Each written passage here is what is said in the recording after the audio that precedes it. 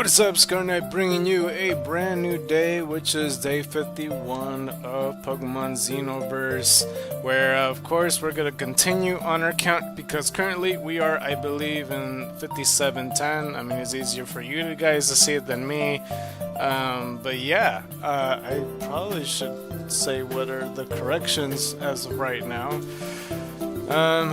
Let's see, so there's actually been quite a bit. Let's see, there's like 6 mistakes. Where did I leave off at? So I think it says, I can't tell if that's, oh god, 5287 to 5288. 5424 to 5425. It's like really dark in my room for no reason. 5487 to 5488. 5705 to 57. It might be 55. 5505 to 5506. 5613 to 5614. I just straight up missed. Or maybe it's 55. Oh my god, my handwriting's terrible. 5513 to 5514. That's what it was. Because this one's 5516 to 5517. 5563 to 5564. So in total, basically, that means, and I know I didn't say those words right. It's because like this envelope's running out of space. Well, not exactly. Well, I mean, at the same time, it is. I still got like half of the envelope left because I wrote like a big third of it. But the way I'm writing it kind of is gonna get worse over time. But I double counted 3 times. I missed 2 odyshes and I ran from 1, which I don't count. So it's a negative of 1. So I got 5709 to do our count pretty much. So we will do 5709. And yeah, and it's funny too because I was just talking about like in that episode, like, oh, I don't remember, I probably did or something, and then I do it. It's like whenever I mention something stupid like that it happens. So for the plan for today, it's a bit complicated because I said I was going to stream on a Saturday. That did not happen, for reasons that I'll explain in a little bit. And yeah, I don't know, it's kind of a conjumbled mess, because this is day 4 of the Discipline Focus week, and I'm not doing a good job. This is like, what, the 972nd video at the time of recording till I delete the promotional videos. Yeah, I don't know.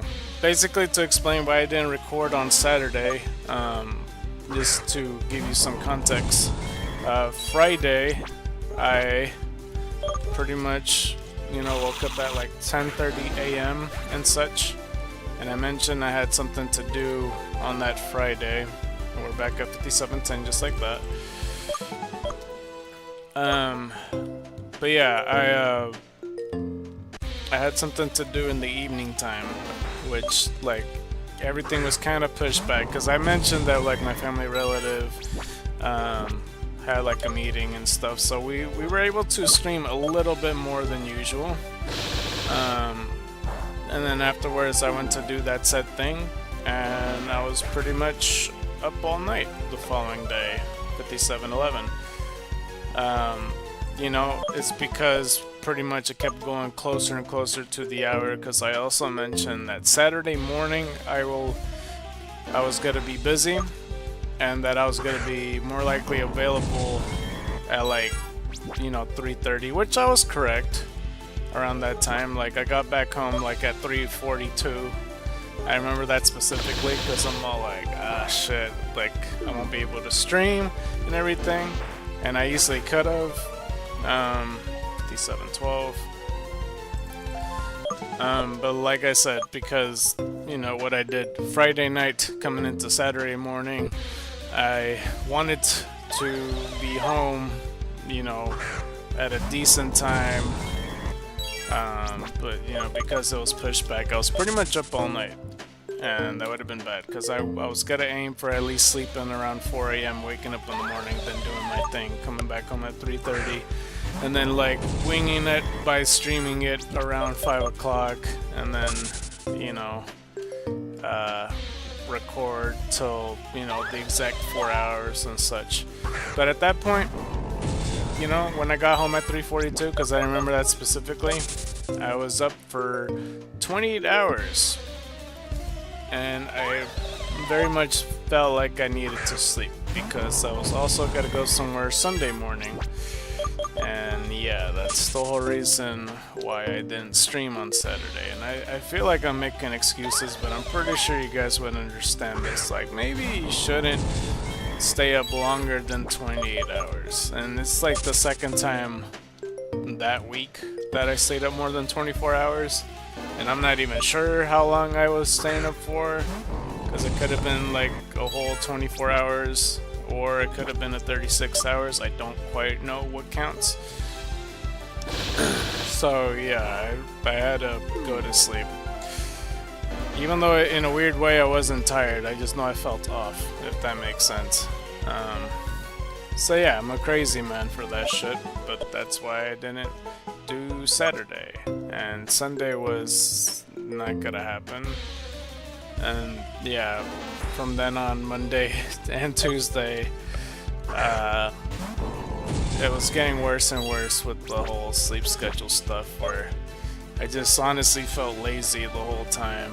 It was pretty bad because my body was so behind when it comes to all that.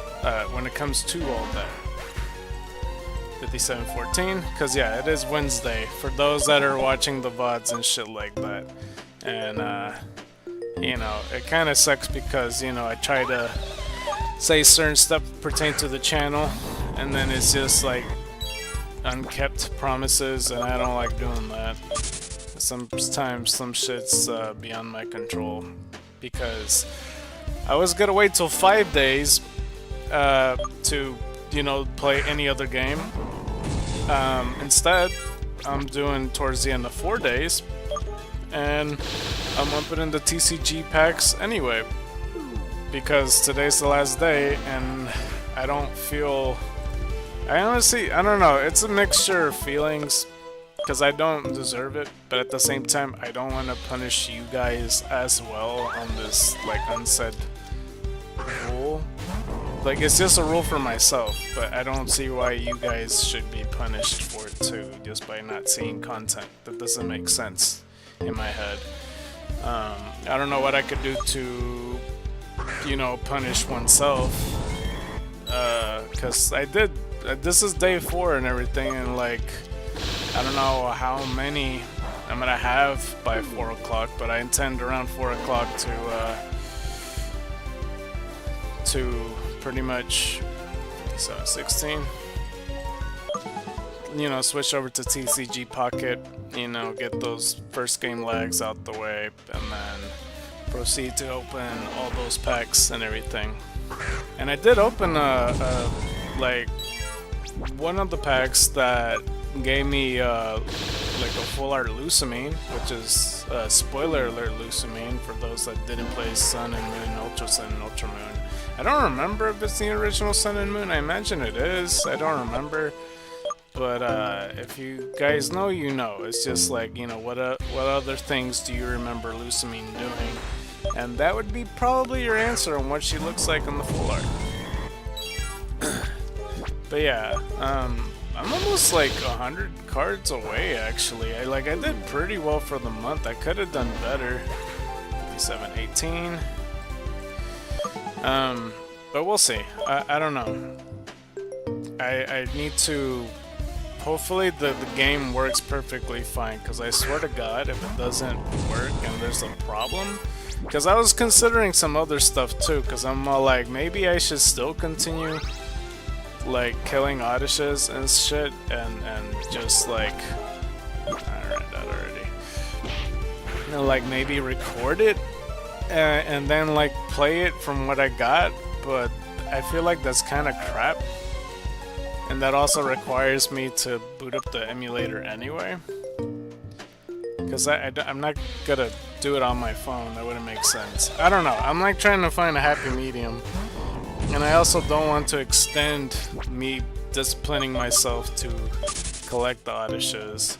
So I don't know. My best guess at the moment that just sprang to mind as soon as I said that was maybe I just keep continuing to get Odysseys till I get like 8,000. But then like I'm all like I kind of want to already start Zubats already, you know. So I don't know. It's everywhere. But Halloween's coming up soon. I do have plans on Halloween to go to in the evening time. I just don't know how well that's gonna go. But yeah, I don't know. It's just like that's kind of where I'm at. And November is gonna be pretty rough for me in particular. At least in the meantime, like from Monday and Tuesday, I had been playing this game. Like off my phone and like trying to get paid on the side on this game called Call of Dragons.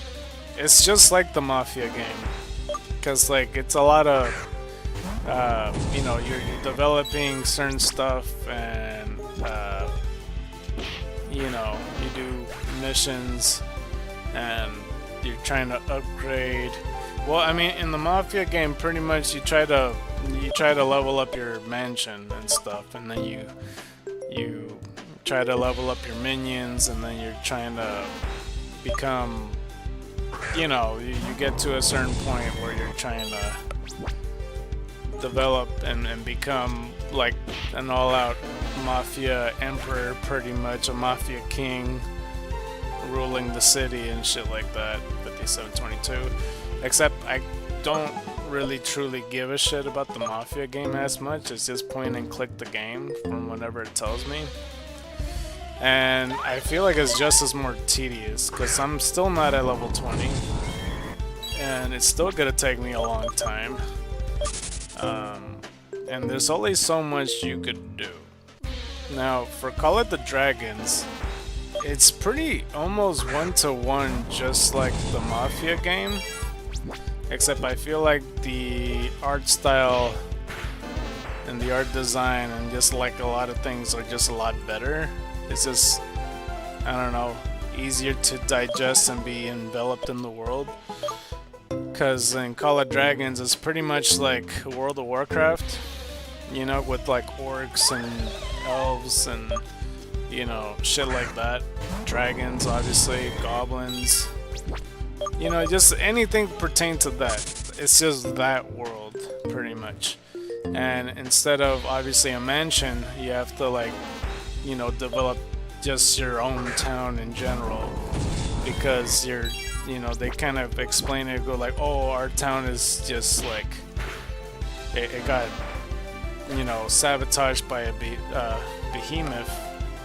Which is a thing in that world, like gigantic bears that looks like Ursalunas and shit like that are like, it almost seems like a kaiju size, like 30 feet tall or some shit, I'm not even sure. Something that would make a orc kind of like, oh shit, maybe I shouldn't fight them, you know, because like a lot of these orcs are like Shrek size, except, you know, they're used to battle a lot. But yeah, it's a lot like it, you know, one-to-one. Instead of a mansion, it's just the whole town. Even though, like in the Mafia game, you have to look throughout your city. Well, I guess like instead of the mansion, it's like the main home base place to level up. And there are stories in the Mafia game. I completely skipped over it, so I'm not truly sure what I'm doing. I just assume that I'm just beating other Mafias, because I definitely try to speedrun the game and I'm still not doing a fucking good job for shit. And I guess I could be playing it more and like noticing it better, but I don't know, there's just too many limitations. It's just fucking annoying. But in this game they kind of have it where like there's like dark elves trying to control these behemoths. because behemoths are like just regular animals, just, you know, kaiju size, and they're just trying to live their life. And obviously they can be dangerous if they're provoked and such. But like with these dark elves, or they call them darklings, they try to possess these behemoths to try to conquer the world. I'm not really sure what they're trying to do.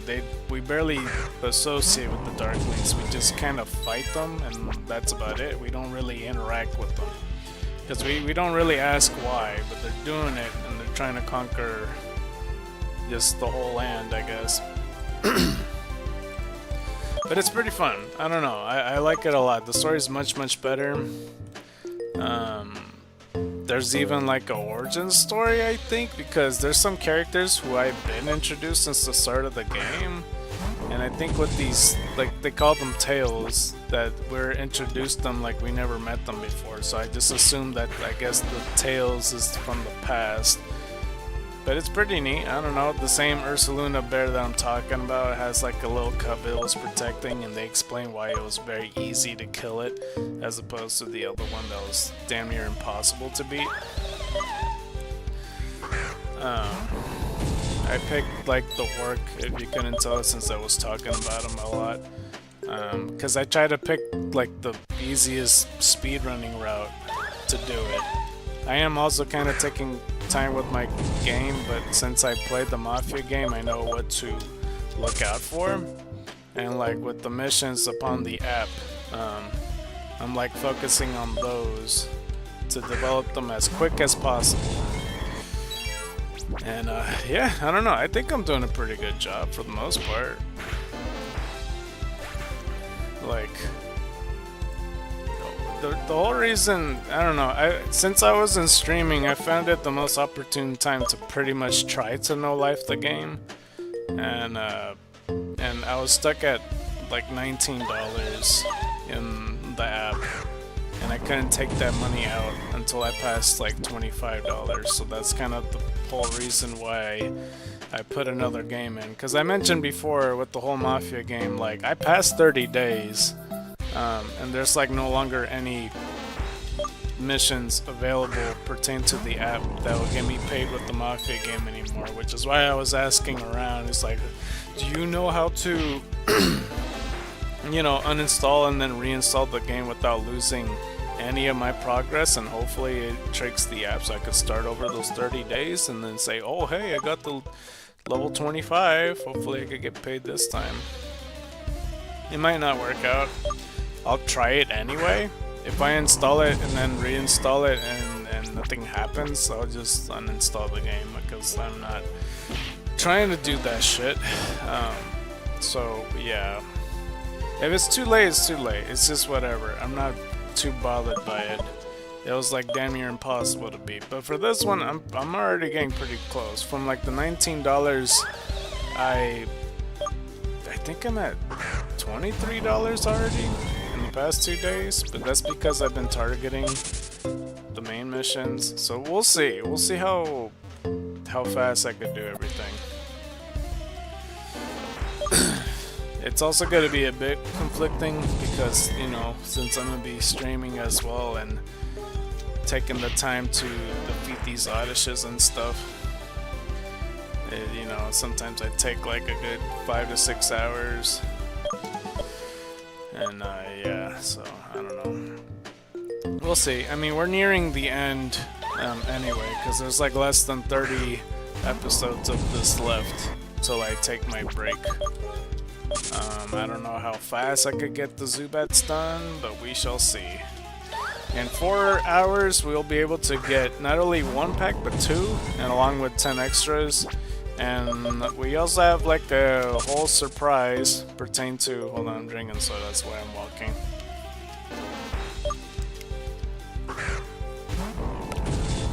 Pertaining to TCG Pocket, because they got their whole anniversary thing.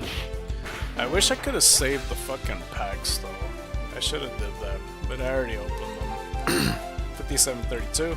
Honestly, I think the packs that the Pocket provided for me for the anniversary is the one that got me the Lucamine full art card.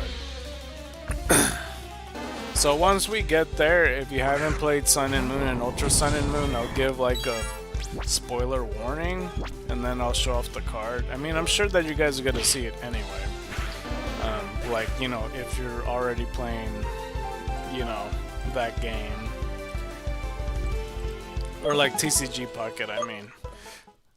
Then you're gonna see it whether you want to or not, so yeah. I'm sure that the same case goes for Scarlet and Violet, with like certain characters that they'll have cards for them, but they're just giving it time. I don't know.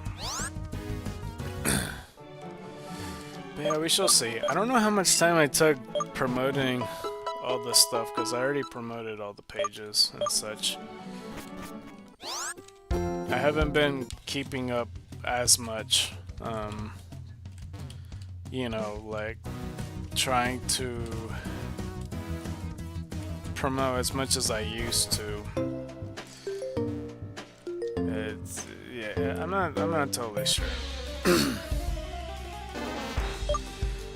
Hopefully with the goal, and I did wake up early today. I was a bit surprised because, I don't know, sometimes I just ignore my alarm clock and then I push it to 30 minutes or 10 minutes or however long it was.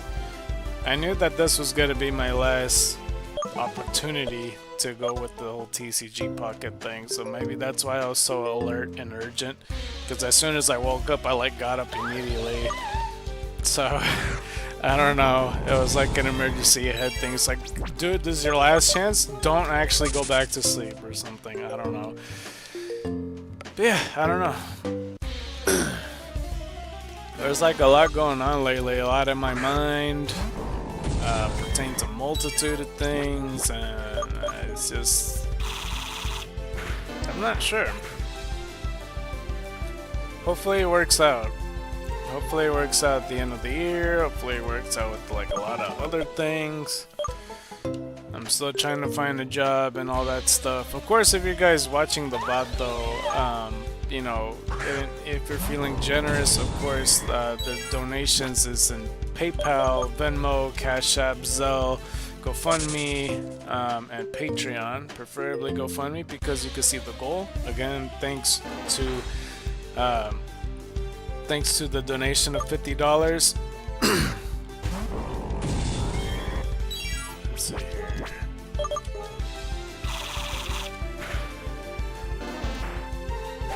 I still don't know if he wants me to say the name or not, because I'm still like, because I'm always like going around the bush and shit like that when I'm saying that name. So maybe I shouldn't, I don't know, because I didn't really check. It was not like he replied back anyway, because I did say like a thank you message a while ago when he first sent it.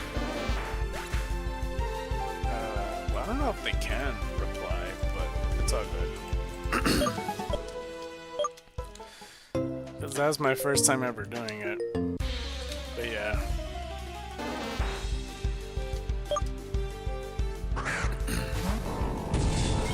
Oh, also for, well, okay, two things, because I noticed that TCG Pocket kind of changed their logo, and the yellow's throwing me the fuck off, because it wasn't like that before. Let's see, 5738. Hey, what's good, foe? How are you? Did I count it? I think I did. I just assumed I did.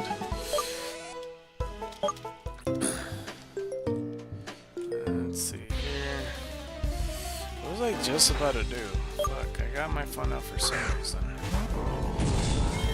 Oh, I think I know what I was gonna do. Okay.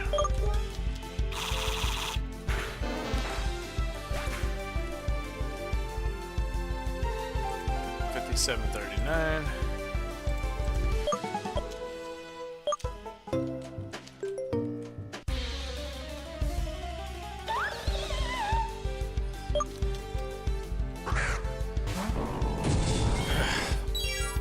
What you been up to, foe?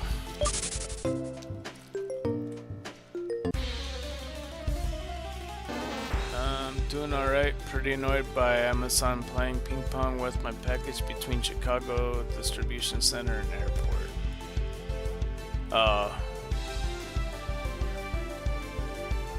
That's interesting that it's doing at Chicago at all, considering you're like in Europe and stuff.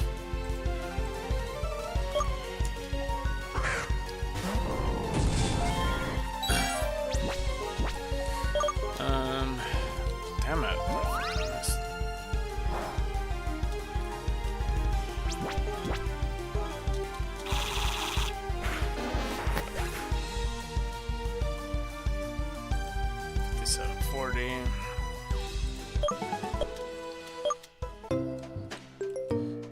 Because I noticed that a lot of the packages, like, when it comes to, there's like, I want to say, well, I don't know, part of me wants to say like 3 primary spots, but I know that's not true, because like, I noticed with like a lot of the shipping stuff, it always centers either Los Angeles, like Colorado, and well, I guess not Chicago, because I didn't even know about that. So I guess those are the 3.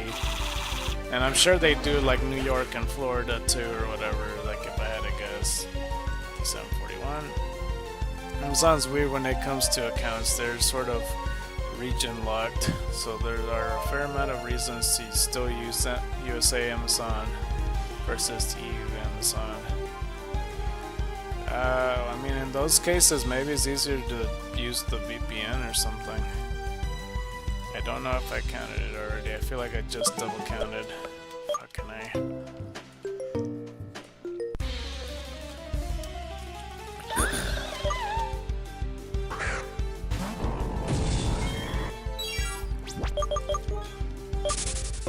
I probably did double count. I don't fucking remember. And the X-hatching.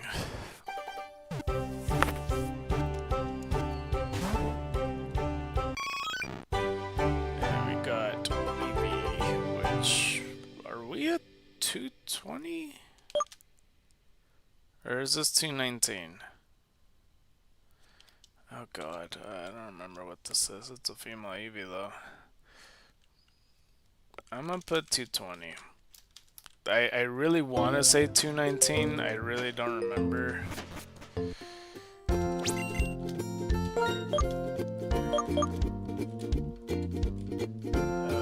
Let's see here.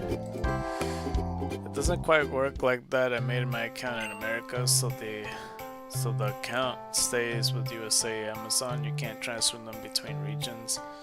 It isn't an extra charge for shipping, so it isn't a hassle to do it, just more time. Oh. Okay, please tell me this is 220. That'd be very awkward if it isn't. I feel like... Oh, I was right, wow. 219. Yeah, because I don't feel like I typed 220 at all. Attacks up, special defense down, runaway ability. Alright.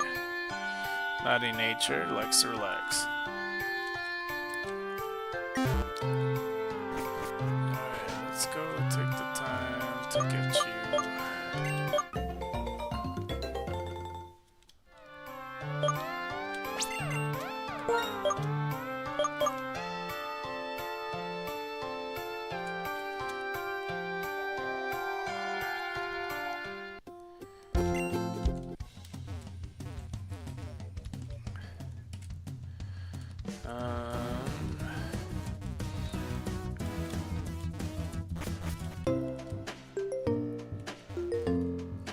Let's go back to the grayest.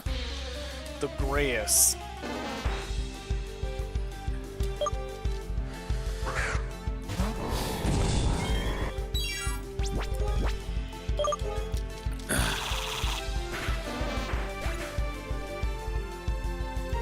$57.43.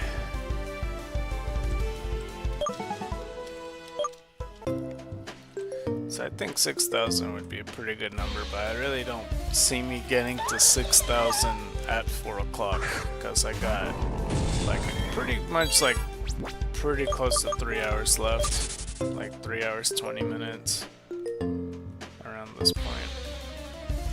So we'll see. I don't have the shiny charm in ZA yet still, it just takes a while, but I have at least one box of shinies already, and the Pokemon shiny market is crazy bad since there are so many. Huh. I mean, that's still quite a lot of shinies. Or, well, you said pretty much, so is it 30 that you have? Or so are you just using the method of just like waiting and like keeping the game on through most of them, or like how many of those did you just find without doing that? 5744. I have half a box full of Lilios with one mail. Oh.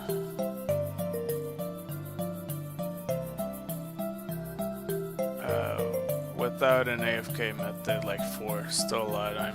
Yeah, I mean, it's still 4 is still a pretty good number in my book. I would even say 2 shinies, and just playing through the game is pretty good if you ask me. Because like the norm, if you're playing a long time, like, you know, you at least find a shiny or at least just not. Like that to me, that's normal. Like every playthrough, like 1 shiny or something like that, or no shiny, it's the average. But like anything more than 1, it's like, okay, yeah, maybe you're a bit lucky. To find 2 or even 4, yeah, it's quite a lot. That's just opinion, of course, because every other Pokemon playthrough with like older gen games, it's kind of like that for me. Because when I played Fire Red and Leaf Green, it's hit or miss sometimes. I don't know. Sometimes, like, you know, the last couple times I played, I had found a shiny like Venonat in one playthrough, a shiny Pidgey on the other, a shiny Vulpix on the other, and then like mostly through the other ones it would just be normal. That's an example right there, pretty much. 5746.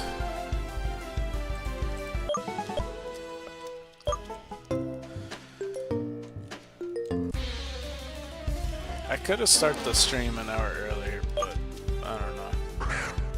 I just went to go shower and then decided to go pick up a soda, and then next thing you know, it's already past like 11:15. I'm like, well, I'll start at 12 then. I mean, I could have started at 11:30, but at that point I didn't eat, so I took the time to eat.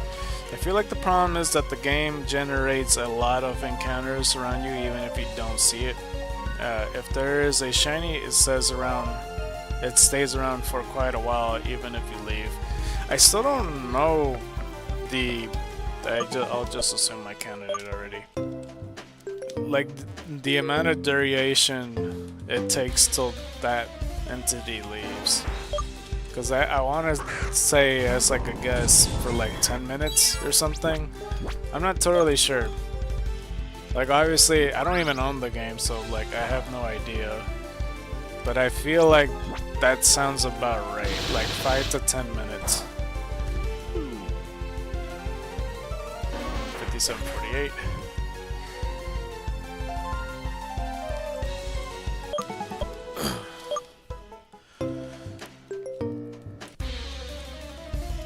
I think, honestly, Pokemon would make a lot of money, too, if, you know, if they take the if they take the 3D games or something and then just make them 2D and just make them like retro edition.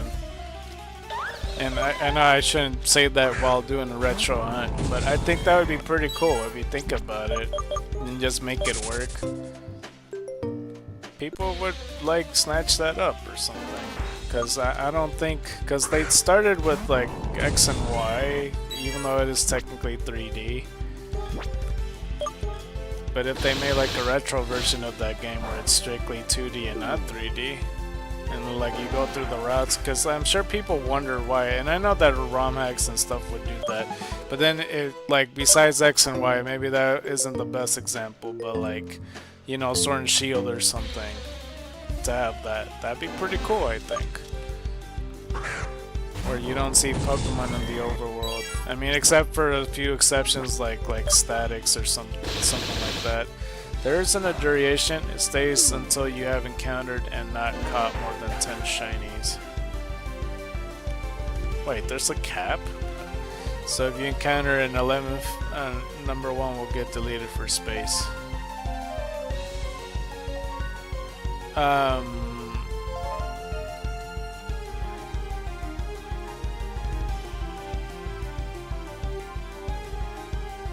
So around that area, the maximum is 10 Pokemon. Oh, I don't think I counted it. Or did I? Oh god, 5750. I feel like I didn't, because I had thought a mental note that I didn't, but I don't know. So the max is 10 Pokemon out at the same time unless you go have an encounter, then the first one would go away. But the one you just battled doesn't either? Because like I know that like since Sword and Shield, if you run away from that Pokemon will still go there. And I know that there's like a lot of instances like Delayed, for example, that will just end up chasing you again or some shit when you get another battle. 5751. Because you mentioned something about that, but I don't know.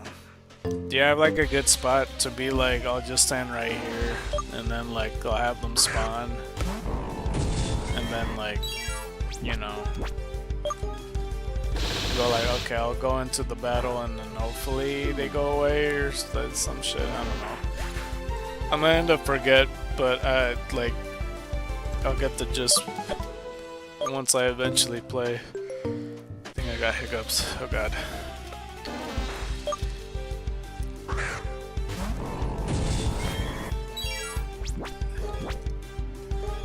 I already ran out of moves, what the fuck? That was insanely fast. 57, 53. No, so if you walk around the city and throughout the city you spawn 10 shinies. Just all over the place. Then if you were to backtrack, you'd still encounter the same ones unless more spawn before you capture them. The part that got me confused, I don't understand about the 10 shinies, the 10 shiny thing. So, like, theoretically, that they wouldn't exceed 10 shinies throughout the city? Or are there, because I don't, or is the cap 10 shinies? I don't think it's the latter, at least.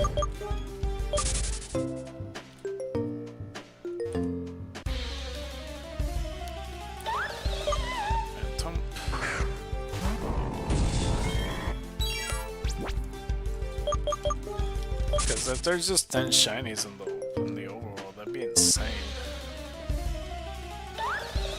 Before you capture them.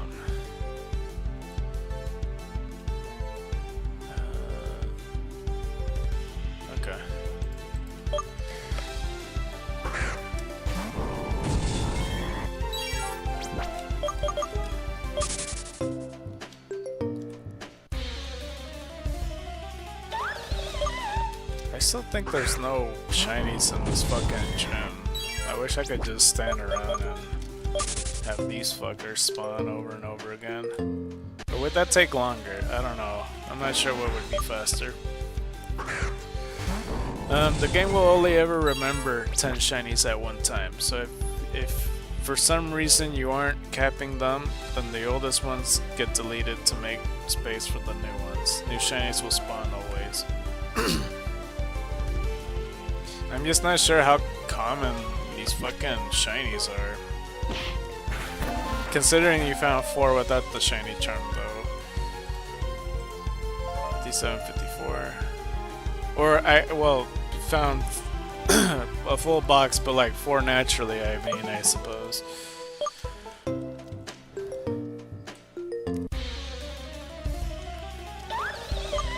wonder what's the game that's considered like the hardest Pokemon game to find shinies. Because like I feel like it's slowly getting easier over time. Because Pokemon are like, well, we're getting slowly. We're more than 1,000 and all that shit. So it's like, you know, maybe people they don't see shinies enough, and we got this shiny charm, and people are hunting for it. Maybe give them a break because they be spending 51 fucking days, even though it's not. I'm not looking for shiny per se. The only reason that it's important is because there are times you might not encounter one and know where it is, or in the plot you don't have access to it yet. Oh.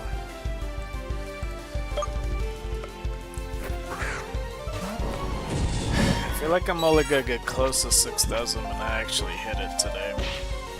That's just my guess. I really don't think I'm hitting 300 by 4 o'clock, because we got 3 hours, and I didn't even hit 90 yet, so we shall see.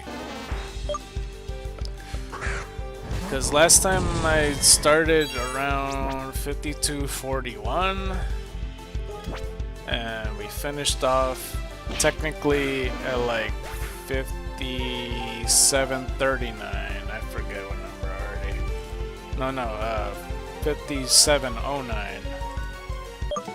Because we double counted an extra. So that's like 31 away from like a full 500. So like doing the math there. So that's like about 470. It wasn't bad, but we had like a lot more. We started playing like around 11 a.m. and we finished pretty much at like 6, right? Or 6:30? I don't remember what time I stopped. It was something around that time. I think it was 6 o'clock I ended it. It's also important because you're strictly capped when AFK, so you don't need to keep checking often, because otherwise you're losing shinies you may be looking for.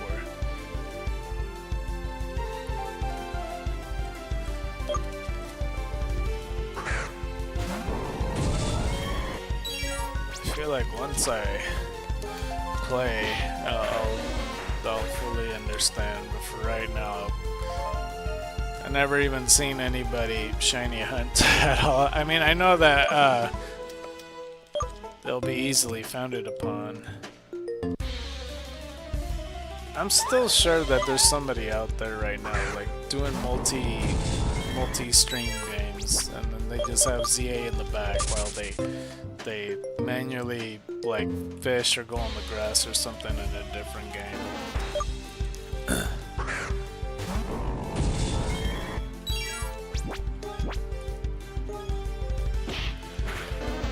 Because there's some entertaining value to it, just go approaching that way.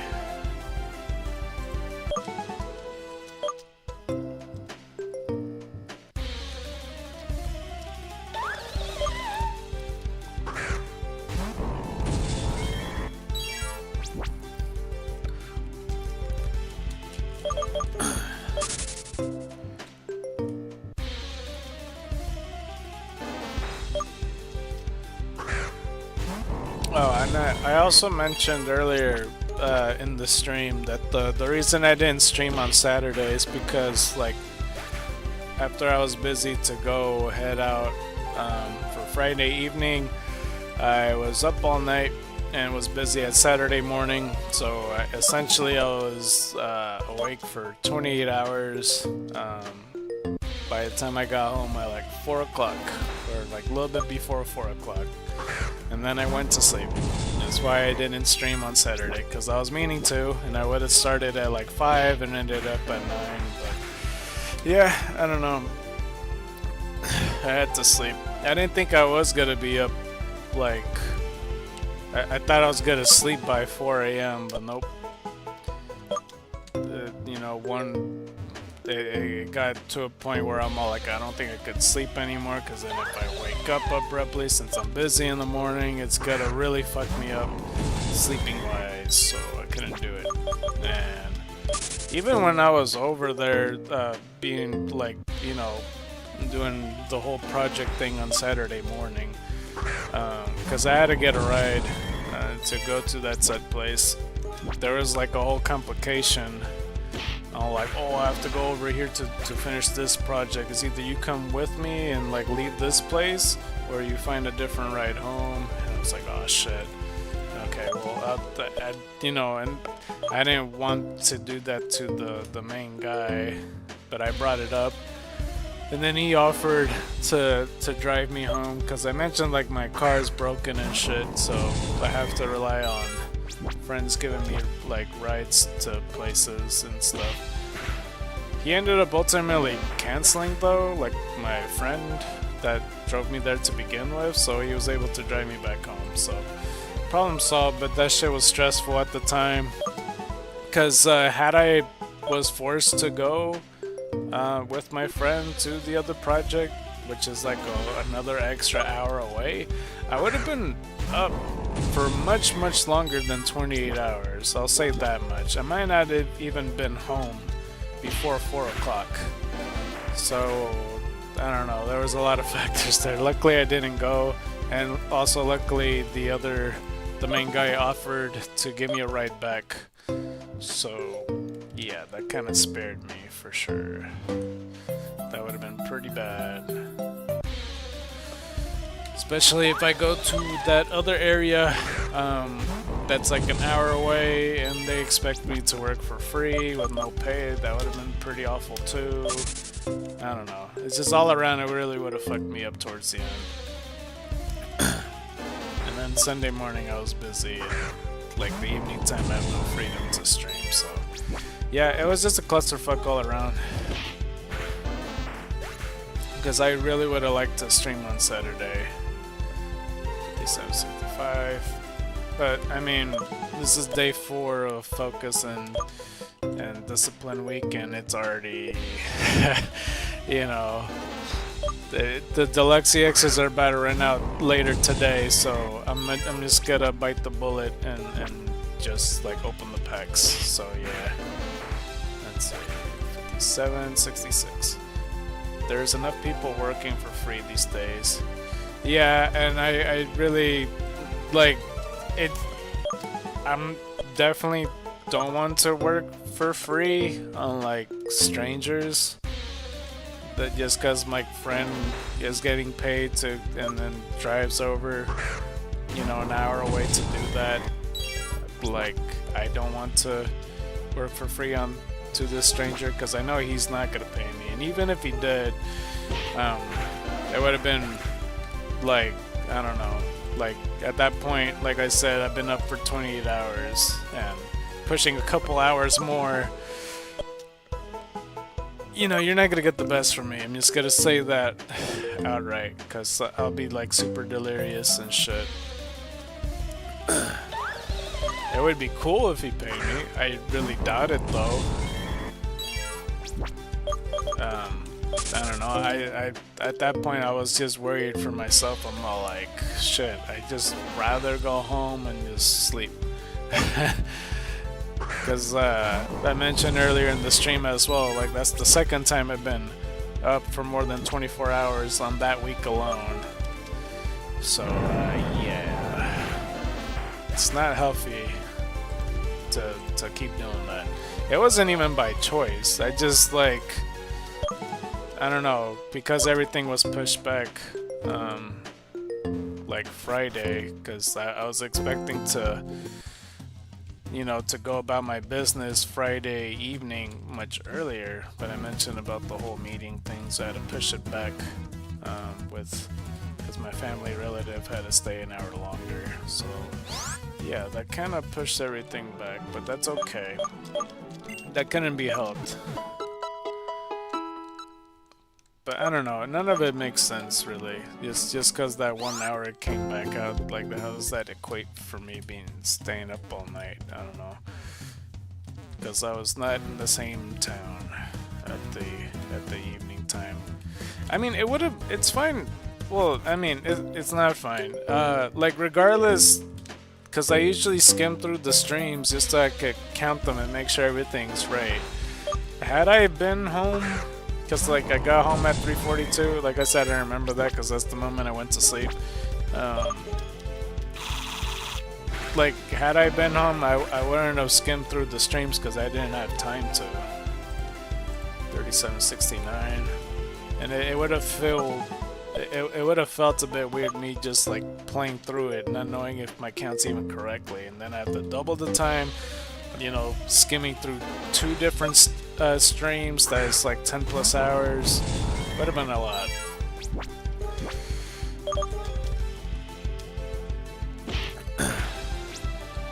But it's all good.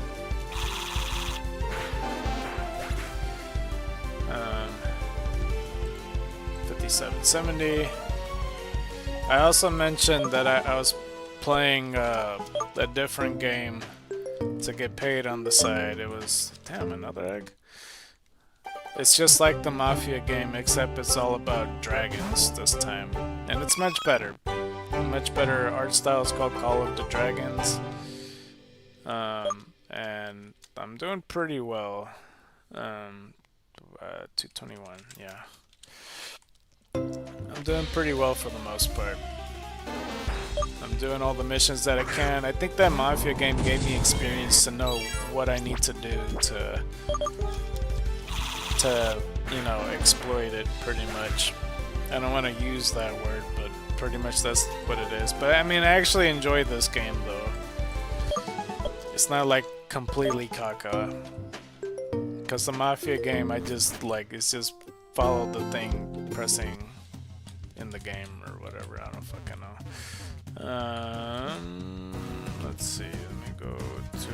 Wait, why am I going to the Pokemon Center? Just go fly to the thing. Is it they play to earn game? Pretty much. It's cause like I was mentioning about like the whole Mafia game because I went over the time, cause they were asking for a lot, bro. They were like, oh, in 30 days get your shit to level 25, and it's sometimes waiting for like the mansion to level up, cause that's what you need for like the play to earn thing. Okay, well, let's see. And speed is almost perfect. Adaptability, ability, attack, special defense. Or no, special attack, special defense. And then rash nature, quick to flee. So yeah, I don't know. A lot of it's waiting, like I said, when it comes to the Mafia game, and it just feels a bit unfair because it's like, oh, you have to wait 2 days till this shit levels up. And then some other times it's like, no, you have to level up these other places if you want to level up the mansion, which would also take you 2 days. And I'm like, how the fuck you want me to do this in 30 days if it takes 2 days to level up once? Like, how is that? And like, they don't give you enough speed ups and shit like that. And you reach to a point sometimes in the mansion game, in the Mafia game, where like you can't do any more to exceed your game.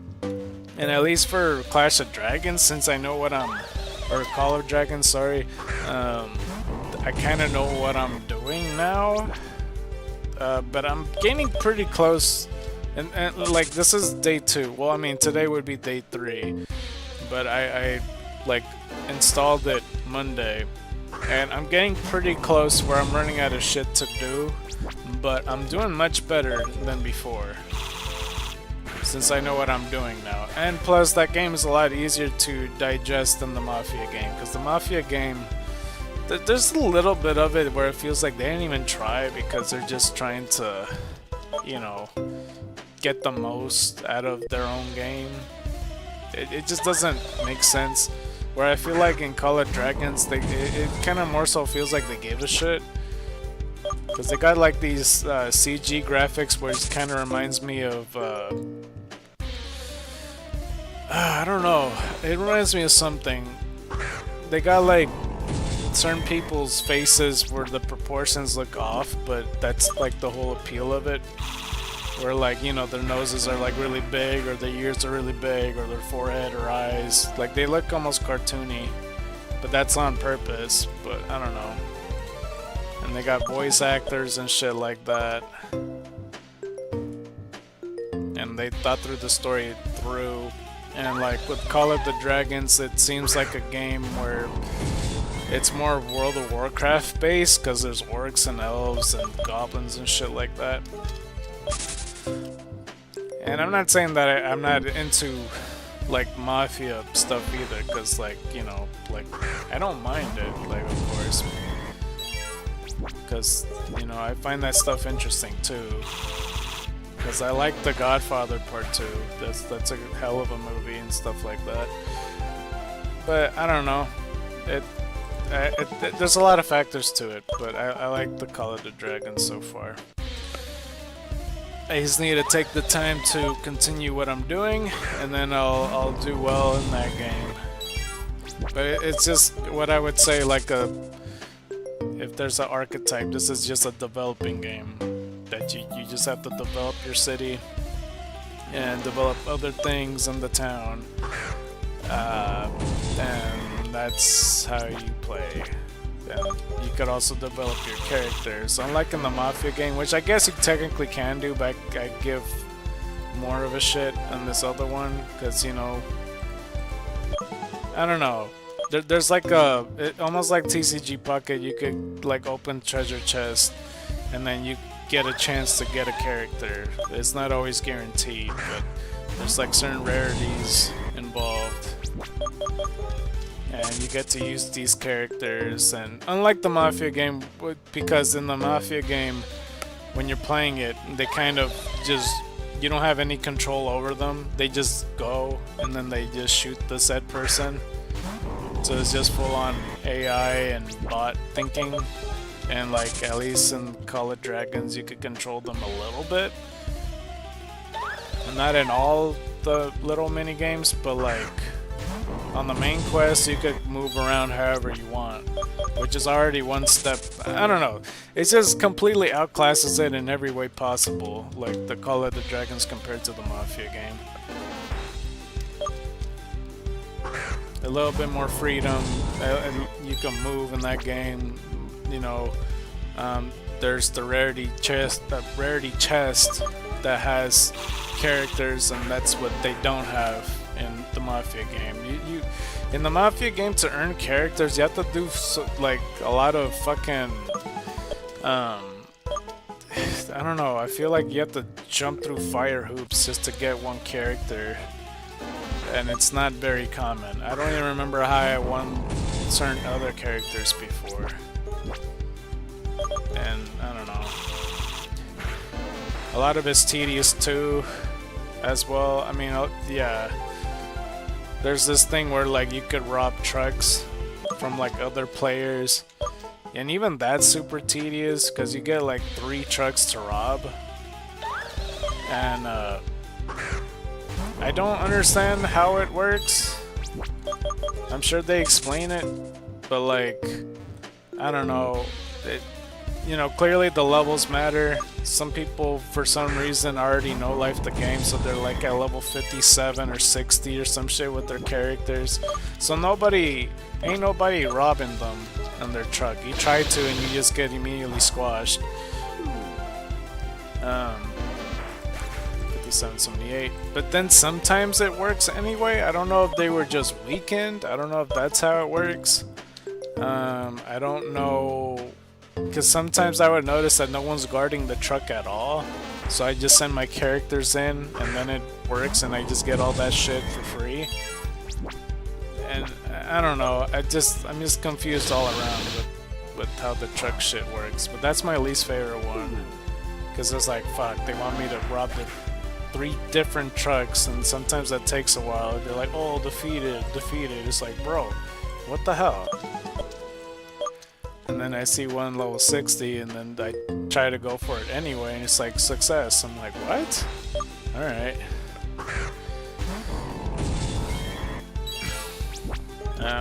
But yeah, I don't know.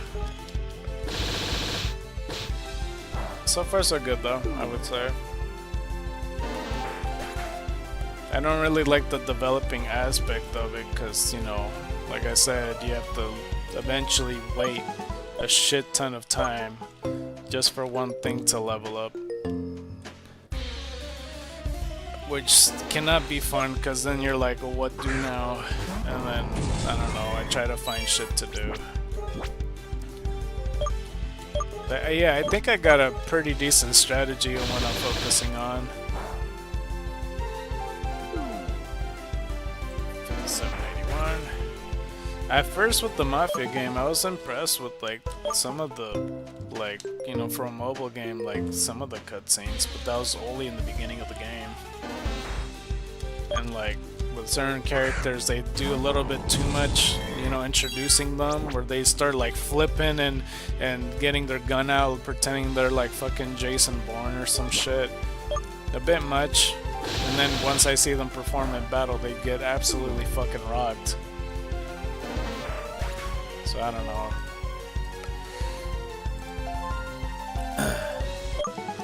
I don't know too much about like World of Warcraft and like a lot of the creatures there. I remember watching the movie and I didn't understand what the fuck was happening. I just got the gist of it and I don't fully remember, but it was interesting. But like, you know, a lot of the World of Warcraft creatures, along with Dungeons and Dragons and like certain RPGs, there's a lot of characters I'm not as familiar with in a fantasy world.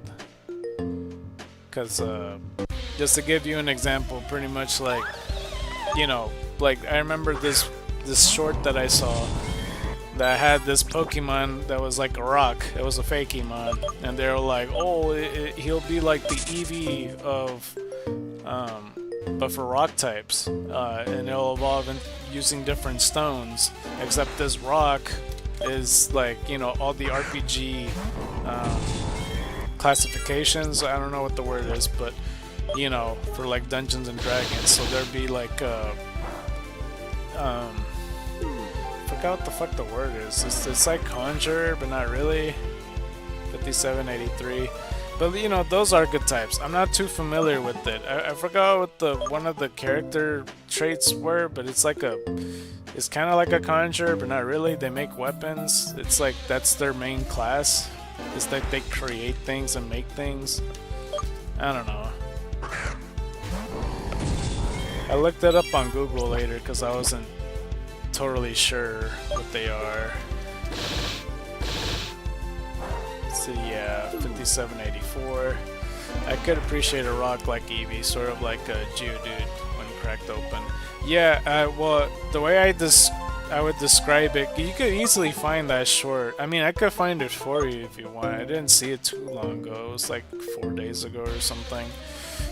It's like a rock Fakemon that kind of reminds me of Stonejourner mixed with LGM and maybe a Golurk. It has like a hollow piece in the middle, and that's where you put the stone in. He's like a little chibi form of that though. You kind of looks like a LGM pretty much, but like rock. And yeah, I don't know, a lot of the stone evolutions were pretty clever, I would say that much. Like, you know, some obvious classifications, but other ones I have never heard of in my life because I never played Dungeons and Dragons. 5785, but I mean, it intrigues me, you know, like with these other things, I don't know. That's what I mean with the 3 stuff that I'm not too familiar with. World of Warcraft, I don't know if League of Legends also fit in that category. Dungeons and Dragons, and certain RPGs. Because they mentioned that with like, you know, Greninja, like, and Chestnut and Delphox. I don't know why her name escaped me.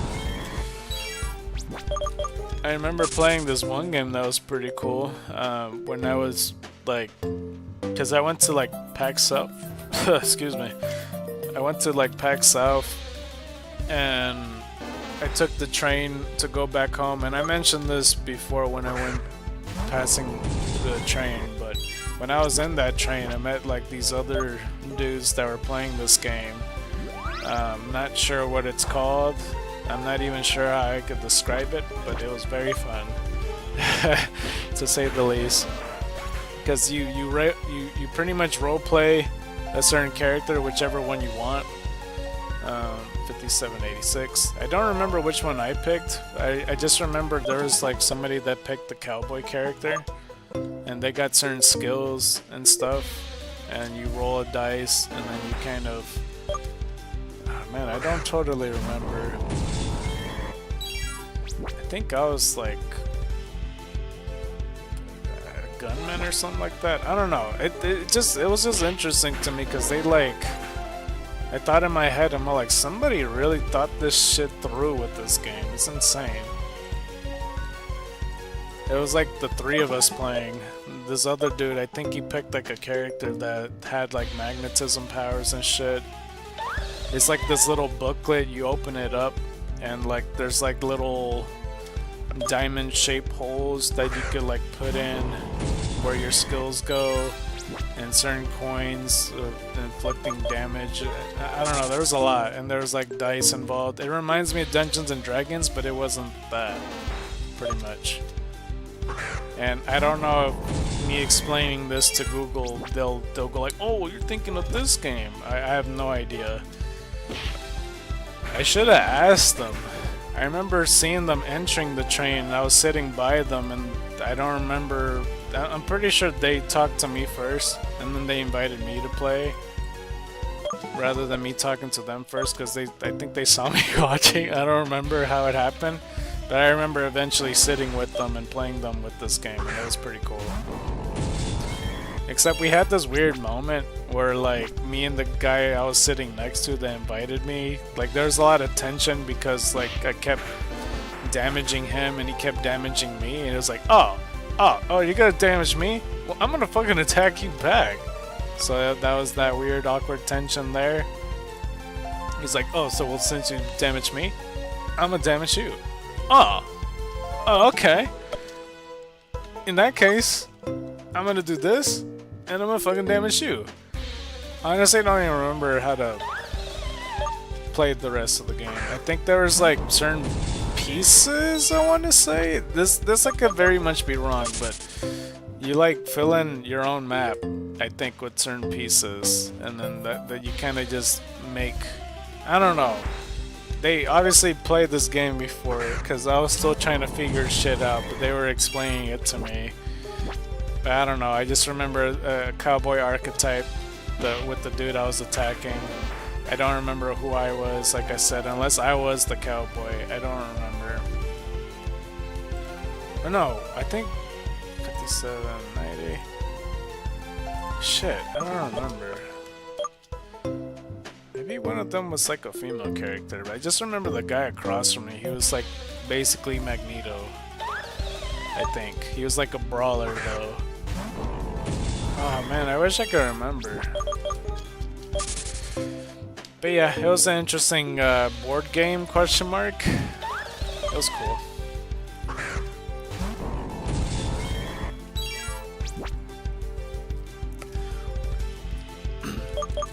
The only thing though with like the rock faking month thing that I was talking about, I don't remember if it's the same guy that's just kind of like his thing with this faking mon shorts, because I don't really like his voice, but I don't know if other people minds it, but it annoys the shit out of me personally, but whatever. This almost sounds like For the King. I could look it up. I mean, I don't know.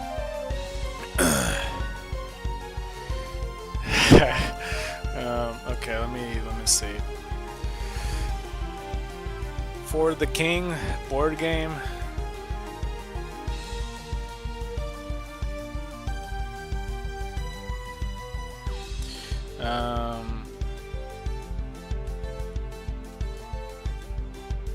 Or tabletop, is it that one?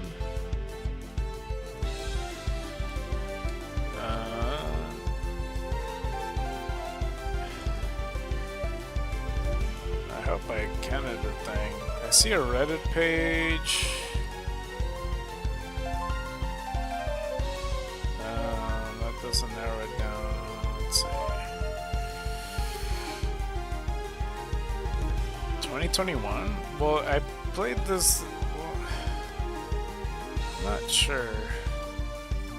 Well, that cover doesn't look familiar, if that answers the question. In the art, I don't know what it is. Let me put images. What you put for the King is a Steam game, but very D&D table-like. Yeah, cause all these guys here, they brought out a shit ton of stuff. Like they open this box, and then like your own character has his own booklet, and it opens like 2 different ways or some shit like that. And I think there's cards involved. I don't know what the hell it's called. I'll find the answer to that. Hopefully, and eventually, like if I do, I don't remember if I counted it. I'll just continue like it did. Because I would like to take the train again, because that was very fun when I took it. Like, I don't mind planes, but like I just don't like the small spaces, and I hate going through security with the plane, because I feel like, you know, even with having 2 hours in advance or 3 hours in advance, I always feel like I'm in a rush when I'm going through security, because I'm like, there's always a fucking line, and I don't know. I just hate it for stupid reasons going on planes. Because if I had more space on a plane, then maybe I would like it more. And like I said, I feel like I'm in a rocket whenever I go inside of a plane. And for a train, it's just so much more relaxing. You know, like I said, I played games with random strangers, and I thought that was pretty cool. We got to see all the sights. It's almost the equivalent of me looking and taking the scenic route. Because obviously the plane is much faster, but like, I don't know, I just enjoyed the train so much more. All the open space, and I could sleep whenever the fuck I want, and it's actually relaxing because those chairs in the trains you could like extend out and like just be so much more comfortable. It was insane. That's just me personally though. I know everybody else is different with the 794, and I know I'm like, there's people that full on hate the planes. Like, I don't mind taking them, and like if I have to take them, you know, if I have to go to a place like New York or Boston or some shit, then yeah, I'm gonna take the fucking plane. But if it's not that far and it's cheaper, I'll take the train, because Texas ain't too far. That doesn't really, because you know, Texas isn't in the south area of the US and everything, kind of on the center and stuff. It's not too far from a lot of people, I would say, unless you're like directly, well no, even if you're living directly north, it's still, I don't know, Texas is pretty close to everybody, kind of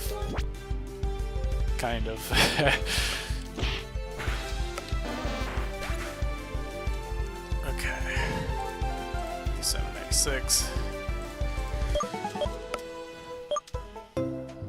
I think even with like the characters that you have, like the little cutouts, it's always designed based on your character's, like, I don't know, there's something pertain to it that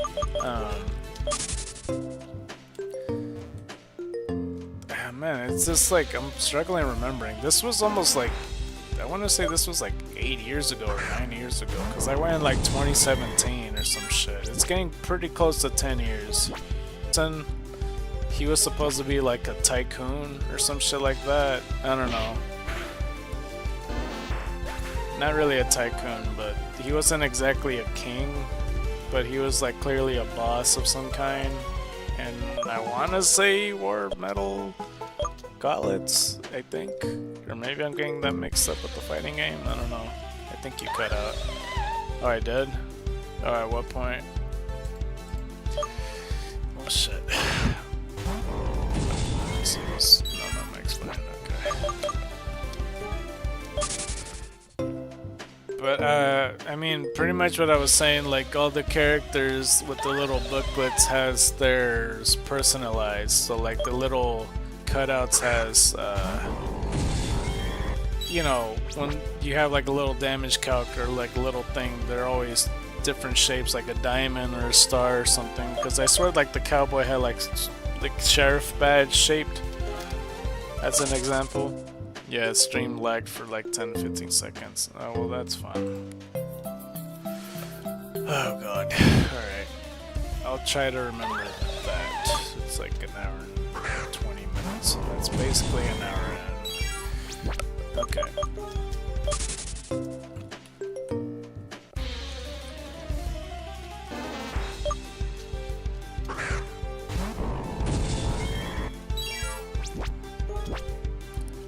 Damn, I'm 2 body slams already left? That was fast. $7.99. Hopefully the TCG pocket works out, because I was gonna wait till day 5 and this is day 4 and I just have no choice but to cave, because I don't want to miss out on Deluxe EXs, and I also don't feel like it just doesn't seem right just because I fucked up to punish the rest of you guys on TCG Pocket content. So I don't know, I'm just gonna bite the bullet. I mean, the past 4 days I did pretty good, I would say. Well, the past 3 streams, I should say. The amount of auto-shows that I got was pretty decent for whatever I left off, and I don't remember from like 3 streams ago. I want to say like 4,100 or something, right?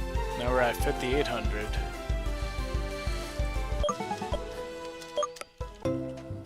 I'm almost finished watching Gen V on season 2. Let's see. I pulled about 130 packs and still didn't get the immersive. Oh. I mentioned earlier... fucking I ran out of moves. I mentioned earlier that I gotten the full art Lusamine. Like Miss Spoiler Alert herself. And that was pretty fun. I got it through the anniversary packs. Because it like was like, oh, you can get 2 packs today or whatever. And then I opened it and it was that. It's also very awkward because like in my wish list, like I'm missing a Probopass EX, except I got it in the other set, but it's not counting for the older one. So it says on my wish list that I own Probopass, but I don't. And I'm not looking forward to the day that someone trades it to me, and then it turns out to be the Deluxe EX set and not the one that I need. So it's awkward all around.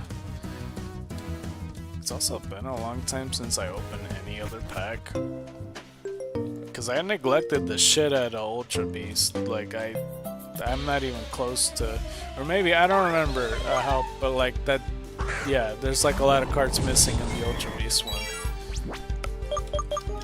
I think because I focused on a different pack to open. I think it was like Genetic Apex or something around that time. Did they announce what's the next pack coming out or something? Horn 5802. So that trade I did with you yesterday showed me that that card you trade don't get added to the EX set. So it just sucks balls.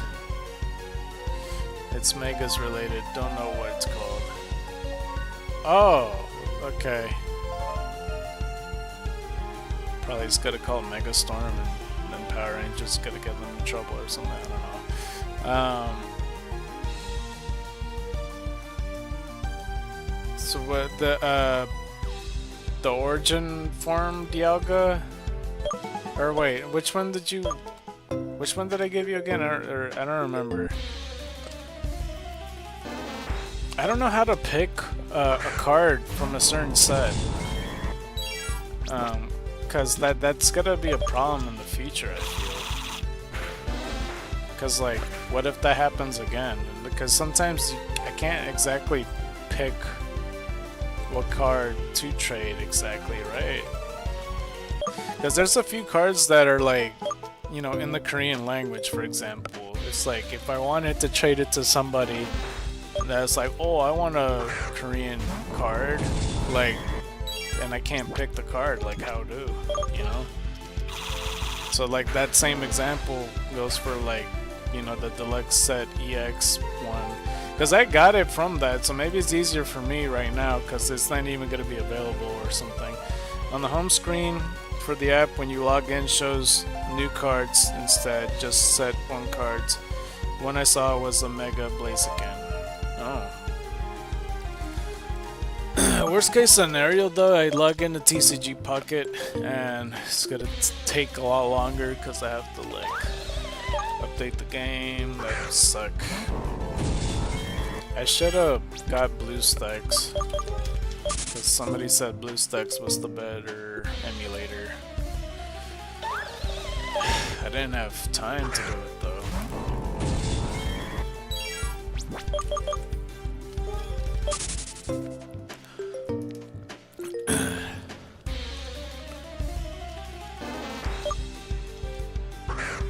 I also had it.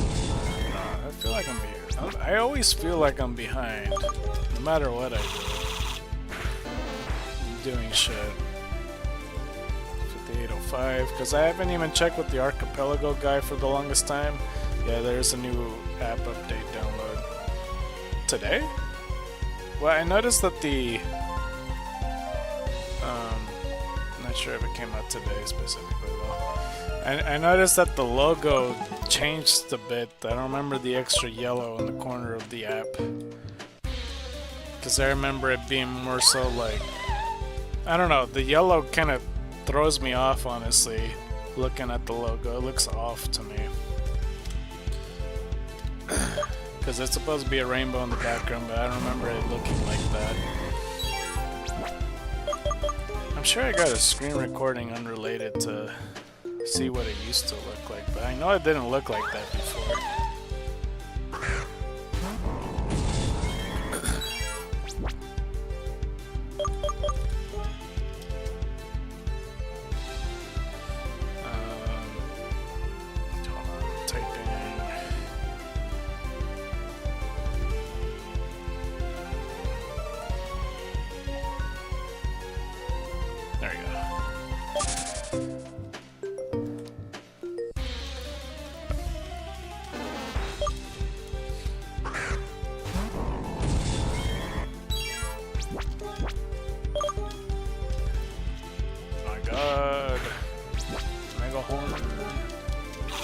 Also, like, you know, besides the whole brick break thing, like, I don't know, in case people hasn't noticed with like bots and such, I've been doing the same 3 moves, and once I run out I go to the Pokemon Center. That's just kind of like my time.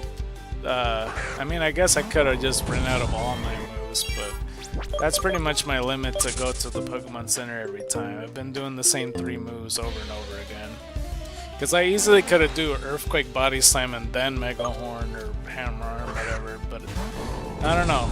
I've been doing the same thing over and over. I always try to run out of Mega Horns first, then Hammer Arms, then Body Slams, then go to Pokemon Center. 5807. And yeah, I don't know. Like, I didn't... Because I'm not... Whatever Pokemon I had picked, I don't want to change their movesets just to make it easier for myself. Not it's just because it's not like picking up time or anything. It is annoying when I'm missing too many times, obviously, but I don't know. It's just whatever.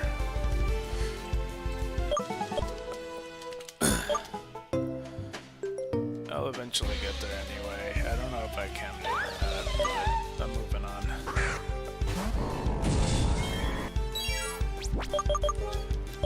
Alright, hopefully though, yeah, TCG Pocket plays. I'll try to switch over around 4 o'clock. If it doesn't work out or if it gets delayed, I don't know what I'm gonna do. I might just have to record it in my own behalf and then just play it on stream next time or something. But that sounds so whack. I don't want to do that. Hopefully it's easier though. Sometimes, I don't know, the Moo player acts fucking stupid, especially with updates. It's like, oh, you have to like delete the game. It's like, why? It's like, no, you can't. You can't. It's not a phone. You have to delete the game. And stupid shit freaks it out too, like for the emulator. It doesn't do well while I'm streaming. And if the moment I click away from the emulator onto something else, it freaks out, and I don't know. It feels like the equivalent of a child going like, oh, you don't want me anymore, and then it just freaks out and crashes. Quite literally crashes out. That's what it feels like. If you could make a snippet, if you get a good pull and put it as a short. I can't make a short. I don't have an editing software. Because like the ratio has to be different. And I know there's like free like editing software stuff to kind of do that, but yeah, I don't know. Plus like there's like less than 30 videos left till 1,000, and I don't know.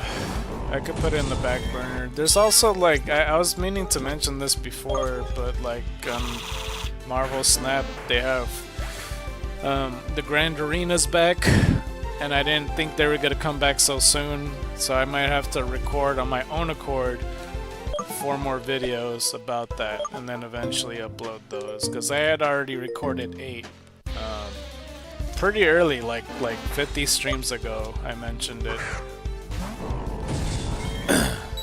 That you know, I recorded it and saving it for a rainy day on those 8 Grand Arenas, and I don't remember how I formatted it because I'm having a very hard time remembering how I did everything. But yeah, well, if you could record it on the phone directly and use the basic camera editing, since it should already be in the correct aspect ratio, I imagine anyway.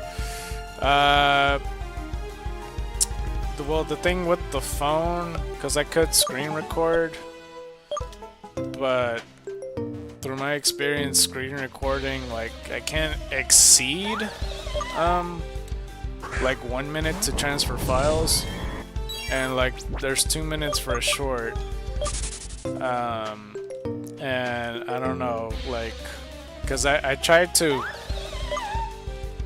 I remember trying to record off my phone, and I don't know, there was like a lot of stuff that didn't work out. And I plan to open a lot of packs as well. I don't think it'll take longer than 2 minutes to open 10 packs.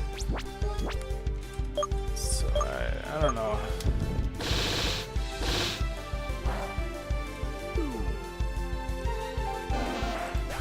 The 812.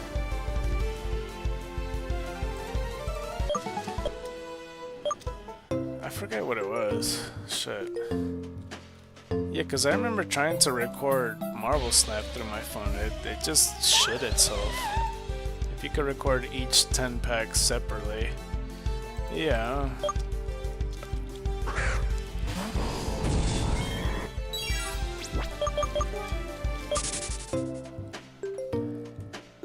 I don't know how much I could edit them. I never actually edited off of my phone before. Whenever I screen record, I just have it like then and there. Because honestly, it's easier for me to like record something, like, you know, when I'm screen recording something, have it like go for a minute, transfer the files, and then when I have the editing software, just put it on the side of the screen. 5813. One pack shouldn't take more than a few seconds since it's likely to be trash, lol. Yeah, I'm also more so thinking as well, like, I don't fucking know.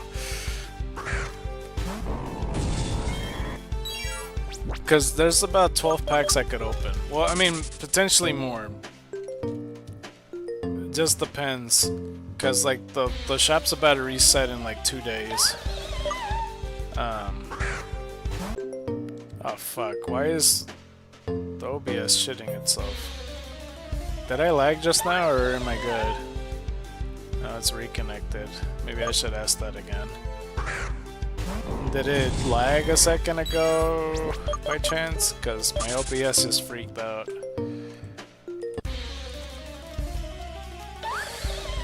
You are good for now. So maybe it's just the OBS side, I don't know. When I'm streaming off OBS, it also records and like, you know, it saves the whole file, which I have a lot of now. It's more than 50 plus multi-hour recordings. And yeah, that's for future purposes, like if I were to make a best moments on 2025 and stuff, and then eventually I'll delete them because they're gonna take a whole shit ton of space. But it's on my exterior hard drive, so it's good. It's not like going into the main hard drive, or else it would really fuck up. 5814. The exterior hard drives holds quite a bit. It has quite a bit of terabytes, so I'm good. If this was the past, I don't even know what the hell I would do. Shit, like I had computers earlier in my day that they were pretty damn shitty. That's why, like, my first stream I had to do it at somebody else's house because my computer couldn't handle it back then. 5815. I'm so glad I got the exterior hard drive too, because that shit was a lifesaver. Because I always run out of space on my main PC. It's insane. The amount of shit I fucking download, just like whether it's games or whatever. And like, you know, of course the videos that I make takes up a huge chunk. Let's see, 5816. I kind of wondered to myself, because like I mentioned about Pokemon Prism before, and they actually had a update since I recorded it. I just don't know how different it is, and I hadn't patched that game to see if it was, I don't know, I have no idea. Because part of me wouldn't mind playing through it and see what really is different. Maybe nothing's changed, I'm not so sure. I mean, they probably have a doc explaining all the new stuff. I know that they finally added fucking Zapdos in the game, because for some reason they put Articuno and Moltres and not put Zapdos in there, and they hinted about him. But they just didn't do that part. So, I don't know. Eventually I'll return to Pokemon Prism just for like the final bits. I just don't know how much I'm gonna do. So we'll see.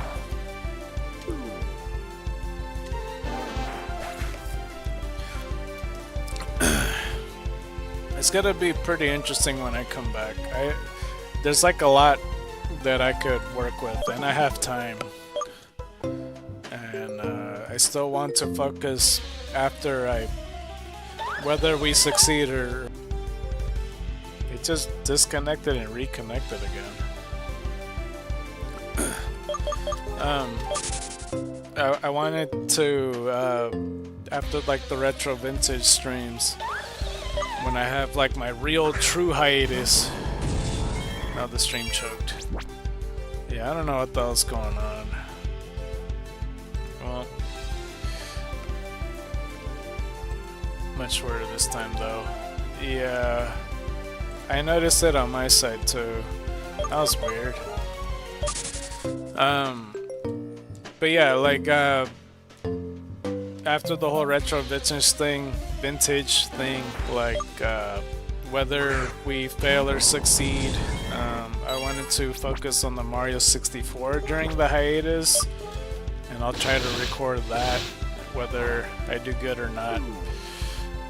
Or do good or not. I plan to succeed the Green Demon Challenge. I want to do that while I'm away. And then after that, catch up on the Emerald Legends thing. I don't know if that's gonna... That shouldn't be too bad, because I want to do Emerald Legends again.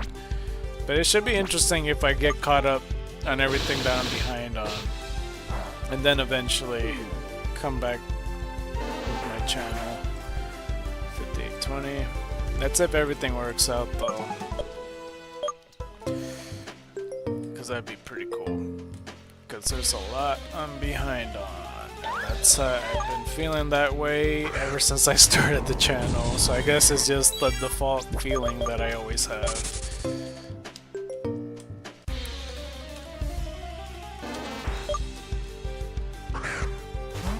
But it should be cool. I should also think about Pokemon Prism. I just don't know when to pull the trigger on that. I don't know if it should be a bonus episode.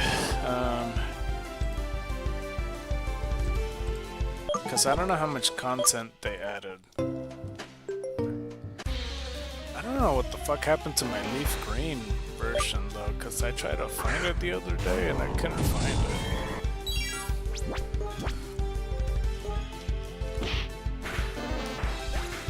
Because I don't remember, I might have brought it up briefly, but like last week, or maybe, was it last week? I don't know, it wasn't that long ago. Like, YouTube was like shitting itself, like, probably around 3 o'clock my time or something, and that day I wasn't streaming. But I'm glad I wasn't, because they would have cut it off completely. And I wouldn't have liked that, to be like 3 hours in the stream and get immediately cut off. So, yeah, well, I mean, I just remember that day specifically because I usually always watch YouTube, like that's kind of my primary place to watch, like, all my content. Like, I know people watch mostly throughout their streaming and stuff, or you know, streaming services, I should say. It might have been my end this time. Pretty close. We're like an hour and a half away, close. You probably would have been asleep, you wouldn't have noticed it. I think it was like on a Wednesday or some shit. But YouTube just didn't work, except all the ads worked and people were complaining about it. The feed paused for me. Oh, okay, well maybe, I don't know, I noticed it around 3 o'clock. And it worked like an hour and a half later or something. But during that time, I tried to go like, oh, well let me see what places I missed out on Pokemon Leaf Green, because there's certain Sevii Islands I never visited. So I just wanted to look at them. And then I realized I can't find Pokemon Leaf Green anymore, so I don't know where the fuck it is. I have no idea where it is on my PC. I don't know if I accidentally deleted it. That doesn't make sense either way, because I'm all like, I don't think I accidentally deleted it, but I think it's probably in a hidden folder somewhere. I have no idea. Because I have, like, the randomizer game, unless it's titled randomizer. I don't know. Because I tried to put Pokemon Leaf Green, typed it in my search PC thing, and, you know, a lot of the episodes that I have pops up, so that's probably the reason why. I have no idea. 5825. Microsoft servers were having a stroke today. Updated MC on Minecraft, and then it wanted me to re-log in. And also couldn't get to their site. I think it's fixed now though. Oh, okay, well, that's a weird coincidence because we were talking about YouTube shitting itself and I guess Microsoft shitting itself. I don't know if I counted it, I'm just gonna continue.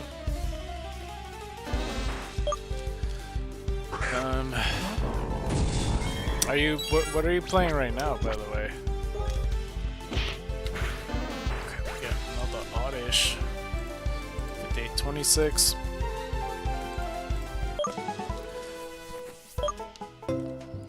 So hopefully I could find Leaf Green soon, because that would be a pretty good bonus episode too. But that's actually a bonus episode, unlike, you know, another game. Just chilling right now, just getting ready for bed. Oh, okay, okay. Yeah, because, oh, I already forgot what I was talking about, shit. Yeah, the bonus episode for Leaf Green, those Sevii Island parts that I missed out on, that could fit a bonus episode. I don't know how much content Pokemon Prism will have. It should be just theoretically Zapdos, right? I hope.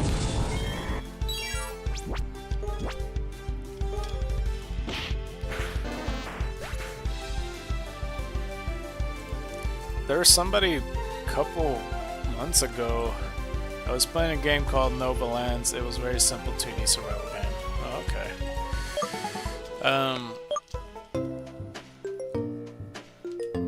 Oh shit, I don't remember.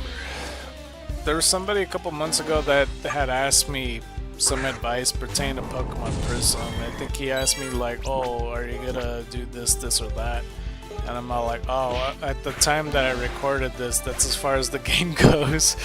And I hadn't checked to see any updates. And I felt bad commenting back because, I don't know, I don't think he realized what year that was uploaded. Because that was like 2019, I think they, or was it 2021? I don't remember what year it was. But yeah, it was interesting though. And then I looked into it a couple weeks later, I'm like, oh yeah, they did update it.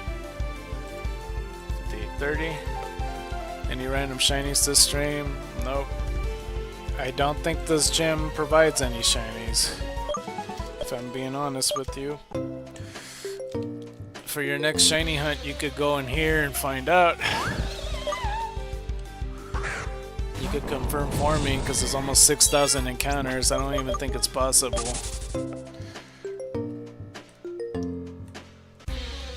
That's just a theory, though. A game theory. Thanks for watching. Nah, I don't know. I just think that they coded the gym, because, like, mostly gyms don't have encounters, that they don't count for them. But I'm still doubting it either way, because Phantoms carries the fucking Elder update, so it's like it should be possible if they have like the chance to hold items, like they should also have the chance to have shinies. So maybe my luck is just that shit. I don't know. We'll see though. 5831. Also, I'm not trying to find shinies. My goal is to find the retro vintage mon. But it's just my guinea pig. It's not a very good guinea pig. But yeah, that's the plan. A long time ago, I was running around this gym. I didn't have this gym badge, and I got a shiny Phantom. So yeah. Well, I mentioned it before. You should have said this a long time ago, dude. I asked people if it was even possible. How many times while I was in this gym? Okay, well at least that's confirmation. Just happens to also be comically under odds for a shiny here too. Under odds? You mean over odds? I'm at 6,000. Almost. Well, I mean, it makes me feel a tiny bit better that, like, it's possible, because I was starting to think that this gym is just not... They just didn't coded it in this place. Overall, it's my bad, getting tired. Oh, you're good. You're good, you're good.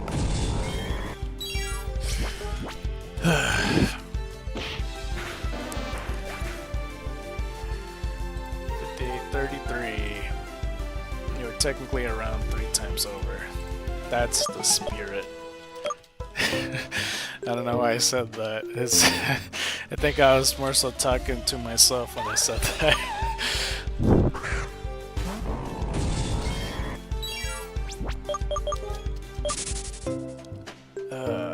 Well, wait, 3 times over odds? Isn't it like 1 out of 4,000 for shinies? So isn't it like 1.25 or some shit? 1.5 times over? I don't fucking know. 5834.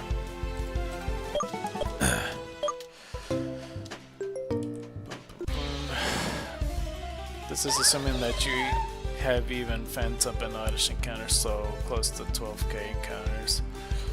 I guess that's true.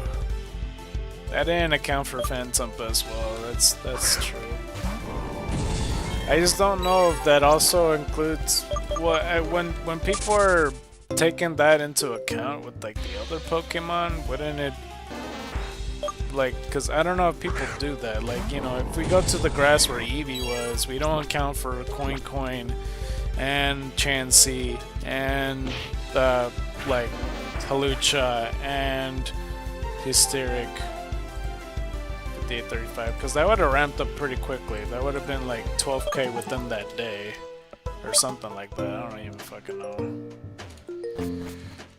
Well, maybe not 12k in that day, but you know what I mean. Let me go on my scooter.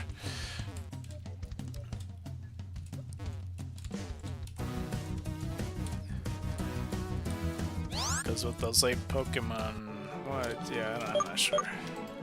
No, it's just easy to calculate for you since it's 50-50 encounter. Yeah, that's true. I could probably do the main or the math some other time whenever you go back to the Eevee route. I mean, it's not necessary. It's like, you know, it's... I have no idea if I am coming back to the Eevee route because Zubat more likely will be next. I don't know how far I'm gonna do Zubat, but we shall see. But we're pretty... Never mind, the egg's hatching. Is this 222? The jackpot? No.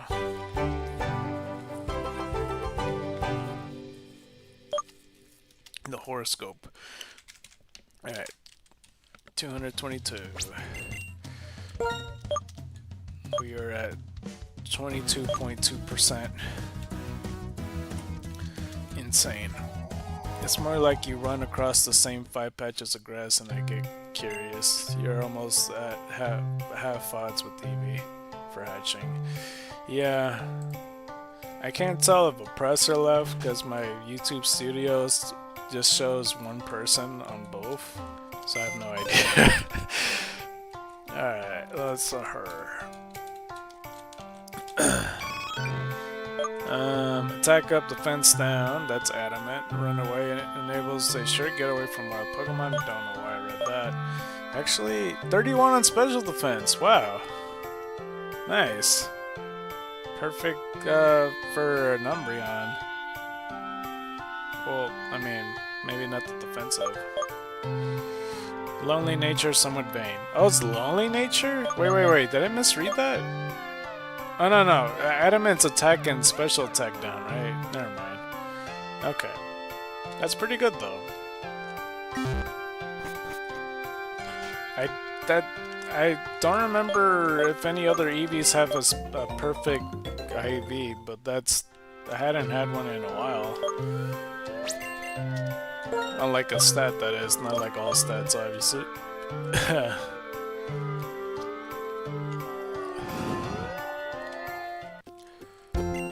Number 222 has a perfect stat though. That's pretty impressive. Impressive.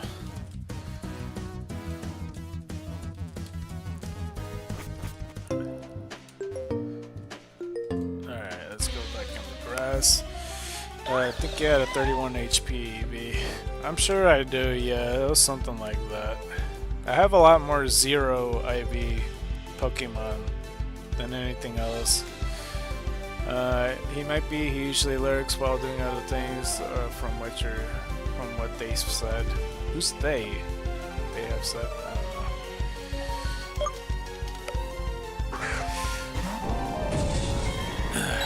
Okay, that's her.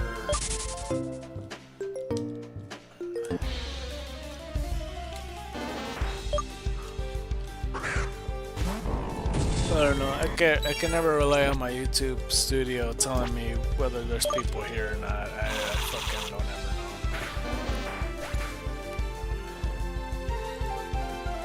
know. D36.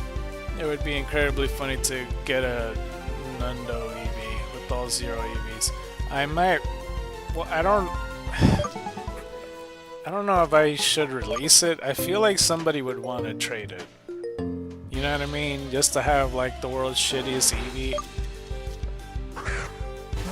That'd be honestly pretty entertaining for like a video. Just to have like, you know, for Pokemon all their IVs are just terrible and then just try to beat the game with it. like worse than the regular stats, because like I know people do solo runs with Magikarps and shit like that, but like what would that look like if their stats are like there's no redeeming it? Like if you can't evolve it, you just have to run with this. Like how would that go? You know, I think that would make for a pretty interesting video, or at least a video idea. I don't know how entertaining it would be, because it would look like a regular run, but you'll suffer more. It's literally as rare in the wild as a 31 hundo Eevee. Yeah.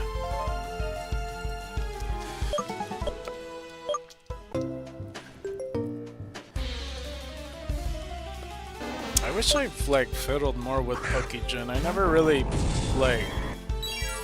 I think the last time I did anything with Pokegen, and the only time I would say, is when like I tried to give an egg to somebody for an egg lock. And that's the first time I've ever done it. And other than that, I'd never Pokegened. And I need to know how to.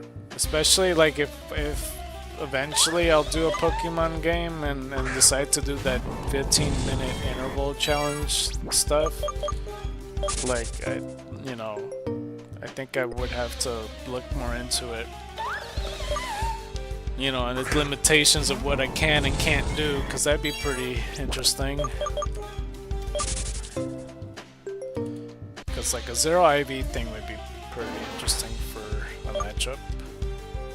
I don't know if it could be for all Pokemon that I have in my team for 15 minutes, or or whatever, I don't know. 58-40. It would be funny, it'd be kind of funny to do a run where every encounter you get is the worst IV encounter you could possibly get. Yeah.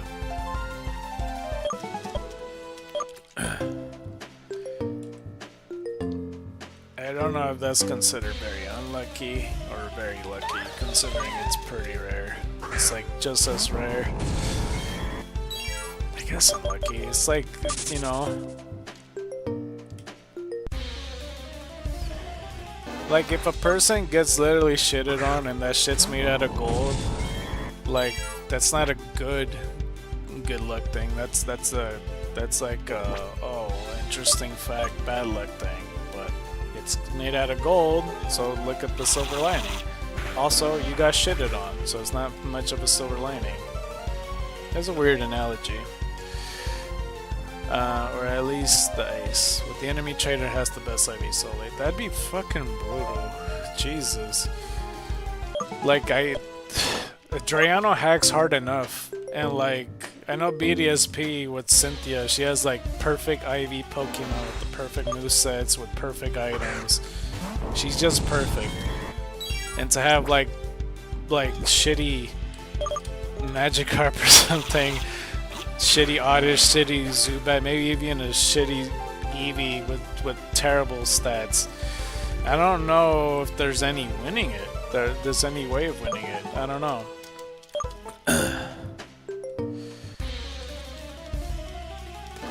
It'd be interesting.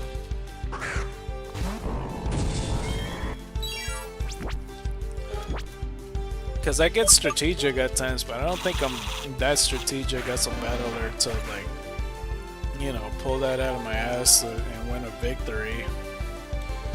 58-43. Because if I just get completely outclassed, there's no, like, salvaging it. Because, like, you know, one hand there's Oddish with the worst stats, and then there's, like, Cynthia's Garchomp. It's like, how realistically can I maneuver my team on beating that? Especially if it has rough skin and I don't have that much health, considering my fucking IVs are so bad that it's a fucking malnourished Oddish and shit. Well, the Pokemon encounter itself doesn't have to be bad. I just mean that if you caught a Palkia, it would just be the worst Palkia you could get. Yeah. I just always, like, yeah, I don't know. That would be funny. For even good Pokemon to be bad, that'd be a fucking feat. The worst Palkia in the world. You know, with like how, like, people shit on like the BDSP games, like Dialga proportions looking weird next to the chibi character.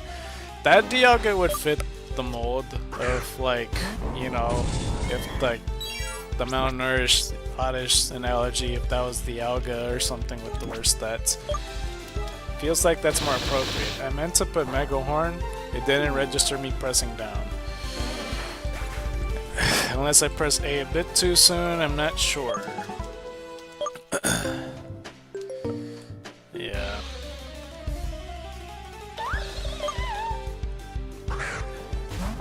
I can kind of picture the thumbnail, but I don't know. I would have to really preface the fact and like spotlight the fact that my Pokemon are as worse as it can be. Alright,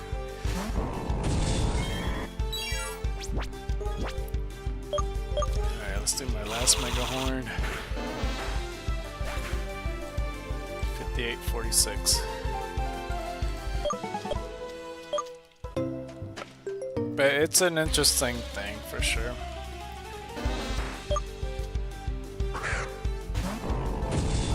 Because even with the zero IVs, if it's a terrible nature too, and if I, like, you know, but if my moveset's also crap, it's like, good lord. 5847. It would just be that picture of a Magikarp with all negative statuses possible. Yeah.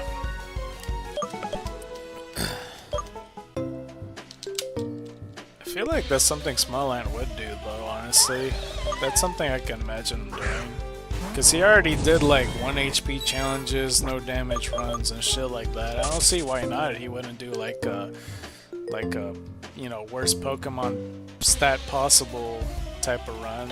0 IVs, worst nature, and then try to make it work. Because like, maybe not as far as go as the worst movesets, because you know, it wouldn't be as fun.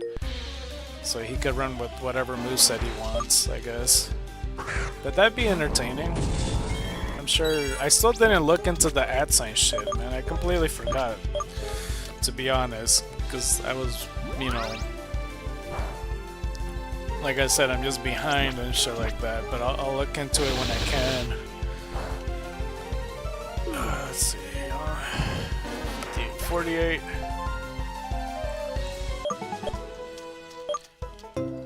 But yeah.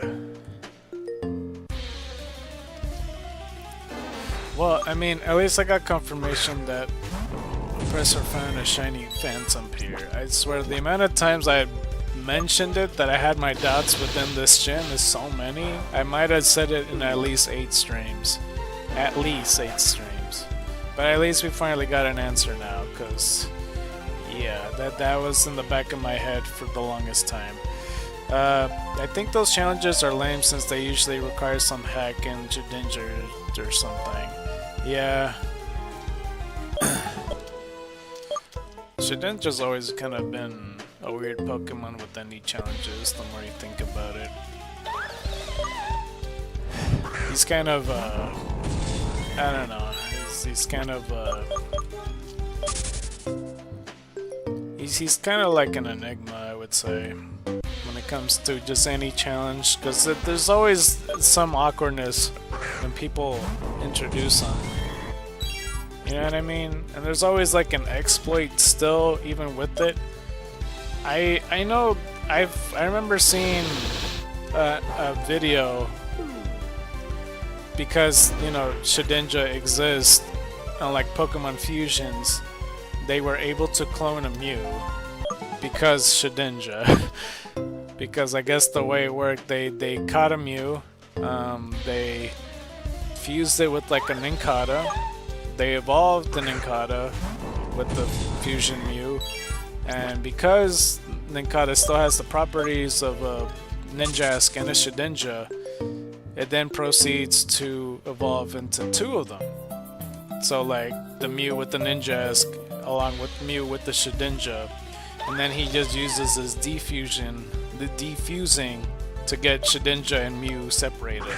So now he has just 2 Mews. If he wanted to, he could use the other defuse on Ninjask and Mew on the other one, and then he'll just get a second Mew for free. So it's interesting. So I guess that's like a huge exploit that they could just do if you want multiple legendary Pokemon. Just breed Ninkatas, and then there you go, free multiple clones of Pokemon, and just keep evolving them. 58, 51, and then yeah, the possibilities are endless. Especially if you catch a Ditto or something. It's just mindlessly just breed Ninkatas, and then get as much Pokemon as you want to play. Because I think some legendaries are just not like possible to breed except for Manaphy, right? Some shit like that. But yeah, that's just one example of a Shedinja exploiting things. There's like a loophole in like a lot of areas, especially with Wonder Guard. This man is okay when he isn't being a smartass. He definitely wasn't always that way. He was very similar to Point Crow. They both skewed in opposite ways that makes each annoying in their own ways. Yeah.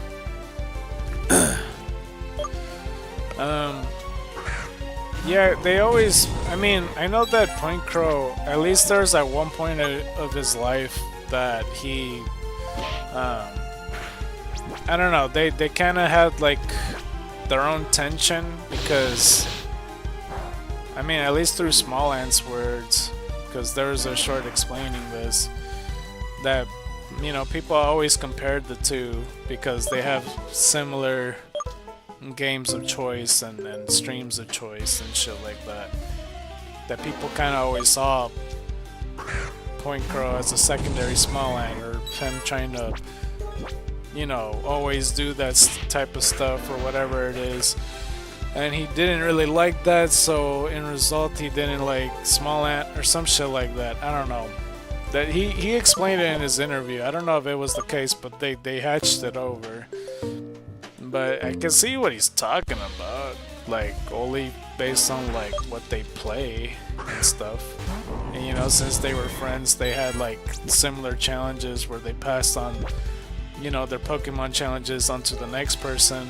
Because when I was looking for the Pokemon Blue Hacklock thing, like, you know, Point Crow had it on his Discord, and I had to go over there to get it, or whatever. Or whatever it was. There was like other Pokemon mods that I had to go through the Point Crow Discord because Small Ant had passed it on to him. Because I think there was some other stuff. I think there was like a Pokemon White thing, I don't remember, and I think Platinum. There's like other stuff. It was some shit like that. And they were both petty in their own ways. I imagine PC was the dramatic one between them, since he throws tantrums on occasions. Yeah, I mean, I hadn't watched too much of Point Crow stuff. I don't remember what's the last thing I watched, but like I seen a handful of stuff. From first impression, like, you know, he seems like a cool dude to me. I don't know. I haven't consumed him enough to have like a full opinion on him, to be honest with you. The last video I seen of him was when Purple Cliff has like the little last Leaf Sinnoh thing. But yeah, I never been a part of Small Ant's or Point Crow's streams, but I've seen more Small Ant videos, if it wasn't obvious enough, since the whole Vetlock was his thought baby thing. I don't know what to call it, his brainchild. Unless it wasn't his brainchild, but he popularized it basically. 58, 57. For Point Crow, that I want to say I watched like less than a handful of videos of his. I don't remember what I watched, to be honest, though. Let's see.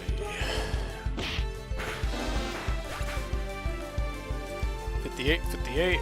I think I started to stop watching Point Crow when he did a Twilight Princess blind run, and was just losing it when people were somewhat spoiling the plot by asking where he was at.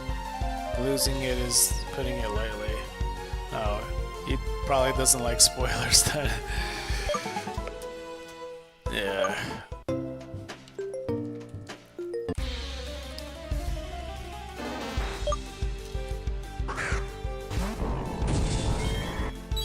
Yeah, I haven't seen, like, the closest negative thing I've seen pertain to Point Crow is when Smollett was talking about him in an interview, and 58-59, and that Sinnoh video when he was like the agent of chaos and screwed Vinny over on purpose.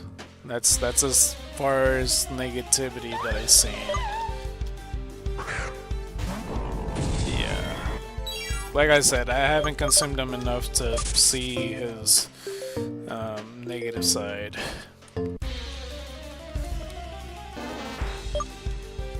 But yeah, you know, like everybody nobody likes when anybody is angry all the time. People don't like me when I'm angry. And you know, that's the whole point of being angry too. Like, you're not supposed to be like, well, while you're angry. That'd be weird. That's the whole purpose of when people are being angry and they're like arguing with somebody else. You know, you're saying stuff to hurt that other person's feelings, or saying stuff to get something across, or saying stuff because you're against them for making, you know, them do you wrong or whatever the fuck it is. There's like multiple reasons, but like regardless, you're saying all that stuff not to be liked. You know, it's the opposite. It's go like, you always do this, you always do that, always do with this shit, and I'm tired that you're doing this. It's like you're saying this to get that across. And yeah, like, you know, 58-61. It's just like the common feeling, like, you know, yeah, cause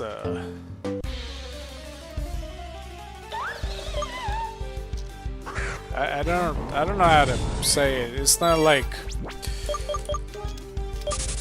confrontational, but like it's always inevitable. Like it's always at some point someone gets pissed off on whatever it is pertaining to oneself. And yeah, I don't know. It's just, you just can't escape it. You could literally be quiet the whole time, and then there's someone who will find it as a problem and approach you on it.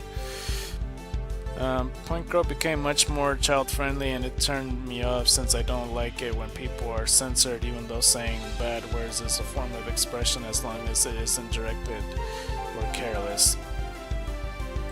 Yeah. I used to like not say bad words in the beginning, like the first 10 years of YouTube. I kind of stopped giving a shit, cause like in real life, I cuss a lot. Like I cuss a lot, to a point where like I could safely say that I cuss pretty much like a sailor, where it goes overboard. So that was just a way of me censoring myself, only because like I want multiple audiences to watch and not be like, oh, I can't watch it because like this person's saying bad words or whatever. Because you know, some people do make the choice on not watching somebody because they cuss or whatever, because you know, they're like, oh, I'm not gonna let my little brother watch because he'd be cussing, or like if it's family friendly or whatever the fuck.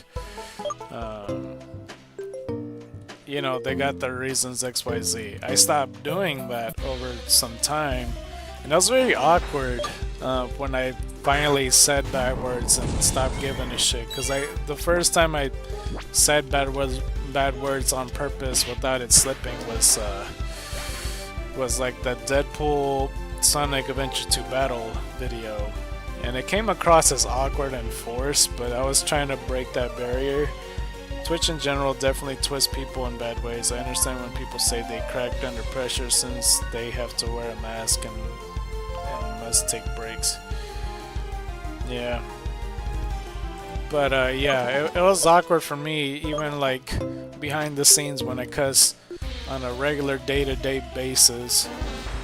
But like, you know, because I remember pretty vividly when I did that Deadpool video, because basically the whole reason I made that video is because like I made a Chow that looks like Deadpool, and I decided to make a Sonic Adventure 2 battle video just because of that.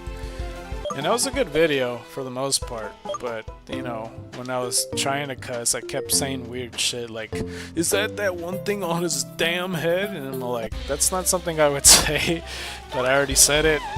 But you know, like I said, I'm crossing that barrier, finally cussing, because I'm like, shit, I don't know, there's not enough people that watch me anyway, just because I censor myself. But there's, at least at the time, you know, I might as well just, I don't know. I don't know what's my real reasoning of, like, it's not really that I stopped giving a shit, I don't know, I just ended up doing it. And it's easier to talk that way. Because my censor words was really weird. That's what ScarKnight would say, is not what, like, my IRL self would say. Because I always call them, oh, you son of a punk. And, you know, that's just an example of a censor word I always say. But I don't say punk that often. But that's my way of going around it, I guess. 5866.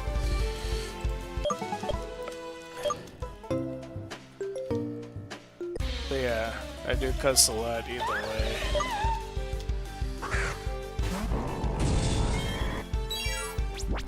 As long as it's not like a lot. Because I feel like it was the worst when I was younger.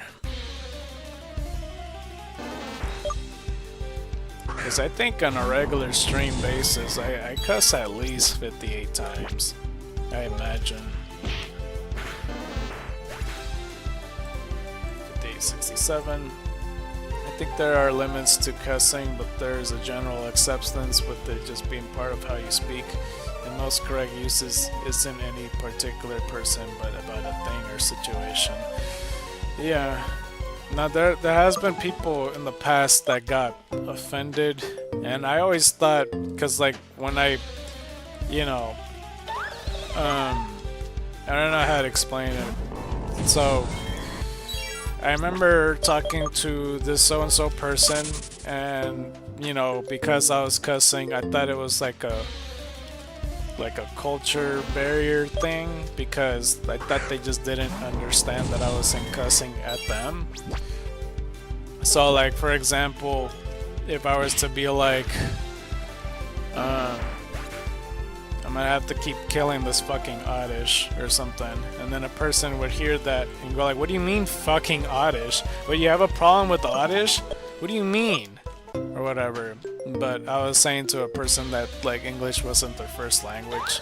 But like the longest time that crossed my mind, I'm all like, no, they don't understand. I'm not saying fucking oddish like if I have a problem with oddish. I'm saying like, you know, like I'm saying it for the situation, you know, like obviously I'm tired of getting multiple oddishes upon at a time. I don't have a problem with oddish, just have a problem with the situation, I guess. And plus, like I always cuss, so I always say that. It then struck me as odd when there was somebody I was talking to that, you know, I don't even need to say that, like, you know, it's not like a culture barrier thing. Like, they're pretty used to the United States. Let's just put it that way. Where they're just, I would just consider, like, you know, a normal citizen and everything. But then that same example happened where I said, you know, similar to like, oh, this fucking oddish. Then that person said it, and I'm like, huh? Yeah, oddish are horrible creatures, literally weeds. Me more than excited to troll the fuck out of them. Yeah. But yeah, like that person got offended when I said something similar to that, and I'm all like, I'm not saying it towards you or anything, I'm saying it towards the situation. Like, I cuss a lot, like, I'm not saying it to offend people. So I hope you guys know what I mean, like, when I say that. But that oddish example is the best that I got. It's really T for T, exactly like that. I'm like, oh, I have to keep catching these fucking oddish. And then they would look at there and go like, what do you mean fucking oddish? So just take that and then just substitute it with different words. Because I honestly don't even remember what I said. I just know it's something very, very similar like that. But yeah, that's just one example of somebody getting offended because I cussed, I guess. And you know, like I said, the first time that happened, I thought it was like a culture barrier thing. I'm like, well, they just don't understand because that's just English speak, and I'm not saying it towards them. I forgot to go to the Pokemon Center again.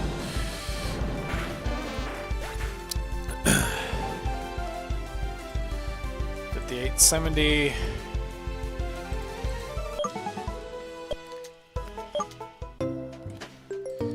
Iconic ScarKnight phrases. Fucking oddish. Yeah, pretty much. Cause like, you know, I cuss a fucking lot. Like, this is what I do. I even make the fucking joke pretty common. Like, you know, at least with like online friends or whatever. When somebody says like, oh, don't cuss or whatever, I'm like, I never fucking cuss. Like, I just say that and it always gets a laugh. Because it's my go-to joke. I don't know. Some people, yeah. Soon to be fucking Zubat. You damn straight. But it's not towards them. It's not towards them. It's just like, you know. If I call Oddish a bitch, that's a different story or something. Just like that Ditto was a bitch when I fucking killed my wreckage. And my star scream and stuff. Previously fucking Eevee. I don't remember if I did. I probably did. I don't remember. I actually like Eevee a lot. I don't mind Oddish either. Like I think like it's closer to positive. Like I like Oddish. I don't dislike him and I don't find him like okay. It's more of a positive. I'm surprised that none of that was censored. What? Yeah, I don't know. I'm not sure how far the censoring goes. Are you able just to put fuck by itself? Or will it censor? Put a follow-up message after that so I know that that it did get censored if you did put it. 5872, probably. Did you do it? Because I don't know. So they would censor the word Jap, but they wouldn't censor like fucking, I guess? That's weird.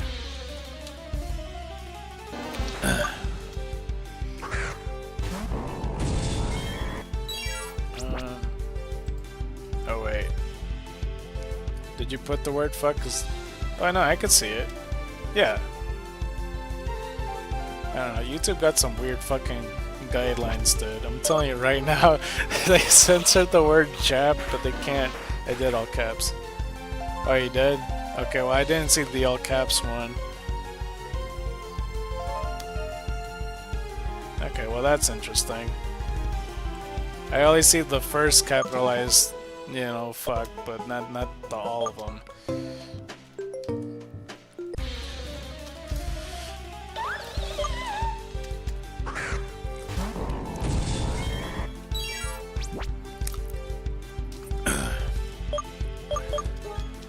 Like I said though, in IRL, well, besides me cussing a lot, like that's if a person is talking to me, you know, normally, and I, you know, treat them as a friend or whatever. And I say that because, like, you know, when I'm doing projects and I'm trying to be professional or whatever, a lot of the time when people don't know me, I'm pretty quiet. There's some people that never heard me talk, and I don't know. I usually, like, I only talk when people talk to me and shit like that. And if I don't know them too well, or like just depending on the conversation, more than half the time I wouldn't cuss. But like if they talk to me about like, you know, random shit, then, you know, I'm not hesitant to cuss anyway. I'm not like trying to avoid it. But, you know, regardless, like when I'm talking professionally, I'm just talking normally. Telling me you don't throw gang signs and telling them they aren't in the wrong hood. Yeah.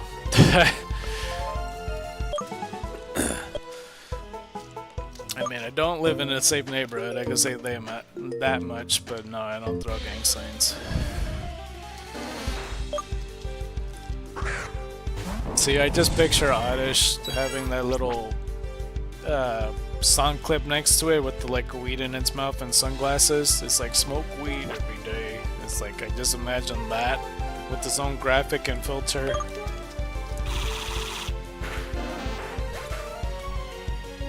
Let's see, 58, 75.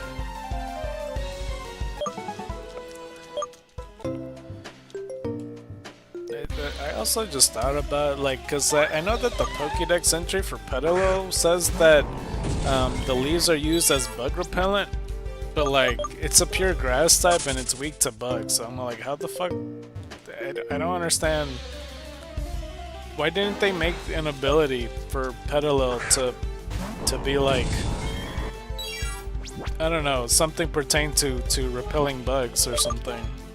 They just have that in the lore that, you know, once they take the leaves off, and I don't even know how they do it. I don't know if Petalils are okay with you cutting their leaves off, or if they grow back. I assume they do.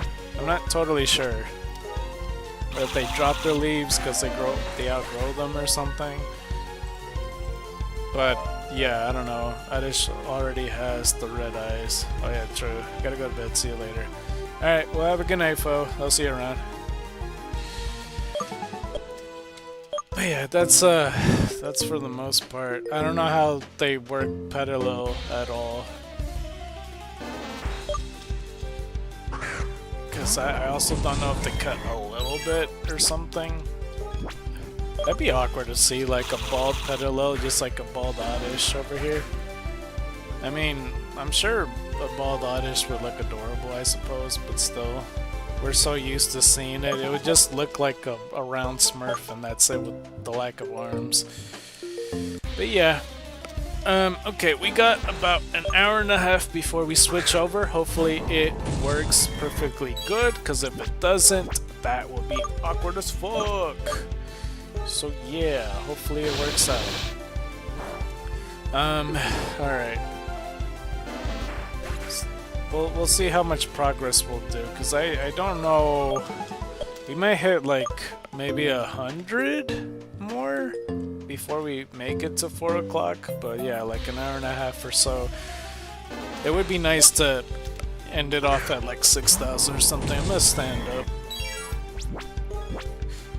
What are other Pokemon with leaves and such? I don't know. What's that Pokemon called that evolves into Lurantis? Like the pre-evolution? I always liked that one because it's like very soft colors. It reminds me of a candy, like a strawberry one. Or something like that. I don't know exactly what it reminds me of. Some candy. I don't know if I'm just saying that because I'm hungry or some shit. I'm not actually hungry, but you know. Okay. I really want to use the bathroom, but I'm gonna hold it.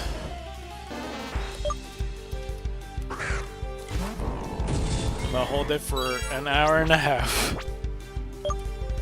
Because that'll be my best open window, because I really don't feel like going to like the be right back screen, because I already did that. 58, I almost said 58, 80. No, but I remember that was me cussing for the first time on video. On purpose, that is. Not like a slip up, because I know I do that all the fucking time in my early videos and such. What's going on with my PC? My fucking bottom tabs just went away. But, even after that Deadpool video, I still censored myself. I don't know when I actually started cussing throughout full time or something. I'm not sure. I don't remember if it was starting with Leaf Green. I don't think it was Ocarina of Time.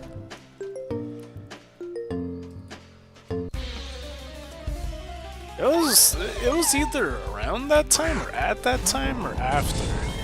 It was something. I'm pretty close. I think I've been cussing at that Prism because I remember calling that Elite Four member also wannabe ass. So yeah, I very much was cussing there. You also wannabe ass.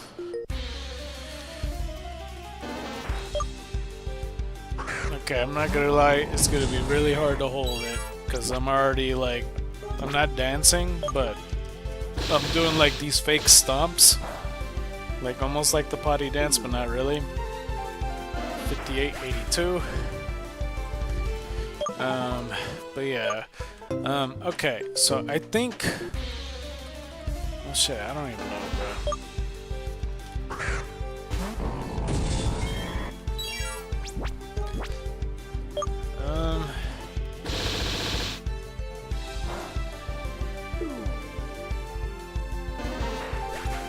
I might say fuck it and just go to the bathroom. I don't think I need to put the be right back screen because I'm just gonna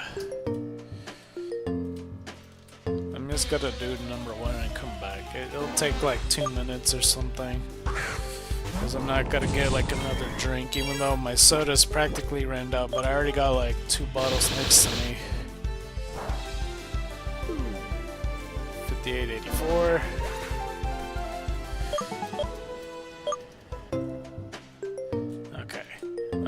Let's do one more and then we'll cut it off.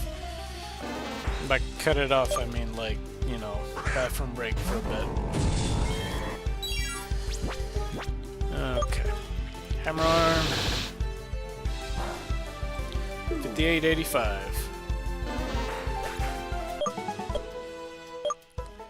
Okay. Alright, I'll be right back. I'm not gonna do the be right back screen, but yeah, I'll be here soon. Okay, I'm back. I really have no idea how much time I took, but it shouldn't be longer than 2 minutes or anything. Let's get back to it. Apologies for the wait. I'll look into it later. I should have looked at the time before I left. It's all good though. Okay, so I was considering saying this before I went to the bathroom, but I was like, I'll say it after. So the 2 episodes that I watched pertain to Pokemon. I don't remember their names, so I'm gonna take the time to look it up. I messed up on my phone. Password name, there we go. So we'll talk about it. And this is the second time that they showed, you know, 2 episodes and had like a whole marathon special hourly thing. I don't know how to explain it. But they did that with the Hoopa movie. I don't remember if they did that with the Volcanion movie though, actually. Hold up. Did they?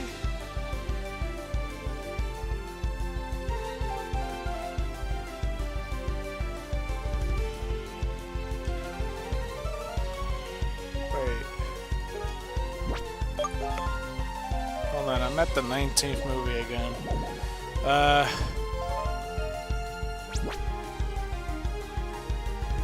On Disney XD alongside first 2 episodes of Pokemon the series Sun and Moon. I don't know if that counts, does it? Shit. Crap. I just barely realized that. Well, I don't know if that counts though. That doesn't seem like a special per se. 58.86. I guess it is kind of special. But they made it more known on the I Choose You movie because they said about like the 2 episodes. It's called Mounting an Electrifying Charge and Alola Kanto. So, for mounting an electrifying charge, whatever it was called, I already forgotten. Mounting an electrifying charge. This episode had like a cold open where it showed like Charge-a-Bug in a car and everything. it was like a motorized car. And I think that's pretty smart and everything to have that, because they are like a caterpillar battery Pokemon. And I always thought that was pretty clever, considering. Because there's Grubbin and then Charjabug, then Vikavolt, or Vikavolt, whatever you want to consider calling it. It's gonna be hard to explain because I watched that, like, I want to say like last weekend or something. I don't know, not the previous weekend, but the weekend way before that. But yeah, this is the first time I ever watched the Sun and Moon episode. I might have to watch the first 2 Sun and Moon episode from the 19th movie, because I didn't realize there was a pattern with all of these. And I don't know what to replace them with either. I'll look into it. So yeah, I don't know. I always thought Charjabug was pretty clever. It's I don't know. Part of me wants to say it doesn't look like a true blue Metapod Kakuna, like a metamorphosis thing. It just looks like a cubicle caterpillar to me, from Grubbin to Charjabug and all that stuff. But yeah, I don't know. It's fine either way, I suppose. I'm trying to think to myself.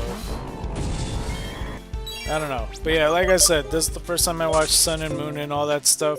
So it kind of came across to me that, like, in this episode, because they stayed within one island the whole time, and like, considering that there's 4 islands in this place, and like I said, I had no idea that there were 6 characters walking all at the same time, because there's like 5 other characters along with Ash, and I find that crazy, because it's always just like Ash, Misty, and Brock, Ash, Misty, and Tracy, Ash, Misty, and Brock again, Ash, May, Max, and Brock. You know, it didn't exceed 4 for a long time. You know, Ash, Dawn, and Brock, and like every now and then they would have extra people, but it still wouldn't exceed 4, right? I don't know. I mean, unless people accompanied Max, May, Brock, and Ash or whatever. And then like Ash, Silent, and fucking Iris. And then 6th gen is like the 4 of them with Bonnie, Clement, Serena, and Ash. So yeah, just to think that there's 6 people is insane. Ash, Lily, Sophocles, Mallow, Kiwaye, which is the first time, I don't even know if I pronounced it right even still, and then Lana. It's like, what? Damn. But that's the vibe I got, that they stay in the same island and they just do activities till till they feel the need to move on to the next island in their episodes. I'm not truly sure. It feels weird, because it feels like almost like the Family Guy presence, or premise I should say, where like, when an episode changes to the next one, nothing really changes unless there's something drastic of a change, like, a Pokemon evolving or something. Other than that, it would be no different. They just kind of experience activities more so. But yeah, I guess at the start of this episode, from what I remember, because it's going to be kind of hard to remember honestly, but Sophocles is off to the side, and I didn't even realize that was his voice, because I keep wanting to think that Sophocles' voice is similar to Morrison. At least that's what I always picture in my head, I think, if that's who I'm thinking of. There's like a certain voice that I keep picturing with his face, but he sounds like a lot younger kid than I thought he'd be. But yeah, he was talking about it. He saw like, oh, he's trying to get his Charjabug to drive this car because he's trying to join this competition and stuff. 58.95. And I don't remember if he was trying to fix together the car or if they already have it, or if Charjabug wasn't just listening to him. Because he's using like the string showers extra sticky that kept getting on Sophocles and everybody pretty much. And yeah. That was kind of their whole thing. So then Sophocles explained pretty much what the competition is that he wants to do, and that is like the Charger Bug racing thing. Like he wanted to get the little cars up and ready to have Charger Bug take part in this competition, and that in this competition he needs other people. So I guess in one competition, 5897, or in one aspect of the competition, there has to be a person that runs with the car for some reason. I don't know why that's necessary. I would have been fine if the cars just kind of go themselves. And it's not like they're holding the controller to look at the car or whatever. It's just the Pokemon's charging it and driving it themselves. So I just kind of found that stupid. But, you know, any reason to involve Ash. But Ash is going to be the runner next to the car, along with other trainers that are also running. So yeah, upon looking at all of them later on, just as like a preview, it's always the same in sync, running at the same time bullshit with their trainer and the cars and stuff, and they're all determined and whatnot. I don't know. I don't really ever like the sight of it, because it sounds like a lot of other competition in some of the Pokemon episodes where they're running perfectly the same and in sync. It's like, oh, we could do it, Pokemon, or whatever the Pokemon is, I don't know. Oh, we could do it, Pikachu, whatever. 5899. But that's one of the factors. It's like the runner along with the Pokemon. It's like, sure, I guess, why not? I still prefer without it. The second factor is the pit stop, which fixes the car and switches their tires out or whatever. So I guess they're treating it like NASCAR, even though these are toy cars. As we got 5900, yeah, 100 more to go, and I'll be pretty satisfied if we hit that. So let's try to hit it. But yeah, Kiwaye like kind of volunteered himself to be the pit stop to fix it or whatnot, and he kept referencing like a job he had like pertaining to Moo Milks. I didn't know that's what he did, but I guess that makes sense because I don't remember if Moo Farm was the second island. Is that where the Eevee egg was? I don't know. And I know that like in the Sun and Moon games, or like Ultra Sun and Ultra Moon or some shit like that, like he had like another job at the mart, and I'm pretty sure he got fired, no? I don't remember. I forgot to go to the Pokemon Center. So yeah, there was that whole thing. But yeah, he kept referencing the Moo Milk stuff, and it didn't really make sense because it's like that you're like a dancer on the side. I thought that's the only thing he wanted. So to him, for him to have like another job, I don't know if it was totally necessary, but I guess they wanted to do that for him. Because you would think like that one girl from Pony Island that has like the Mudstale would be the only farmer. I don't know if he counts as a farmer though, or maybe he's just the Moo Milk like shipper, like he just gets all that out. I don't know. Like I said, I never watched the Sun and Moon stuff, so this is throwing me off. But he compared it to it. He's like, don't worry, I'll fix up your tires and stuff. Not as fast as fucking like Luigi's friend from Cars. Good luck with that shit. I forgot the other guy's name, but yeah. Alright, let's see here. 5903.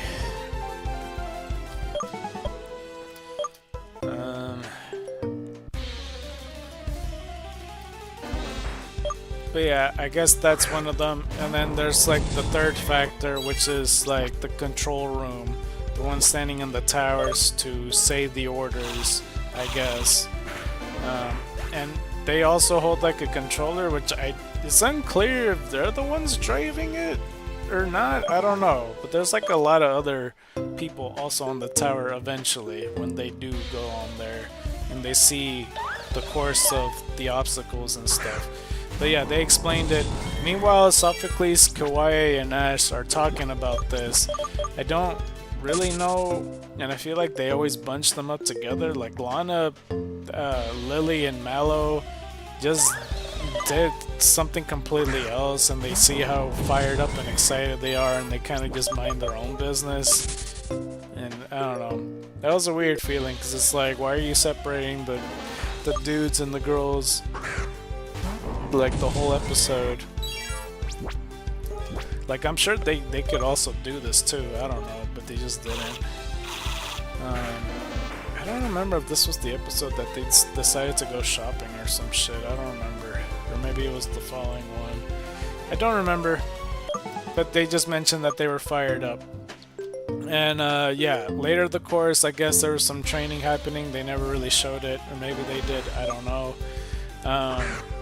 But just remember the string shot part is very important. That later, when they introduce all the other competitors that also has charger bugs and stuff, 5906, you know, they go into the center, they try to register to join that said race, and they see everybody else, and they all kind of have like their own stereotypical thing, like, oh, this is the all-girl team, and this is the team that has like a fucking punk-looking charger bug. Oh, and this is the one that looks futuristic. This is the nerdy charger bug one, or whatever the fuck, whatever stereotypical things that you have. Meanwhile, Jesse and James are looking at the corridor, and they're also registering the competition. They don't have a charger bug, but they have something disguised as a charger bug, being Meowth, who is in like you know, a suit, I guess, or a box, or whatever the fuck. So yeah, they're trying to get into the competition. Jesse and James are disguised, question mark. I'm not sure why they're disguised. It doesn't honestly matter if they show themselves or not. Like, I don't know, it always struck me as odd whenever they do disguise themselves, because it's all like, you know, if Ash really wanted to, he could have put you guys in jail throughout the past 8 to 9 seasons, or whatever the fuck, I don't know. But he doesn't, so I don't know, even when he sees them in their full uniform or whatnot, sometimes they help each other, so I don't fully understand.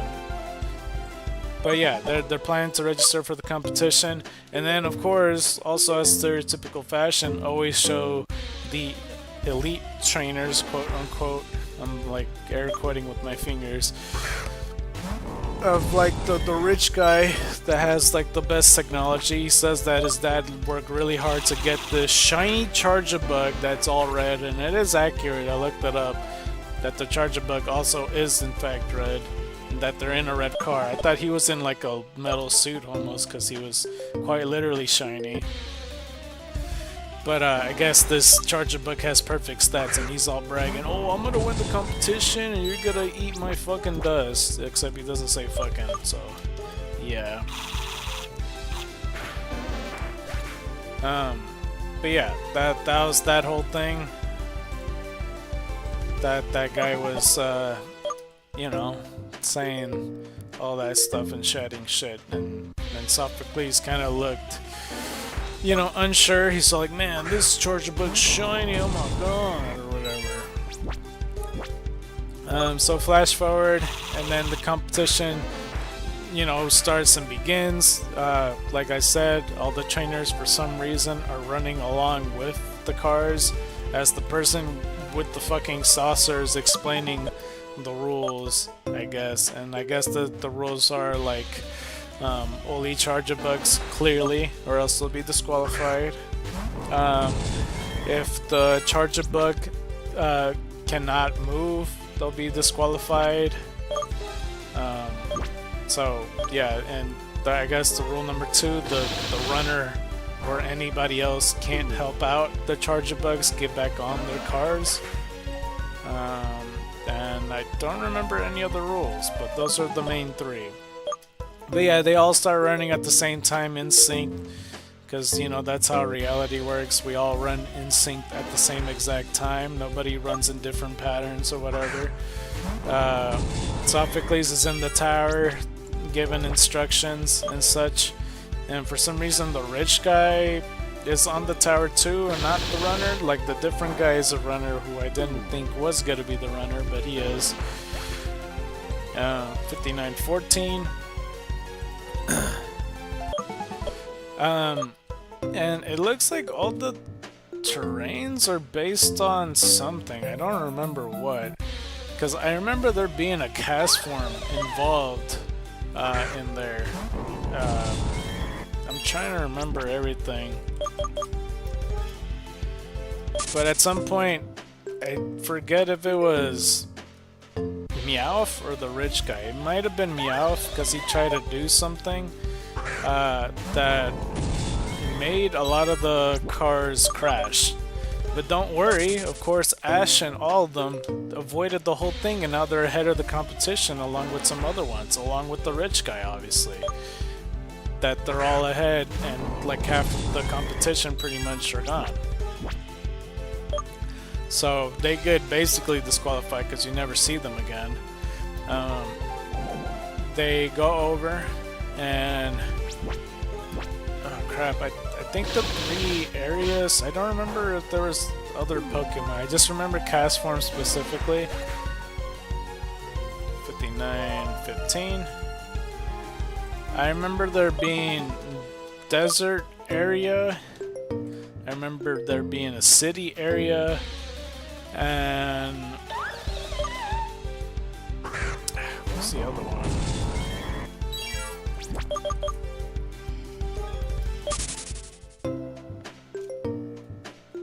Like a maze or something at some point? I forgot the third one was. I wish I knew the Pokemon it was. Yeah, because apologies, because I don't. It's been over a week since I saw it. Okay, let me click on the name. Because I'm sure it's gotta unlock a couple memories, so let me sit back down too. We got 1 more hour left till we switch over. 5916. Oh, I thought I clicked on it. What the hell? It's not registering. Click. That's so annoying. Oh god, my mic wires. It was hooked up to the bottles. It was in between. Okay, can we click on it now? Thank you. Shit, I don't know why it didn't work before. But yeah, the cars are cool. Let's see. Let's go to the plot section. Because all I remember is that... oh! The mountain section. Boldor. Okay, that's pretty interesting. So yeah, Boldor's one of them. 5917.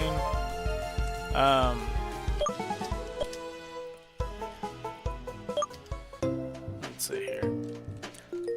So yeah, one of the sections was Boldor. He tries to, I don't know if the move rock climb's the right word, but he tries to jump up and he creates mountains to try to cut off the Pokemon, which I kind of find bullshit, to be honest, because he makes stone walls for certain competition to not cross paths and everything. And sometimes he would jump on them directly to then shoot them out and catapult them through these mountains that are approaching as they're coming up from the ground. And as for Meowth, who was disguised as one himself, was like using it like, you know, to his advantage and stuff, and started cheating. I don't remember how exactly he started cheating, but he did. But he passed through the terrain.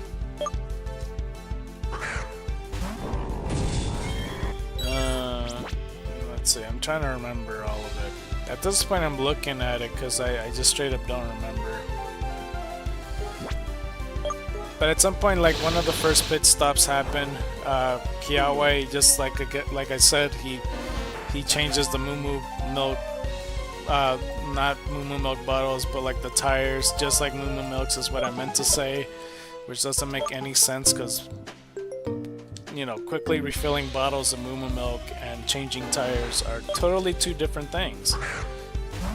And then Kiawe gave, you know, them safety goggles for the desert that's upcoming.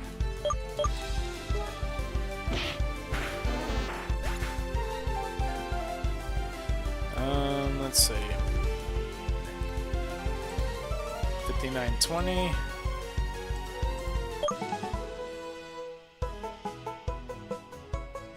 Wait, where the fuck's the third one? Did I miss it? I feel like I missed it. Where's...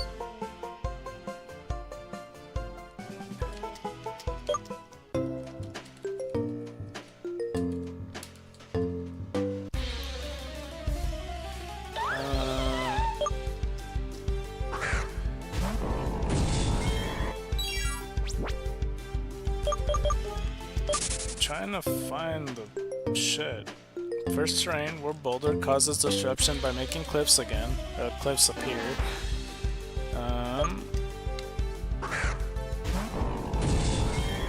They reached the first pit stop. Kiawe changes the tires. Desert terrain. Hold on, let me see if there's a fucking picture.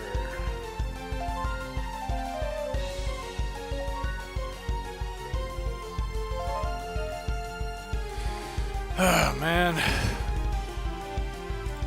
5921.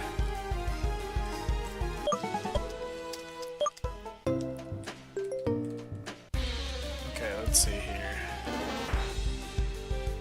There's Team Electric Princess, Team Twin Starmies, Team Science Speeds.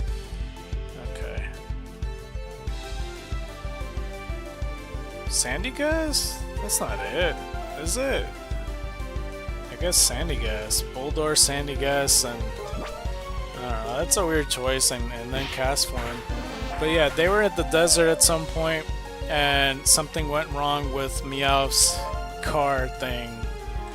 Because I don't know if it just couldn't handle it or something, or if it was too hot, but something happened to Meowth's car where he got out of the car and he was exposed from his suit, and he was immediately disqualified because he's clearly not a Charjabug. And then eventually that's when I think Beware showed up, because he took like I don't remember what it was, but Beware basically took him away because they had this little whole thing. I just remember specifically that Team Rocket was in front of a building, and then Beware just kind of rolled up on like a bike or some shit, and then just kidnapped them back to their cave or something. But anyway, after the whole desert thing, the safety goggles helped out Kiawe. I don't remember if there's a second pit stop for them, but basically the last obstacle, they went through the city as Castform started setting up the rain to make the road slippery or whatnot. The Pokemon are still, like, all the Charjabug are still riding through, and the people are running unharmed and such. As well as the shiny Charjabug is still there, you know, trying to get to the area. I think they're in first place, the red Charjabug, I'm almost certain. At some point though, the red, I almost said the red Castform, the water type Castform turns into ice because it decided to hail and make the whole floor, what was once wet, to be absolutely slippery, which kind of spins out a lot of the competition and such. Eventually they passed that terrain, and for the final obstacle to reach the finish line, there was a lot of steeped areas, like a ramp up directly to the finish line, which, because the icy terrain happened, they couldn't really go up it or whatever. At least I think that's what happened. 5923. As the red Charjabug couldn't make it up there because, like, its tires, they didn't switch it to their snow tires or their ice tires or whatever the fuck. It made it complicated for them, and they fell out of the car, I'm pretty sure. And, you know, the rules state that you can't pick them up and interfere with it. So then, as well as Sophocles and his charge of bug couldn't go up there or whatnot. Ash, I don't remember what happened to him. I think the car, either the red charge of bug or maybe Sophocles' charge of bug went over and Ash dove to protect the charge of bug and he ends up getting hurt instead, so he was knocked out. I think, I don't remember. But yeah, at some point Ash was out of commission. Sophocles was still, you know, talking to the other rich dude that they were basically bickering at each other the entire time. But Sophocles got off of the tower to catch up to where they're at. And eventually motivated Charge-a-Bug to get up that hill and also used like a secret tactic. So the rich person group saw them and they're like, how are you going up the hill, no problem, or whatever. And it revealed that Sophocles gave the go-ahead for Charge-a-Bug to use String Shot on his own wheels to have it extra sticky so it goes up the stuff easier, along with Sophocles' shoes. And yeah, they won the competition and that's pretty much it. And then they got like a lot of Charge-a-Bug merchandise as the competition winner stuff, I guess. I don't really know what the hell all this stuff is, but that's what he got. I saw a red shiny Charge-a-Bug merchandise in there too with toys and maybe some food. I don't recall what it is, but yeah, that's pretty much that episode. And maybe then they, like, Team Rocket was in front of the building and then kidnapped by Beware or some shit like that, because I just remember the bike, and the bike looked weird because it was like, I don't know, maybe it was like the you know, the cart reference, because like the Charge-a-Bugs were on there, that Beware was like on some type of different bike that he was also trying to get in just to get them out or whatever. But that's one of the episodes. It was okay, I guess. I don't understand why it was a part of the special to go play I Choose You, unless it just so happened to be the episodes that they were like, you know, oh sure, why not, it's in between this one and this one or whatever. The next episode, it kind of makes more sense a little bit, but basically I don't remember if it was towards the end of the last episode or if it was the beginning of this one, but basically I think it was the beginning of the next one. The next episode was called Alola Kanto, and it started off for some reason in a classroom with like Kukui and Samson Oak, which Samson Oak was in the previous episode, which I totally forgot to mention, but it was very awkward. I guess Samson's Oak whole thing, he makes a lot of Pokemon puns that doesn't make sense in English dub, because he would try to make it work but it just doesn't. So, you know, as an example, because I remember it more so in this beginning scene, Samson Oak would be like, oh, we could Rogan Rolla the Boulder to Gigaliv out to Kanto or some shit. And I'm sure there's a pun somewhere in there for like Japanese to make that make sense or whatever. It just doesn't work in English though. It's just a bit awkward because he just gets into the shape of these Pokemon, and I don't know. I never liked Samson Oak even before I came to that revelation watching these episodes, because I just think it's like, why do we need another Oak that looks the same but worse? Like, he doesn't do anything but gives us totem Pokemon and talks about stickers and shit like that. Like, I'm good, man. Like, I'm good. Thanks, though. They could have just had like a different person just related to Oak if they wanted to. But yeah, anyway, they were just talking about it. They were like, oh, we're about to go take a trip to Kanto and see Professor Oak and study like Cantonian Pokemon or whatever the hell they said. And for some reason, Ash seemed bummed out about it. He's like, man, I don't want to go to Kanto. It's like, bro, you go there like every year. Why are you bummed out? Is it because like it wasn't that long ago that you had to visit it again? I'm not totally sure why he was bummed out about it. I guess maybe because that's not the trip that he had in mind. I don't know. I think, like, if anything, this is a free flight, so like, I don't know, he could just see his friends again. Especially since he's, you know, as a spoiler alert for this episode, he's seen Brock and Misty, so it's like, what are you complaining about if you haven't seen them for so fucking long, Ash? Unless he just didn't know he was gonna see them. Anyway, they got on the plane. They seem excited. For some reason, the females and males are still grouped together. I don't fully understand why, but they are. I don't remember if the last episode, cause I didn't know this. I remember seeing a Loxen and Noggin video about like futuristic Lily and stuff owning like an Alolan Ninetales, but I didn't know Lily owns, you know, a little baby Alolan Vulpix. I thought that was pretty cool. Her name's Snowy, and it fits her. It's just they didn't show that within the games. They showed Nebby. I don't know if Nebby is with Lily right now, but Snowy's featured pretty heavily.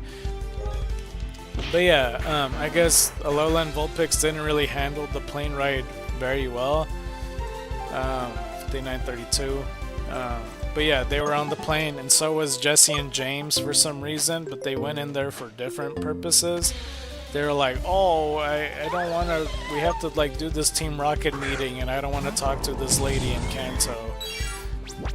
Which I'm not sure who this lady is, but I think it's from what they were talking about with Team Rocket before, that she's like the manager or some shit like that. I'm not totally sure, but they coincidentally are going to Kanto for a whole different purpose. Does not pertain to Ash and them. It's just, I don't know.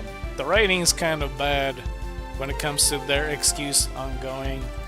I guess, I mean, it doesn't help either way. So like, you're still, it still comes across as Team Rocket being a hater, just going there anyway. But now there's bad storytelling involved by just doing it just for shits and giggles. I don't know. It, like, regardless, we all know that Team Rocket was gonna go with Ash no matter where he went to, so you would have followed the plane anyway. But yeah, they made it to the airport. Alolan Vulpix started feeling unwell. Lily was a bit concerned, and then Brock came out of nowhere. He was like, "Oh, let me see your unique Vulpix or something." You know, and he mentioned that he's studying to be a doctor. I thought Brock was already a doctor, but I guess he's still studying to be one. I guess that makes sense because it takes a long time for doctors to become officialized, so I guess that makes sense. But I was always under the impression that Brock was just a straight up doctor for the longest time. But yeah, 5934.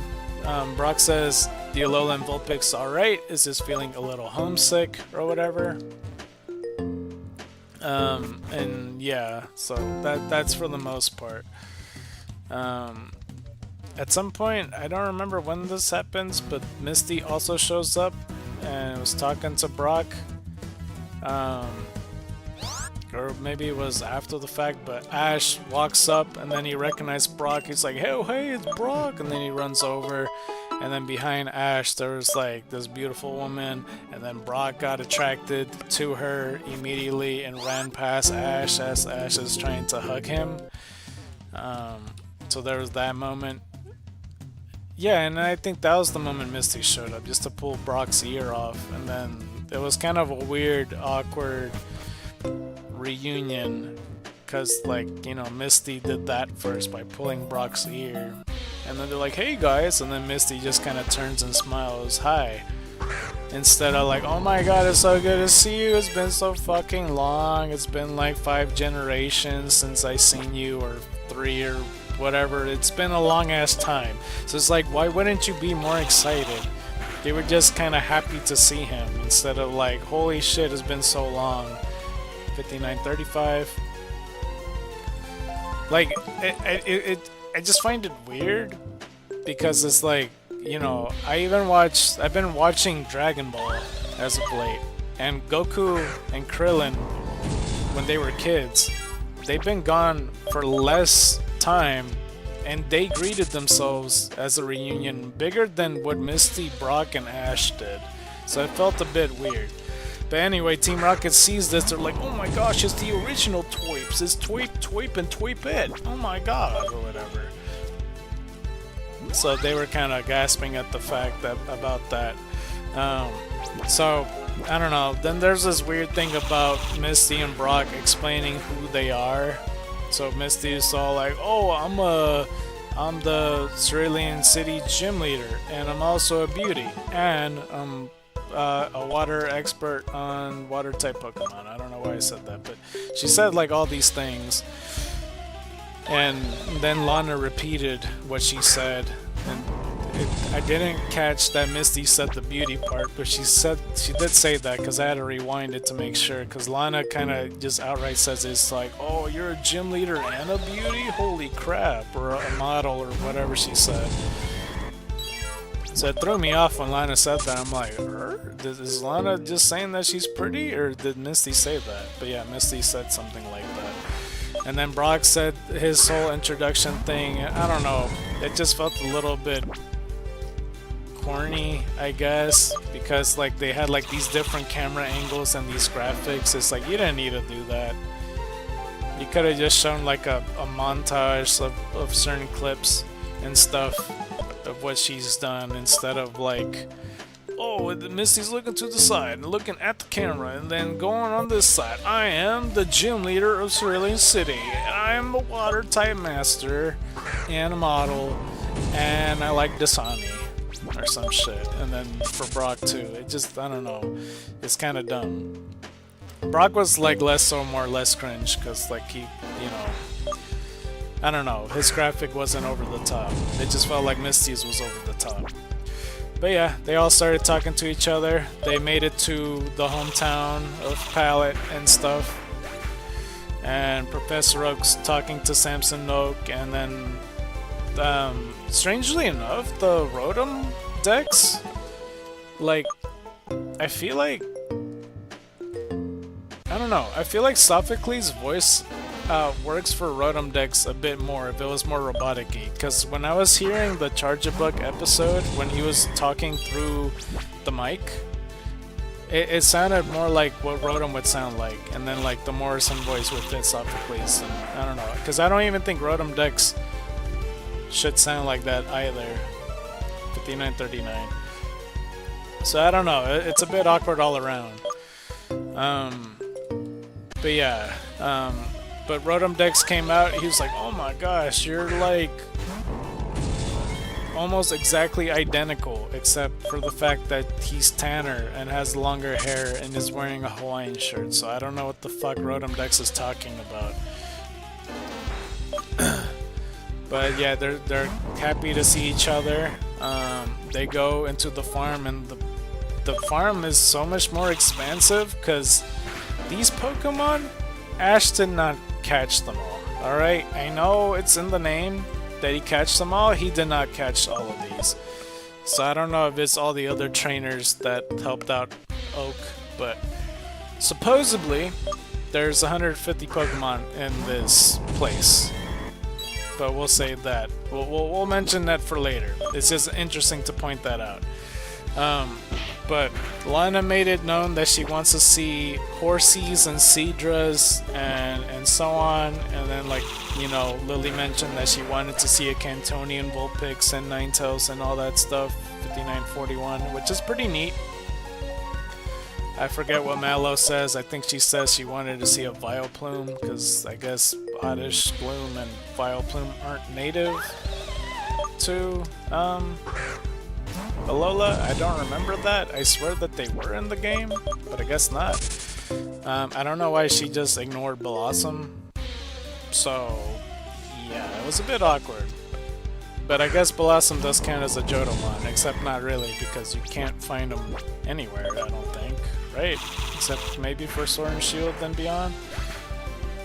So I'm not totally sure. 5942.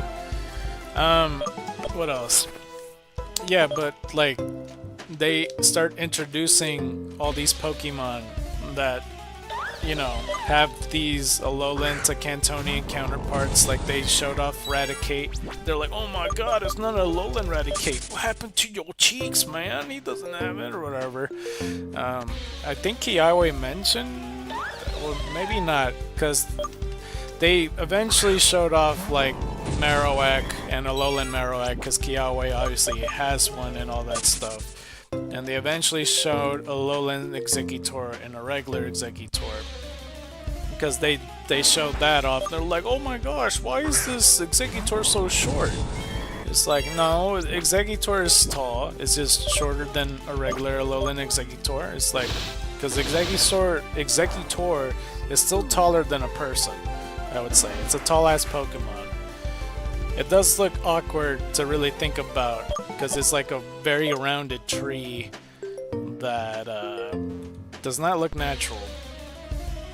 And Alolan Exeggutor, I guess, kind of does look the way it's supposed to, but it's still an awkward Pokemon regardless. What other Pokemon? I don't remember if Vulpix actually does appear, but they eventually do see this Ninetales, then it has like sunlight on her, and it had this whole thing, and I thought that was pretty interesting. I almost ran from that Pokemon. So yeah, I like that Snowy had her own little moment looking at Ninetales, and she was like, whoa, it's like I could have evolved into you, except I'm not in the same category of evolution to you. So yeah, I kind of like that scene, and Lily kind of had a moment too. What other Pokemon? Yeah, Mallow eventually did see the Vileplume that she was looking after and stuff. I don't know if they showed off all of them. I think Brock sent out his Geodude. I don't know if it was Sophocles' Alolan Geodude though, or if it was somebody else's. I don't remember. But they showed both of those off, and they mentioned, they're like, whoa, what happened to Geodude's eyebrows? And they were like, oh, those are eyebrows? You know, shit like that. I don't think they showed off Sandslash and Sandshrew on their differences, or Rattata, or like a lot of other Pokemon. I'm trying to remember. They definitely didn't show Graveler and Golem. Oh, they showed Dugtrio. They didn't show Diglett, but they showed Dugtrio. Because they saw that, like, Dugtrio was bald, and Kiawe flipped out and then threw a wig on it. He's like, oh my gosh, you're bald, don't worry, I got you, little fella, or whatever. I mean, it's okay, you know, like, don't worry, he'll put on Rogaine, his shit will grow. But Kiawe seemed very distressed. I don't like that Dugtrio has hair. I don't give a fuck if it's metal fibers. It's a very lazy approach of a Pokemon, but I still call them the Beatles, regardless. It's still kind of weird. Anyway, I don't know. Hopefully I'm not forgetting anything. I don't know what else other Pokemon. They didn't show Meowth or Persian, except for the regular Meowth, obviously. 5947. They didn't show Alolan Raichu. What's other Pokemon? I don't know. They didn't show a handful of them. Oh no, they did see a Raichu actually, not just a Alolan Raichu though. So people kind of were shitting themselves when they saw a regular Raichu, and Raichu didn't even know how to react. Because they don't realize that their fucking pancake Pokemon of Alolan Raichu's the weird one, and Raichu's the regular one.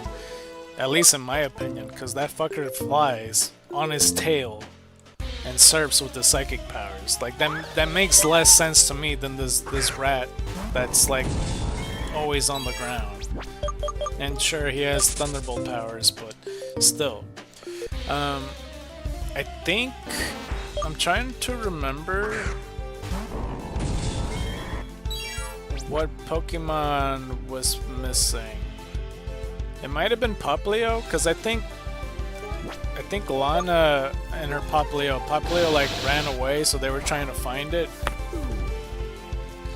And when they were trying to find it, I'm sorry that this episode's all over the place, because it was all over the place in this episode. It's really hard to remember everything, because I'm trying to remember it per Pokemon rather than per story, because that's all they did, with just doing their fucking tour and stuff. Oh, they showed Muck and Alolan Muck. That was pretty cool. They didn't show Grimers though. Ash also saw his 30 Tauroses and stuff. 5950. I don't think he showed all his other Pokemon. Like, Ash eventually sees Bulbasaur again. And there was Squirtle Squad in the background, which was a weird Easter egg. Because I don't remember... Because, like, yeah, Squirtle will return back to Professor Oak, but what about the other Squirtles? Like, where the fuck they come from? So I guess they're all there now. 5951. And yeah, as this is all happening, the Rotom Dex is freaking out and is trying to pick the, like, Dex entries on all the Pokemon it sees. So yeah. But yeah, when it comes to finding the Popplio, Lana and Misty started looking and stuff. 5952. And when they reached the cliff area, kind of going closer to the water resort area, a Gyarados shot up, and you know, all the other Pokemon, or all the other people, started running away. Misty started running away. Lana was like, fuck it, I'll just jump in the water anyway, because Gyarados went back down or whatnot. And then Misty saw Lana and go like, oh, she's brave, but if she's brave, I could be brave too. And then she turns back and then jumps in the water, which doesn't make sense. But they undress pretty quickly and get to like their bikini, I guess, and then go into the water. And it doesn't make sense what Misty just said, because like, not only what she said doesn't make sense, but you know, Misty, you own a Gyarados. Like, I know a wild Gyarados is dangerous still, but you also have Pokemon to not need to run away from. Because if Gyarados was chasing you, then what? I don't fucking get it. Anyway, that wasn't the first time Misty ran away too, because she saw like a Caterpie and she took off running, and they were like, oh, it's not too different than before, huh? And then they started reminiscing on certain scenes, except it's reanimated with their style, because Misty and Brock look slightly different because it's keeping up to Ash's style. Because Misty hairs looks a bit more messy in the Sun and Moon style, and Brock kind of basically looks the same. I don't know. Misty kind of looks a bit awkward-ish, though, in my opinion, in this new style. Like I said, I'm not the biggest fan of this style, but it's whatever. If some people like it, that's fine if you do. She looks closer to the Let's Go Pikachu and Let's Go Eevee thing, I will say that much. Anyway, though, Lana and Misty jumps in the water. They see Popplio on the bottom playing with Horseys and Seadras, so Lana got to see those Pokemon after all, along with other Pokemon and such. But yeah, they found Popplio and stuff, and eventually, once they got all the group together, wherever they were going, like, I know Alolan Marowak and regular Marowak saw each other, and they immediately started fighting, and they had a problem with each other. I'm not sure what the fuck the problem is. That probably happened earlier in the episode, maybe even before the whole Misty and Lana jumping into the water thing. Because there was this scene with Onyx that it was like a wild Onyx or something like that, that you know, Brock was telling everybody to calm down and don't panic to like Kawaii and Ash, and I don't know if Sophocles was there, but yeah, it's like don't panic, calm down, and then Onyx will leave you alone, because like Onyx turned around and stuff. And then Marowak kind of pissed it off by like hitting it, and I don't know, Brock had this funny face when that happened, and everybody else kind of freaked out. Because Marowak's like, yeah, fuck you, or whatever, and then Onyx proceeds to chase the crew, I guess. And yeah, I don't know, afterwards, you know, Alolan Marowak and Marowak still continued to fight, and, you know, they never really resolved their issues.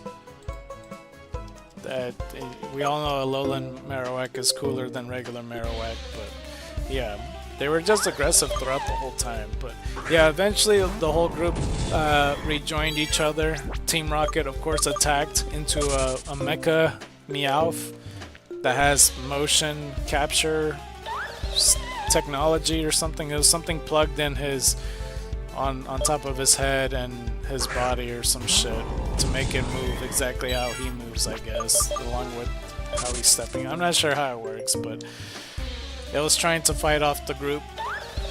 Ash sent out Lycanroc, which is a midday form, which I didn't know Ash had. I thought that would be like a Kukui Pokemon or something, but I guess not. I don't know what Ash has for Pokemon. I thought he had like a Litten and Rowlet or something, because Popplio is Lana's or something. I don't know what he have.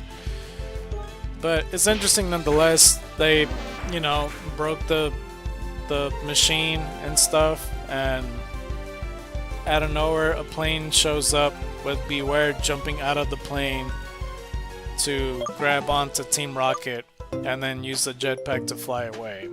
And then everybody, even Misty, kind of was confused and was going like, I don't understand what just happened, and then nobody really answered her question. And then at some point Jigglypuff showed up, the same Jigglypuff as the original season, so it was kind of a nostalgia thing. 59, 56. And you know, they're saying, oh shit, if she sings we're all gonna go to sleep, and they didn't really need to explain that, because like common sense, like as she sang it would have happened anyway, you know, we would have figured it out. It's like, oh, she sang, they fell asleep, I guess that's a move, even if we don't play Pokemon. But yeah, Jigglypuff put them to sleep. She got pissed off when they went to sleep. She puffs up, gets her marker out from her mic, and proceeds to write on their face. They woke up laughing at each other. Ha ha ha! Oh, is my face okay too, or is drawn on? Ha ha ha! Or whatever. So it was kind of the common sense of all that. And yeah, and I'm not sure why they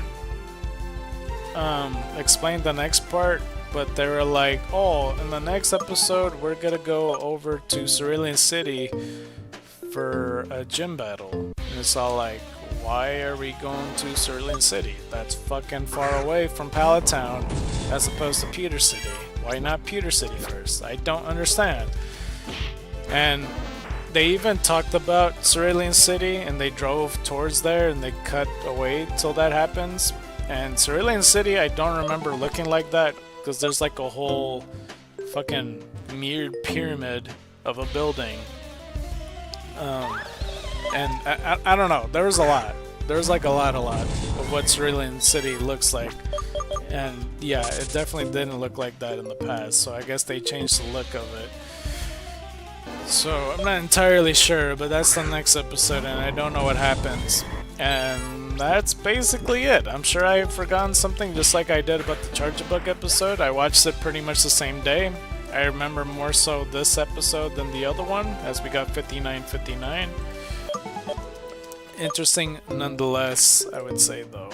I think I'm just gonna bite the bullet and just try to collect 6,000 anyway. I think 6,000 would be a pretty decent part to end it off at, because I'm pretty close. I don't know how close I could get it, because we got 5960. If we could get 40 in like 24 minutes, that would be pretty great. So yeah, I know I fucked up earlier today counting all those though. But yeah, I don't know. Well, I mean, for those two episodes, they definitely don't fit the movie. Maybe the Alola Kanto kinda does, because you're having a Kanto reunion. I just kind of, I don't know, they could have did it better, in my opinion. At least I think so, because it's like, I don't know. Especially Misty and Brock seeing them again, it's like, why aren't you more excited? Like, Misty saw them in 4th gen, I'm pretty sure. Or maybe it was 6th gen. Didn't they? No, it wasn't 6th gen. What time was it? I don't know. It feels like forever. and it feels like a bigger deal. But it didn't come across that. And for Brock, it technically was longer, wasn't it? It was since 4th gen as well, or something? I just remember Misty having a Gyarados. That's all I remember. And I don't like that Ash is just forever 10 years old or whatever. Because I don't like that. That's still kind of the same premise as the Family Guy stuff from what I mentioned earlier. That like nothing changes. It's just like you should advance stuff. Even if like we're not accounting for the days and stuff. Even with the evolutions alone, it would pick up over 365 days out of the 2,000 episodes or however many there are across the series. It's probably over 1,000, I don't know. It's a lot. It's a lot. 5962. But yeah.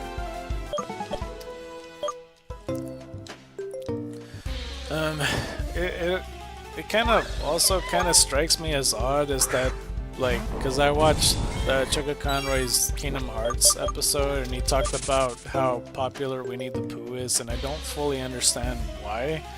Because I watched it when I was a kid and I did not like it. And I'm being honest when I say that. Like, I was forced to watch it as a child and I didn't have the wherewithal to, like, take out the VHS and put something else instead. I just kind of watched whatever, you know, my mom put in the VHS player, and yeah, I don't know, that's just what I would watch. And like I said, watching Winnie the Pooh, I remember specifically watching while eating trail mix, and never really liked it. There's like half the characters I don't even fucking like. 5963. There are characters that I do like though. I like Tigger, I like Eeyore, I like Rue, I like Mrs. Kinga. I like the owl to a degree. I never watched the other part, but I like Heffalump. Every other character that I did not name, I don't like. Okay, I don't like Winnie the Pooh. I don't like Piglet. I don't like Christopher Robin. I don't like the rabbit, and that's rare. Like, there's not many rabbits and bunnies that I don't like. So, it's interesting that it is the first rabbit that I dislike the most. Well, not dislike the most. I'm sure there's other rabbits that I'm not really thinking of it. Maybe the rabbit that has a human face, I guess. I don't fucking know. What's the other characters? I think that's it, right? There's not too many. Oh, I like the gopher. So if anything, I like more than half the characters. No? I don't know. That's pretty close to 50% anyway. So I don't know. But yeah. Well, either way, I'm glad Oppressor mentioned that there is a shiny that you can get here. So my luck is really that bad. Yippee-ki-yay for me. Yippee-ki-yay for me. So my next conundrum when it comes to like Bulbapedia Pokemon stuff, I don't know if what character to pick, because I did not anticipate 6 fucking characters in total to talk about, because I didn't even talk about Ash yet, and that's gonna take a whole metric shit ton of time to talk about, for sure. I'll save Ash for a rainy day, or maybe not. Maybe this is the opportune time. Not to talk about him now, because I'm not ready for that shit yet. Did I pick up all eggs? Okay, just making sure. Also, Jigglypuff's level 47, and that threw me off. I don't know what character to talk about next. Like, because I usually talk about accompanied characters or companion characters. Or, no, that's the same thing. I meant to say rivals. Because for the first Pokemon movie, I talked about Brock. No, I forget already. I talked about Brock, Pokemon 2000, I talked about Misty. Pokemon 3, I think I talked about Gary. Did I talk about Gary? I don't fucking remember. 5967, or no, did I talk about Richie? I don't think I actually did talk about Gary. Wow. Pokemon 4, or no, Pokemon 3.5. Fuck. Pokemon 3.5. What's in it? Drake? How the fuck did I skip Gary? There's no way, right?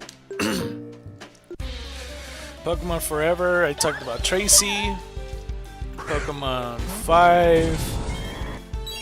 I don't remember. Shit. No, I talked about Gary, right? Pokemon Heroes. Oh god, how do I not remember? Oh Jesus. I still didn't even skim through the part about like the whole Mother's Day thing. I still need to. It's in stream 42. I don't know if I'll have time for tonight, but I'll try to watch it in the weekend if I can. Along with the movie, because I need to watch the movie. Oh god, I don't remember. Fuck. I had to have talked about Gary. There's no way. Oh, I think maybe for Pokemon 5, I might have talked about Harrison, right? Or whoever the fuck is the dude with the Blaziken? Maybe that's what it was. Because there's also a preview to Latios and Latios.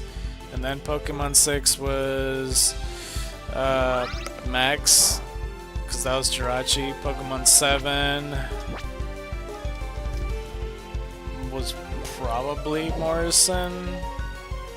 I keep forgetting the third guy's name. I'm just gonna say Johnson. It ends with... no, it's Tyson. No, wait, Tyson's Pokemon 5. And then Max. Pokemon 7 was probably Harrison. Pokemon 8 was probably Morrison, I think. Pokemon 9 was May. Pokemon 10. Pokemon 10, 11, and 12. Fuck. 10, 11, and 12. Wasn't it like Barry, then Don, then Paul? I think. I swear to God, if you keep missing, dude. Oh, I need to look back into them, and I don't want to. If I read the Gary Bulbapedia and then realize something seems familiar, I cannot believe I never... Like, how the fuck did I forget Gary? Unless I did cover him. That's insane. But yeah, 10, 11, 12, that's Barry, Don for 11, I'm assuming for Giratina, and then 12 for Paul. Wait, no.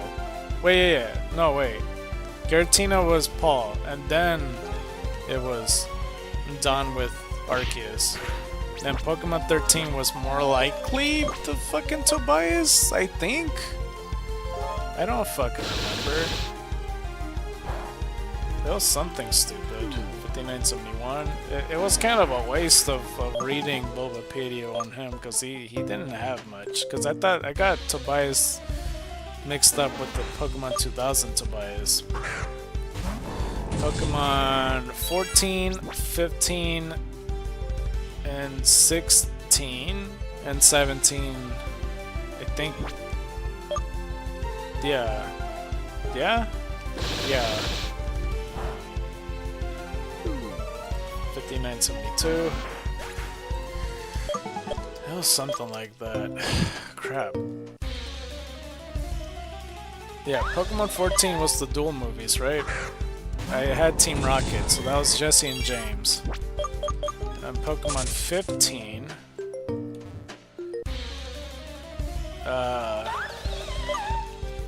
I'm pretty sure I talked about Iris. No? Iris was for that one. Pokemon 16 was more likely Silent?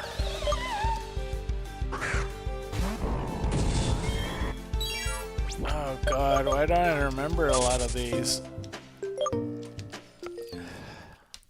Should've wrote this shit down, dude. But we got another egg hatched. 223.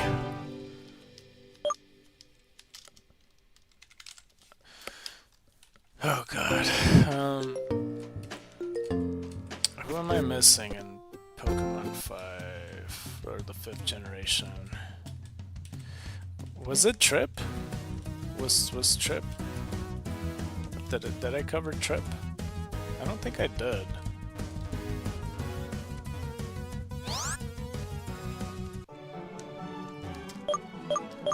Oh god, it's escaping me so bad. Am I even considering it right? 10, wait, it starts, yeah, 10, 11, 12, then 13, then 14, that's black and white, 15 was Keldeo,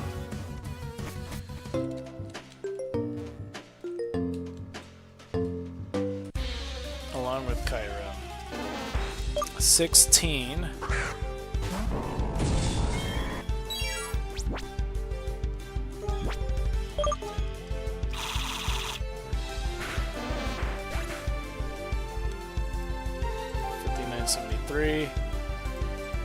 I'm having a hard time remembering because I was 16 the Genesect Mewtwo one, or was that 17?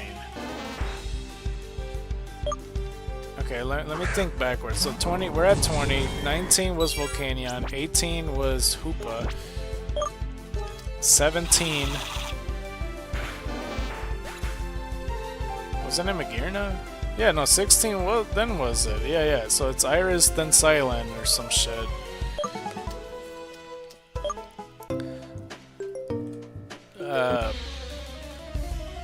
I don't remember which one I picked, but 17 was probably Bonnie, maybe. 18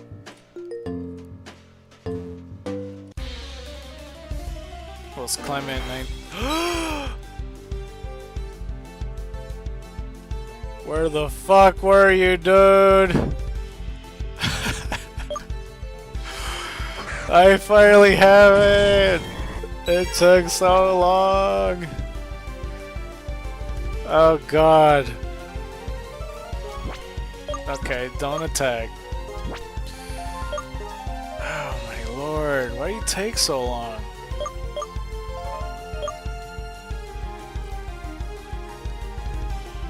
I'll just throw an Ultra Ball.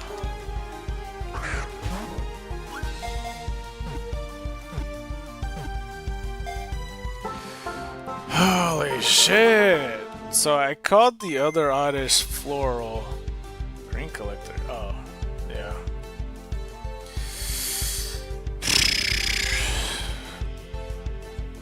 Okay, let me just put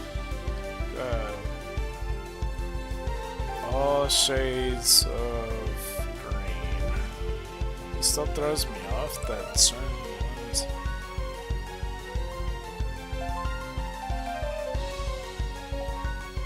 Kelly green, sage, Celadon, grayish green.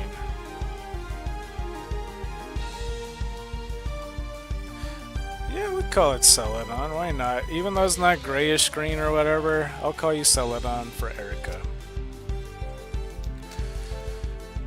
Dude, it shouldn't take 6,000 encounters to finally get that to work. That is fucking insane, and I'm not counting that as because I have to kill an Oddish. Insane. I cannot believe it took that long. And I'm not giving away that Oddish because that Oddish was specifically be evolved into a Vileplume. Floral was gonna be a Blossom. So now, if we find another shiny Oddish, then yeah, we'll count it and so on. Bad news when it comes to the count, because there's 8 minutes left till 4 o'clock. It might take another 20 minutes. unless we killed him quick. Because we got 25 Odysseus to kill, so I'm gonna move a tiny bit faster. 59.76. That's incredible though, we finally got it. Now a shiny Phantom would be pretty nice. Now, we have no more questions pertaining to this fucking gym at all. But it would be nice to still, you know, it would be nice to find a retro mod to just be as confused. 59.77.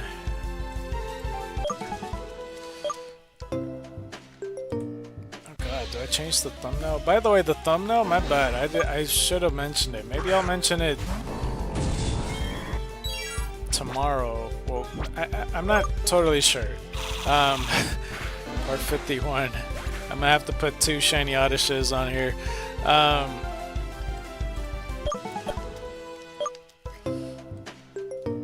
I'm not even sure. Fuck. I guess I could put 2 shiny Odysseus. Because I put momentum in the beginning. The thumbnail, believe it or not, is a shiny Bandion. That's the only one I found, besides like some other ones, and it's from Roblox. Because there's this person, I think his name is like Sasuke Higurashi or something like that. It's in the description. Hold on, let me see if I can find it. Let's see here. Sasuke Higurashi, yeah, I did say it right, and then like parentheses Leafeon in his Reddit account. He has a Roblox Eevee game, which is called The World of Fluffy Fantasy, and I don't know how far it is anymore, but that's for the most part. That's from my understanding.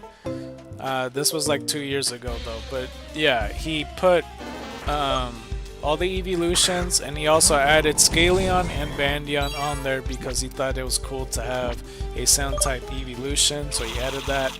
And he felt like he was missing out on Scaleon, so he added him too because he didn't want to leave it out. So I guess he's not too crazy about the dragon evolution, but more so the sound type one, which is a bit weird to me because I think Scaleon honestly is the more hype one of the two. But he also added the shiny Pokemon too. And yeah, for Bandion, he's mostly, you know, the regular Bandion is white and black, but I guess the shiny is like a purple hue to it, because there was like another, you know, another picture that had it, but it wasn't really presented well, but it has like a little bit of a purple hue, and it looks slightly of a different coloration of white. But yeah, that's for the most part.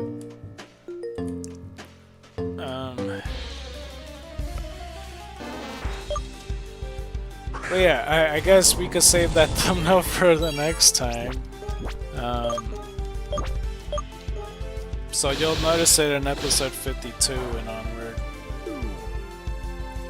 5981. It's about time we found a fucking encounter. It's been over 20 streams ago. That's 20 whole days plus, especially since I've been on and off ever since I broke the chain. Almost 6,000 encounters and we finally got it. Insanity.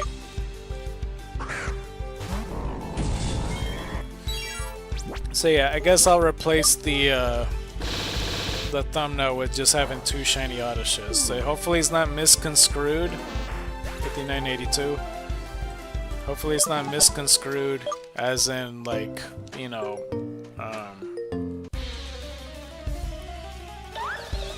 as like 2 shiny Odysseus rather than the second shiny Oddish, if that makes sense. It probably will. I'll change the thumbnail later today, and I'll make day 52 have the shiny Bandion.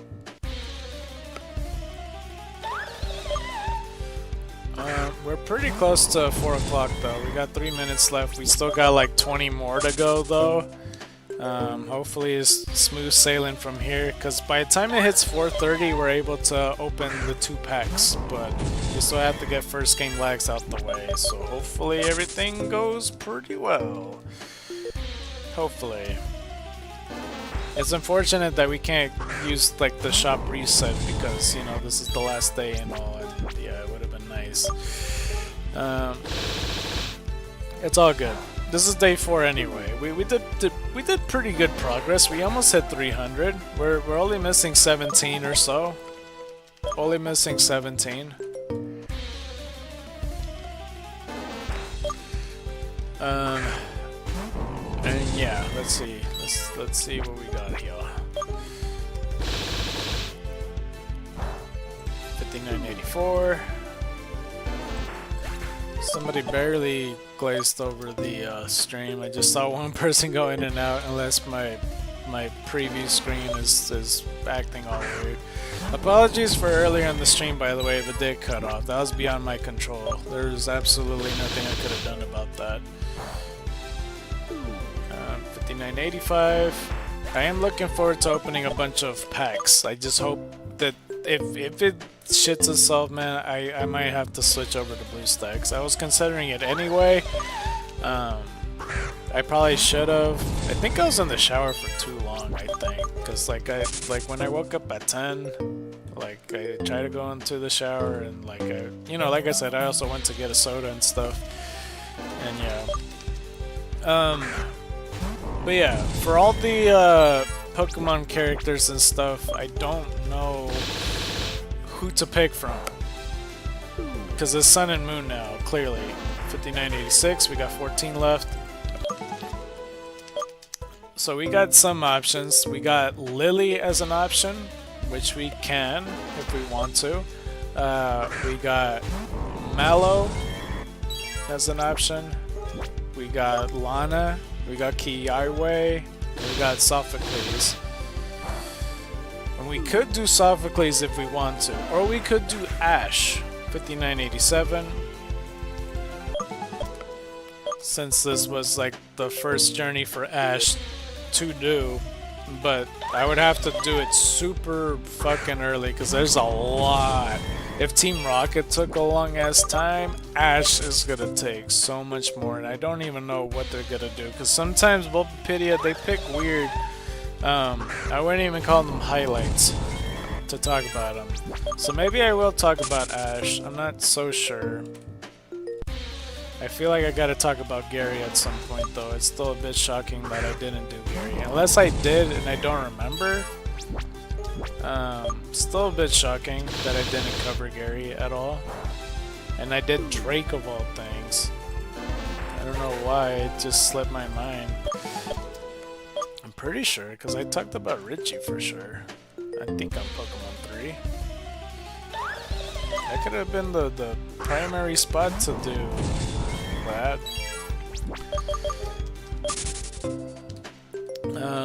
And I'll take the time at some point to watch the first 2 Pokemon Sun and Moon episodes, I guess. I didn't really count that though. Compared to the Hoopa one and like the 18th movie and the 20th movie, it didn't feel like that. I don't know. Like their own special and stuff. But yeah.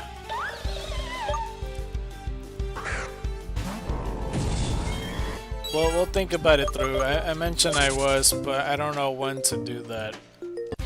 Man, okay, depending on what day and how much time we have, we're either gonna do... For my thought process is either we're gonna do Ash, or we're gonna just do Lily. On the 21st movie, I'm pretty sure that's the Power of Us, and it should be... Is it the Lugia one, or is it the Mewtwo one next? I don't really know. But yeah, I don't know. I still need to watch the first movie anyway. I don't know how good it would be. Okay, well we got a couple of them left. I don't feel right continuing onward, but like I just don't want to leave off in this number.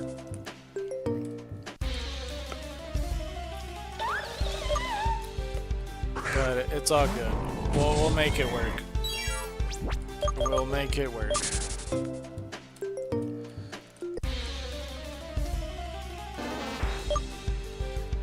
Let's see here. But we got, like, since there's 23 movies, we're pretty close to finishing the mainline movies. And I was considering doing the spin-off movies too. 5990, since we did do Mewtwo Returns. I don't know how much it's gonna take up towards the end, but we got like 30 videos left before 1000, so as soon as we wrap it up, because I would like to, you know, tie it in a neat bow and finish it off pretty strongly. But yeah, we'll see. Who knows, maybe we'll even talk about Ash tomorrow, if I do stream tomorrow. We shall see. There's a lot of phantoms approaching me, and I don't like. Oh, also, I just figured a new name for Phantom, because I know I called my main Phantom that evolved into a Trevenant into Groot. There's another good one. There's since I've been playing the Clash of, I keep saying Clash of Dragons. It's just called Call of the Dragons. Call of Dragons. There's one called Garwood, who's like a guardian wooden tree guy that kind of glows blue a little bit, but you know, he's main bark, he has green. I don't know, he's a gold character that I pulled in the game, and I think that's pretty damn cool. So I'm pretty excited for it. 5992. Because I've been using them, so now in the future, I mean, I'm still gonna end up calling my Phantoms and other stuff Groot, but, you know, I don't know, I have this secret thing where, like, if they go to the Pokemon League and be successful, I might have to, you know, I might have to when I catch that same Pokemon again, I might have to rename them into something else, unless they're in the All-Star thing, I'm not totally sure. I have no idea. I still would like to do a Egglocke. I just don't have the capabilities of doing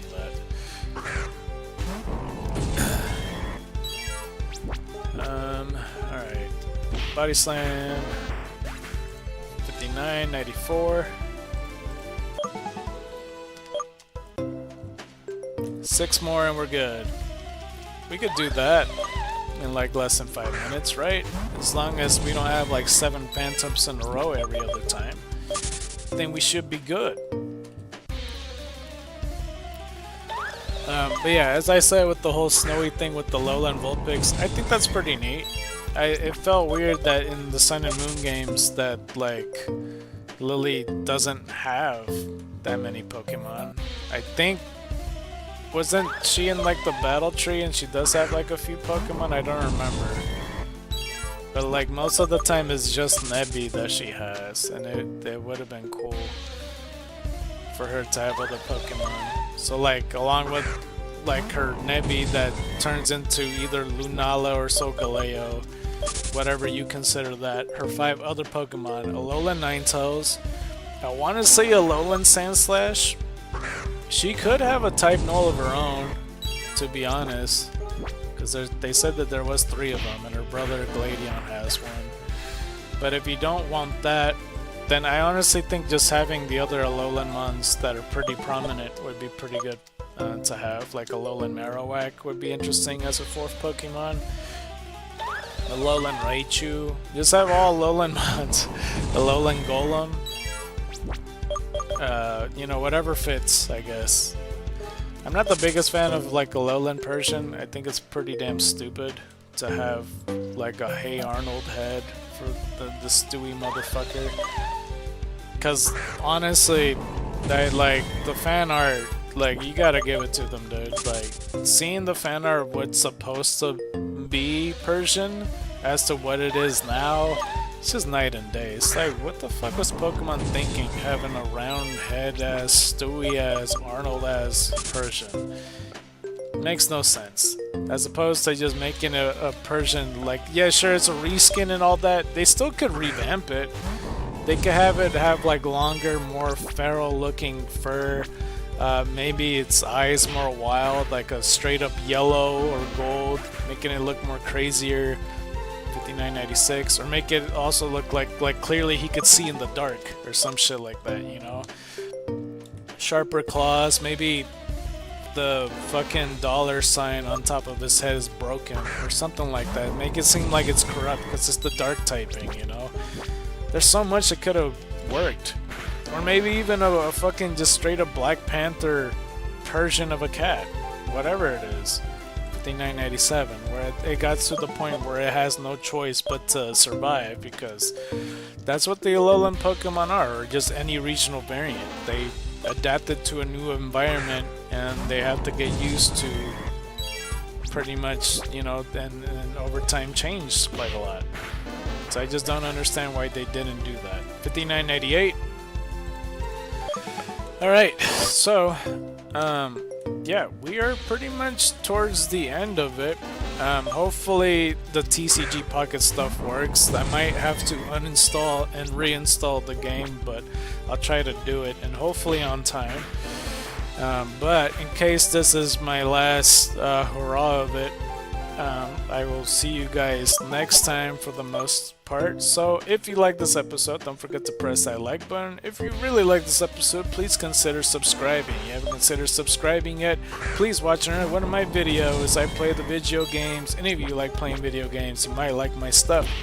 With that being said, we will see you at TCG Pocket. If not, I will see you in the next stream, which I don't know when. I'm shooting for tomorrow, but if tomorrow does not happen, then I'll see you rather soon. It's either Friday. I don't know if I can do Saturday. I don't have any plans Saturday, but we'll see. We'll see. And if not Saturday, then Monday. And if not Monday, then Tuesday. You know the pattern. But yeah.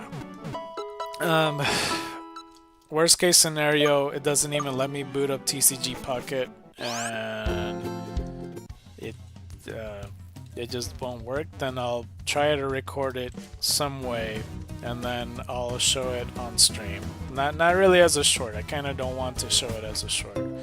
It's kind of a stupid way of me showing what I got in my packs, but that's for the most part. So either way, White Tigers and Dragons to you, and you've been scarred by the night. But I'll see you guys in TCG Pocket for those of you that wants to stay. So yeah. Okay, so we are in TCG Pocket and everything, and part of the thing is, and you might have noticed the lag, I've been here for a while. I already tried to do 2 matches, as I'm gonna like reveal everything else a little bit later. I just want to do a couple matches just to get, you know, first game lags out the way. Because as I said, the first 2 matches, it didn't let me in, so let's just keep doing it. As it's tallying matches and everything, let's see for ourselves if we could actually get in the match. That'd be pretty cool. Unless I should cut further, because the first 2 matches, it was just me sitting here and they didn't do anything. And I did see the people as well. I just need it to load. I just need it to load. We got less than 1 hour, because, like, you know, it was like a good 20 minutes ago, I would say, since I had it up, and it took its time when me switching over. I don't think it took 20 minutes to get to this point. That doesn't sound right. It might have been 10 minutes, actually, because it was like 4:38 or some shit, and now it's 4:51. As these are our cards, if you want to take a look. Abra, Pokeball, Sabrina, Giovanni, Red. Eventually I will, like, I will indeed... Oh, you're a jump left deck. No, what deck are you? You have a fighting energy? What deck? What the fuck am I facing here? A skull fossil? Oh god, you're... Oh no. Oh, it's a fossil jump left deck? Interesting. Okay. I'm gonna try to kill that skull fossil when I can, because, yeah, that's gonna be pretty dangerous. He probably just assumes I'm just a psychic deck so far. Another skull fossil deck. Oh god. This doesn't feel fair, dude. Seriously? Just the fact that gave it 70 power for one fucking energy.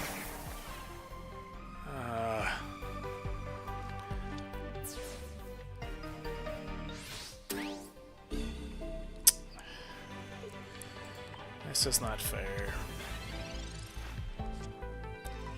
Okay, well, coughing. Okay. I need a rare candy myself right now. That's the only way this saves it.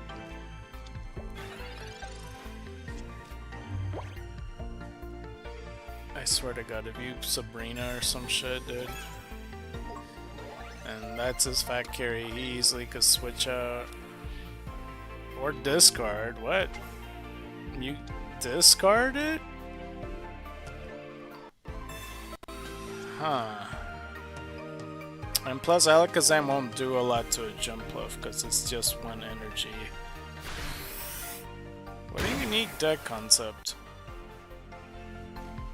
Maybe because there's no basic mons and it starts with the fossil, you have no choice but to start with the Hoppip, which is probably the best case scenario. Oh, bro, come on. Started lagging out on me, it wasn't just you.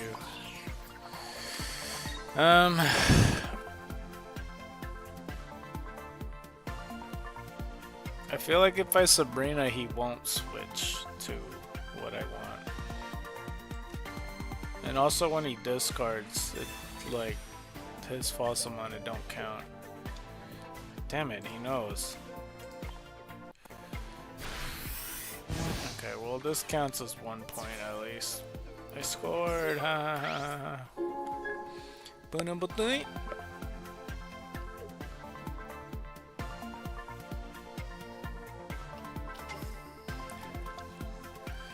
Alright. Plus 10 damage. Where is it? I'm waiting for it. I know it's coming. I am waiting for it. Cranidos. Okay, well, I'm living this turn. Next turn's a different story. Oh, your U-turn bullshit. This is so stupid. Oh god, I just lose, dude.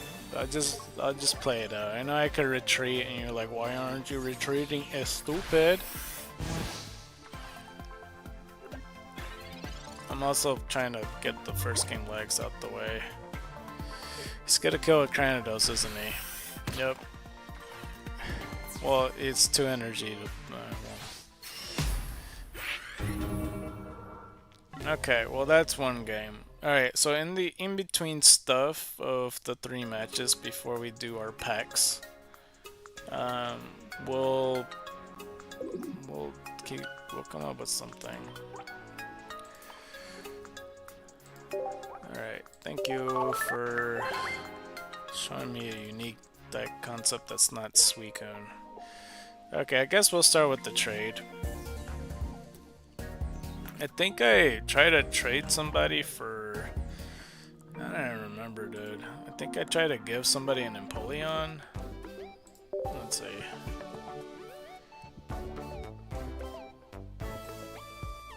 Mate, I already have that. That's a decline. That's a decline for me, Chief. I 100% got Greninja on both. On both sets. Alright, I don't know what happened. I don't know why it always fizzes out. Okay, so since I didn't count for that, well, hold on.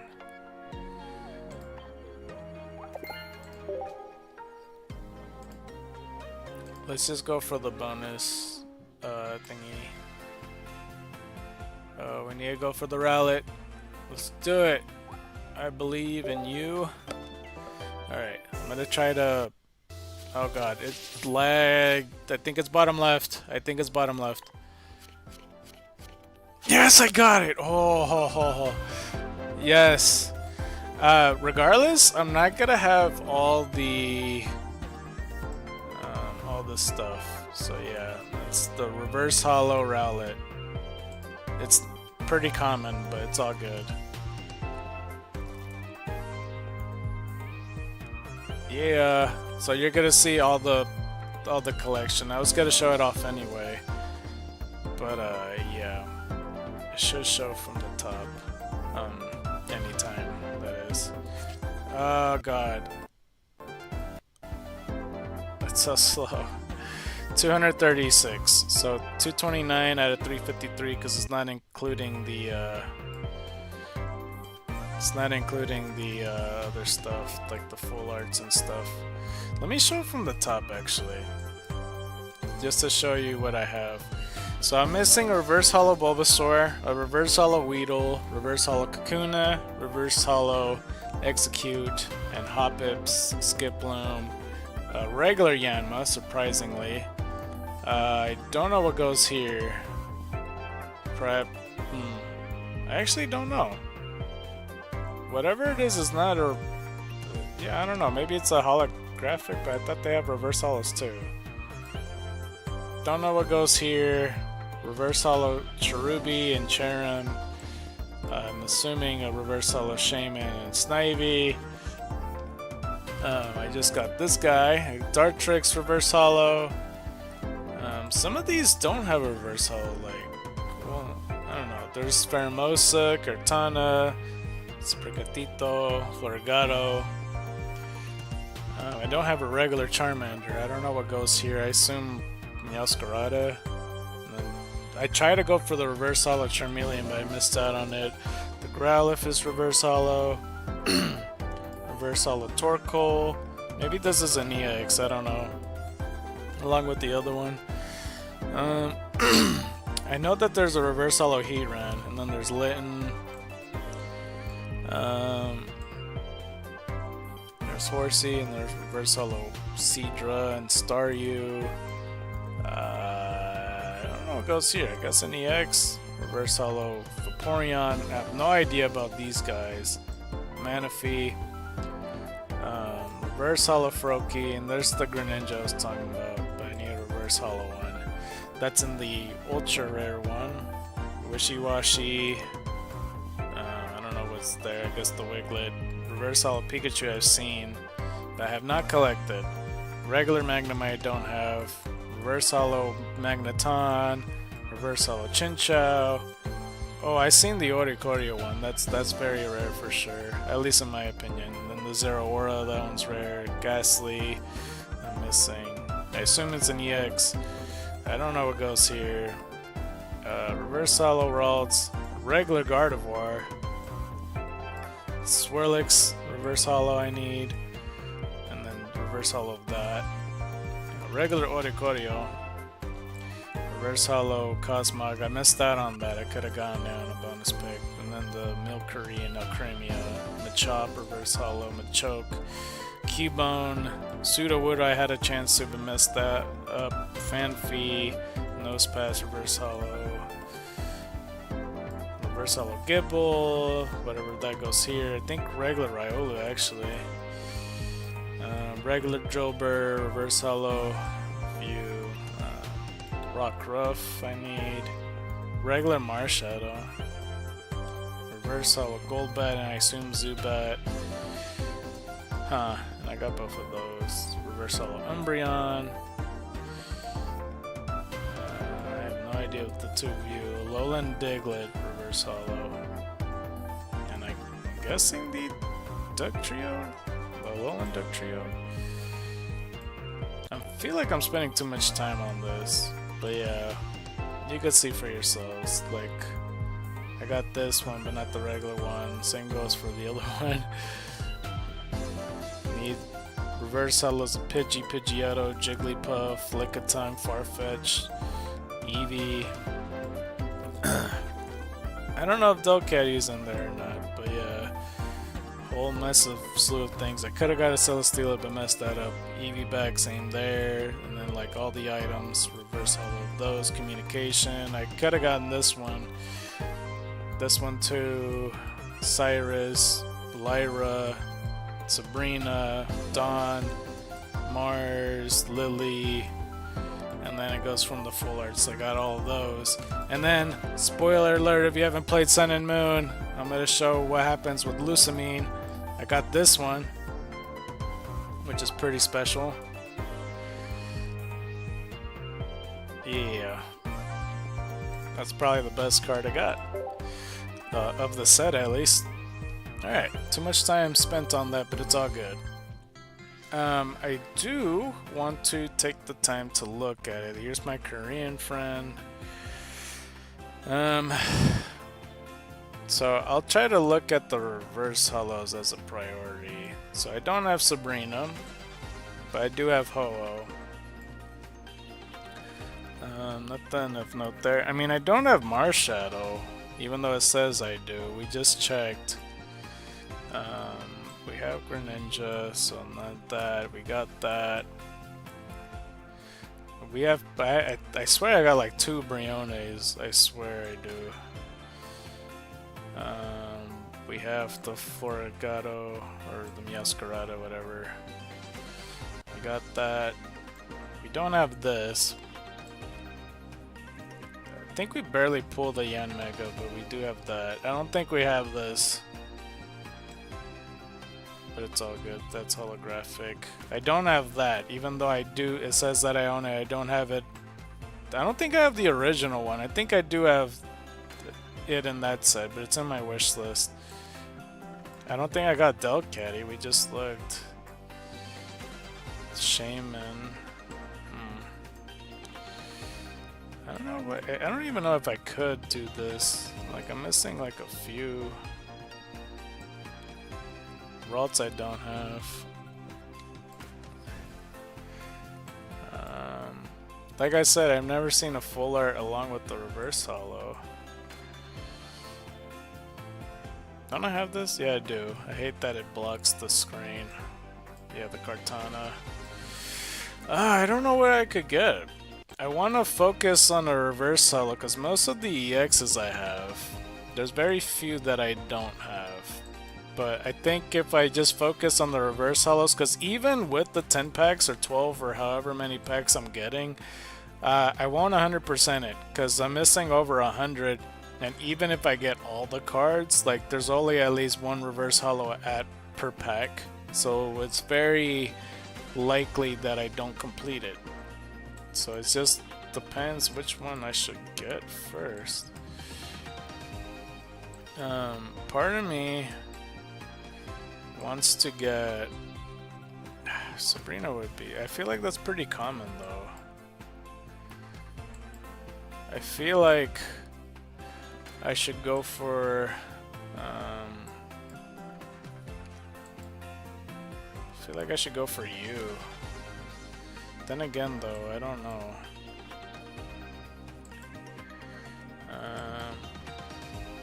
What's the high likelihood? Wasn't there like one that I was for sure missing, like Marshadow or something? But I don't know. I'm sorry if I'm spending too much time on this. Hold up. Yeah, because I don't have this one or this one. So maybe I should go for this one. I swear to God, if I get that... I don't think I got you, or do I? Yeah, I convinced myself. I think I'm gonna go for this. Oh, exactly all that. Fucking A, alright. Let's do it! Wonder Pick, and then we'll do our second match. I think it didn't move. Oh god. Oh well, at least I got a different card. I don't think I have that one. Okay. Not bad. Whenever it shows up. Anytime now. I'm just gonna drink water while we wait. Thank you. Unlock. This is power. Where does he put the key at? What do you mean unlock? How do you do that with a Pokemon? Where do you stick the key at, dude? Should be called fucking neutered at that point or something, or a different one, I don't even know. Alright, we'll go for game number 2. If we just lose all 3 matches, that's fine. That's best case scenario, because I don't want to drag out the matches either. That is 230 cards. Nice. 237 in totality. We're missing... I can't do math. Over 123 cards? Yeah. That's fine. Thank you, man. I'll send you a friend request too. Thanks, man.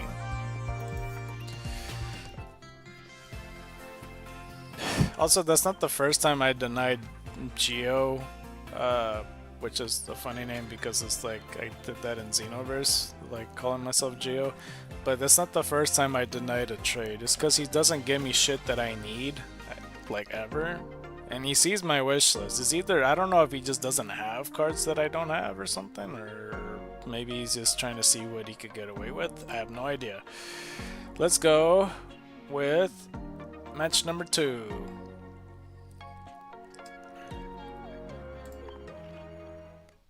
I don't know why it barely registered the click now. I clicked on it before. Let's do it. Match number 2.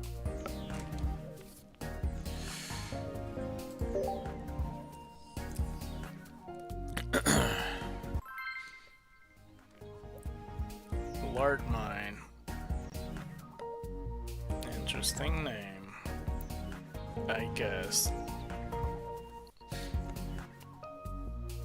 Yeah, because this is the one stream for sure. I don't mind losing 3 matches in a row. We got like less than 40 minutes left.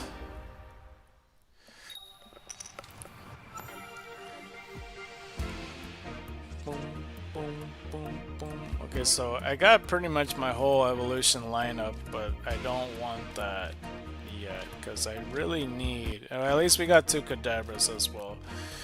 I really need Coughing out here, or else it's a guaranteed loss. As his card, he has a Dark Energies, Poipole, and Eevee. Is Umbreon? And maybe some Poison? I mean, Umbreon was supposed to be a Poison type from the get-go. Let's go, we use Professor Oak, see what we get, because we got a Koga additionally with that.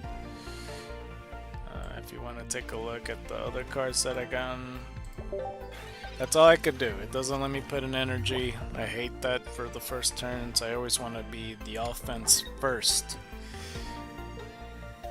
I think I lose regardless. What the fuck? Is that from the Ultra Beast or is that from... Whoa, was that a... I thought that coin had a golden outline for a second. I don't know if I was seeing things. This is some ass already. This looks so bad. At least don't give me another Abra. If I get another Abra, I just lose. Okay, good. Let's go with Coughing.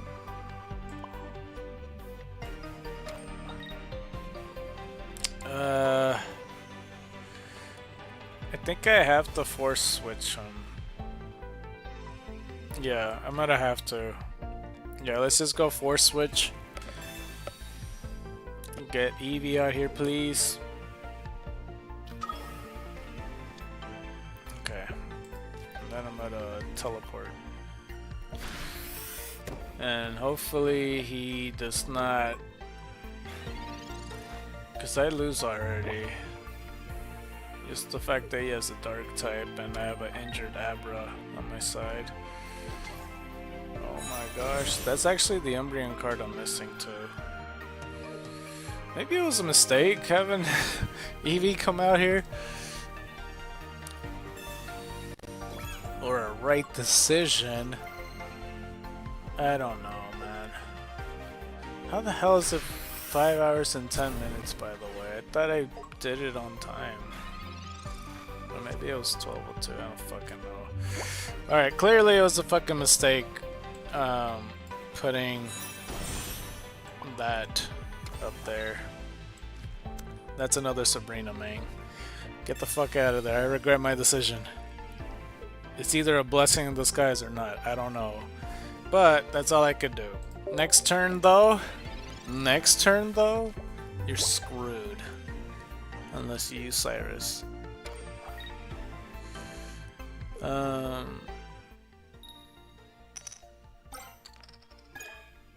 20 damage. Okay, well I live. That's the good thing. That is the good thing. Oh, perfect. I actually need that.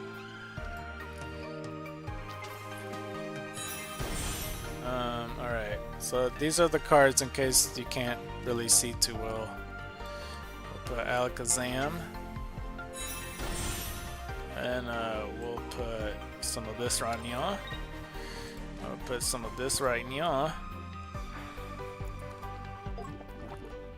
And we do have Coca, but we'll save for later. We'll save it for later. If he doesn't switch out, I'm pretty sure he's gonna get Neganatal out very soon.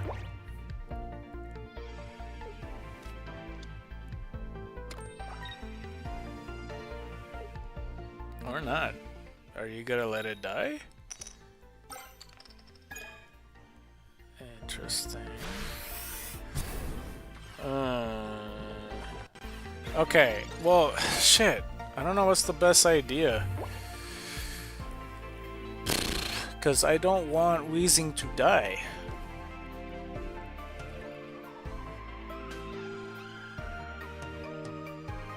I don't want Wheezing to die yet.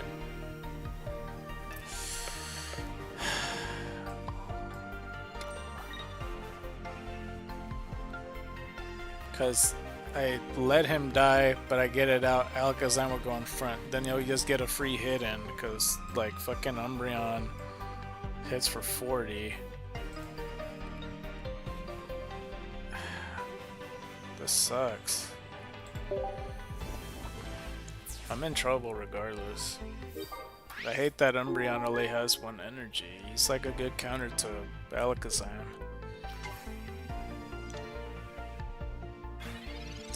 Damn, if only I had, like, more HP to live his hit. Okay, interesting. I didn't even realize Barrel had that card. Watch me have it and just completely forgot. Oh, man.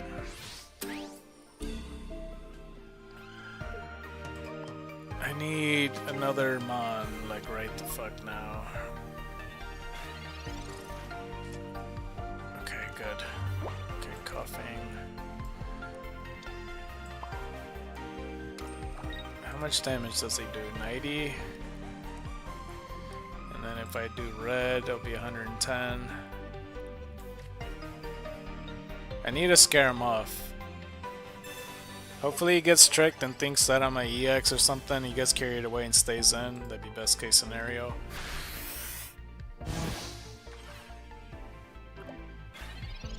So hopefully he realizes it, because I'll do 60 damage, I'll get it to 30.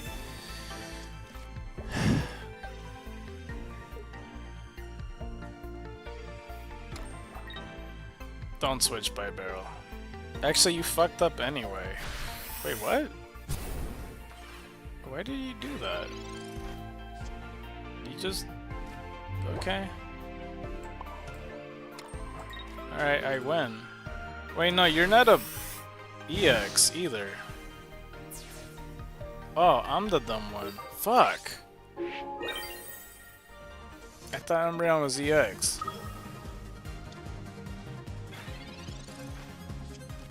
Okay, I need Aber like right now. Oh shit, that was my opportune moment. I didn't have Sabrina anyway. Oh god. Do you go to sleep or something? Or what's your effect? I need wheezing right now, or Abra, or some shit. Or Cyrus. Fucking hey, dude, really? Alright, well, I lose. That's fine.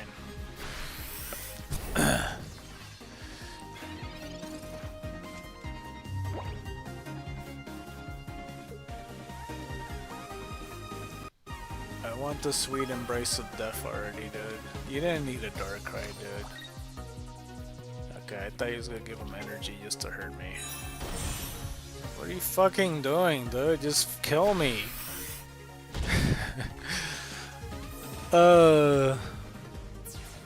I could see my mouse like going to the preview screen. It's going like it's telling and it's fucking telling. Alright. That's game number 2 lost. I'm not tripping. It's fine. I kinda expected that. As soon as I saw Dark Energy, I was like, yeah, it's a wrap. And plus I got Abra. Hell yeah, dude. I should have known. Just because I saw the full art.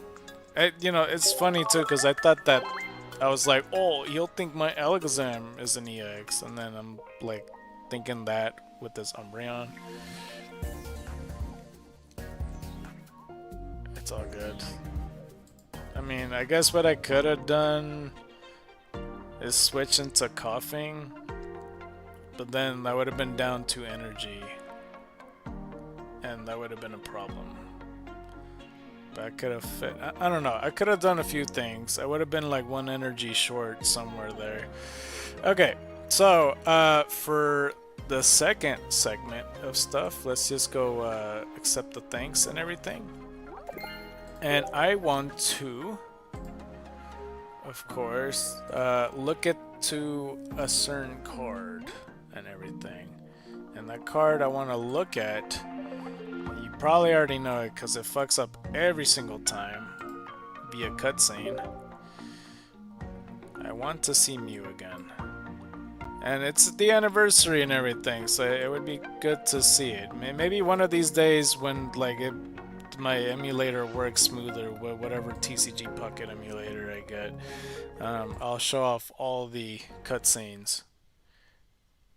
Why is it fucking up? Can you still hear me? Hello? Okay. Okay, well, it's not a good sign that it's already lagging as I'm about to show a fucking thing. Okay, well, here she is. I do see Mew as a feminine Pokemon, and not just because she's pink. Alright, let's go click on you. And I'm gonna put it in the sun. Is it registering?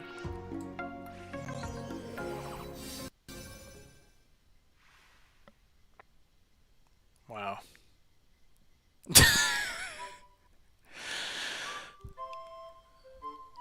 It was all magenta for a bit, but okay. Oh my god, it's still fucking up. Also, I don't know why Ditto was on Snorlax, but we'll try again next time. It never works smoothly into Yoshi's story. Maybe Mew's going backwards from Bowser's Castle. He's like, hey Yoshi, you know, like, you know, he got your tree and everything. That would be good though. It's a little secret. Yeah. Okay. Well, it messed up either way. And it's gonna stay on the screen, I suppose. Alright, but the reason I showed that off is because there's another card about to reveal itself as it's stuck on this set screen still.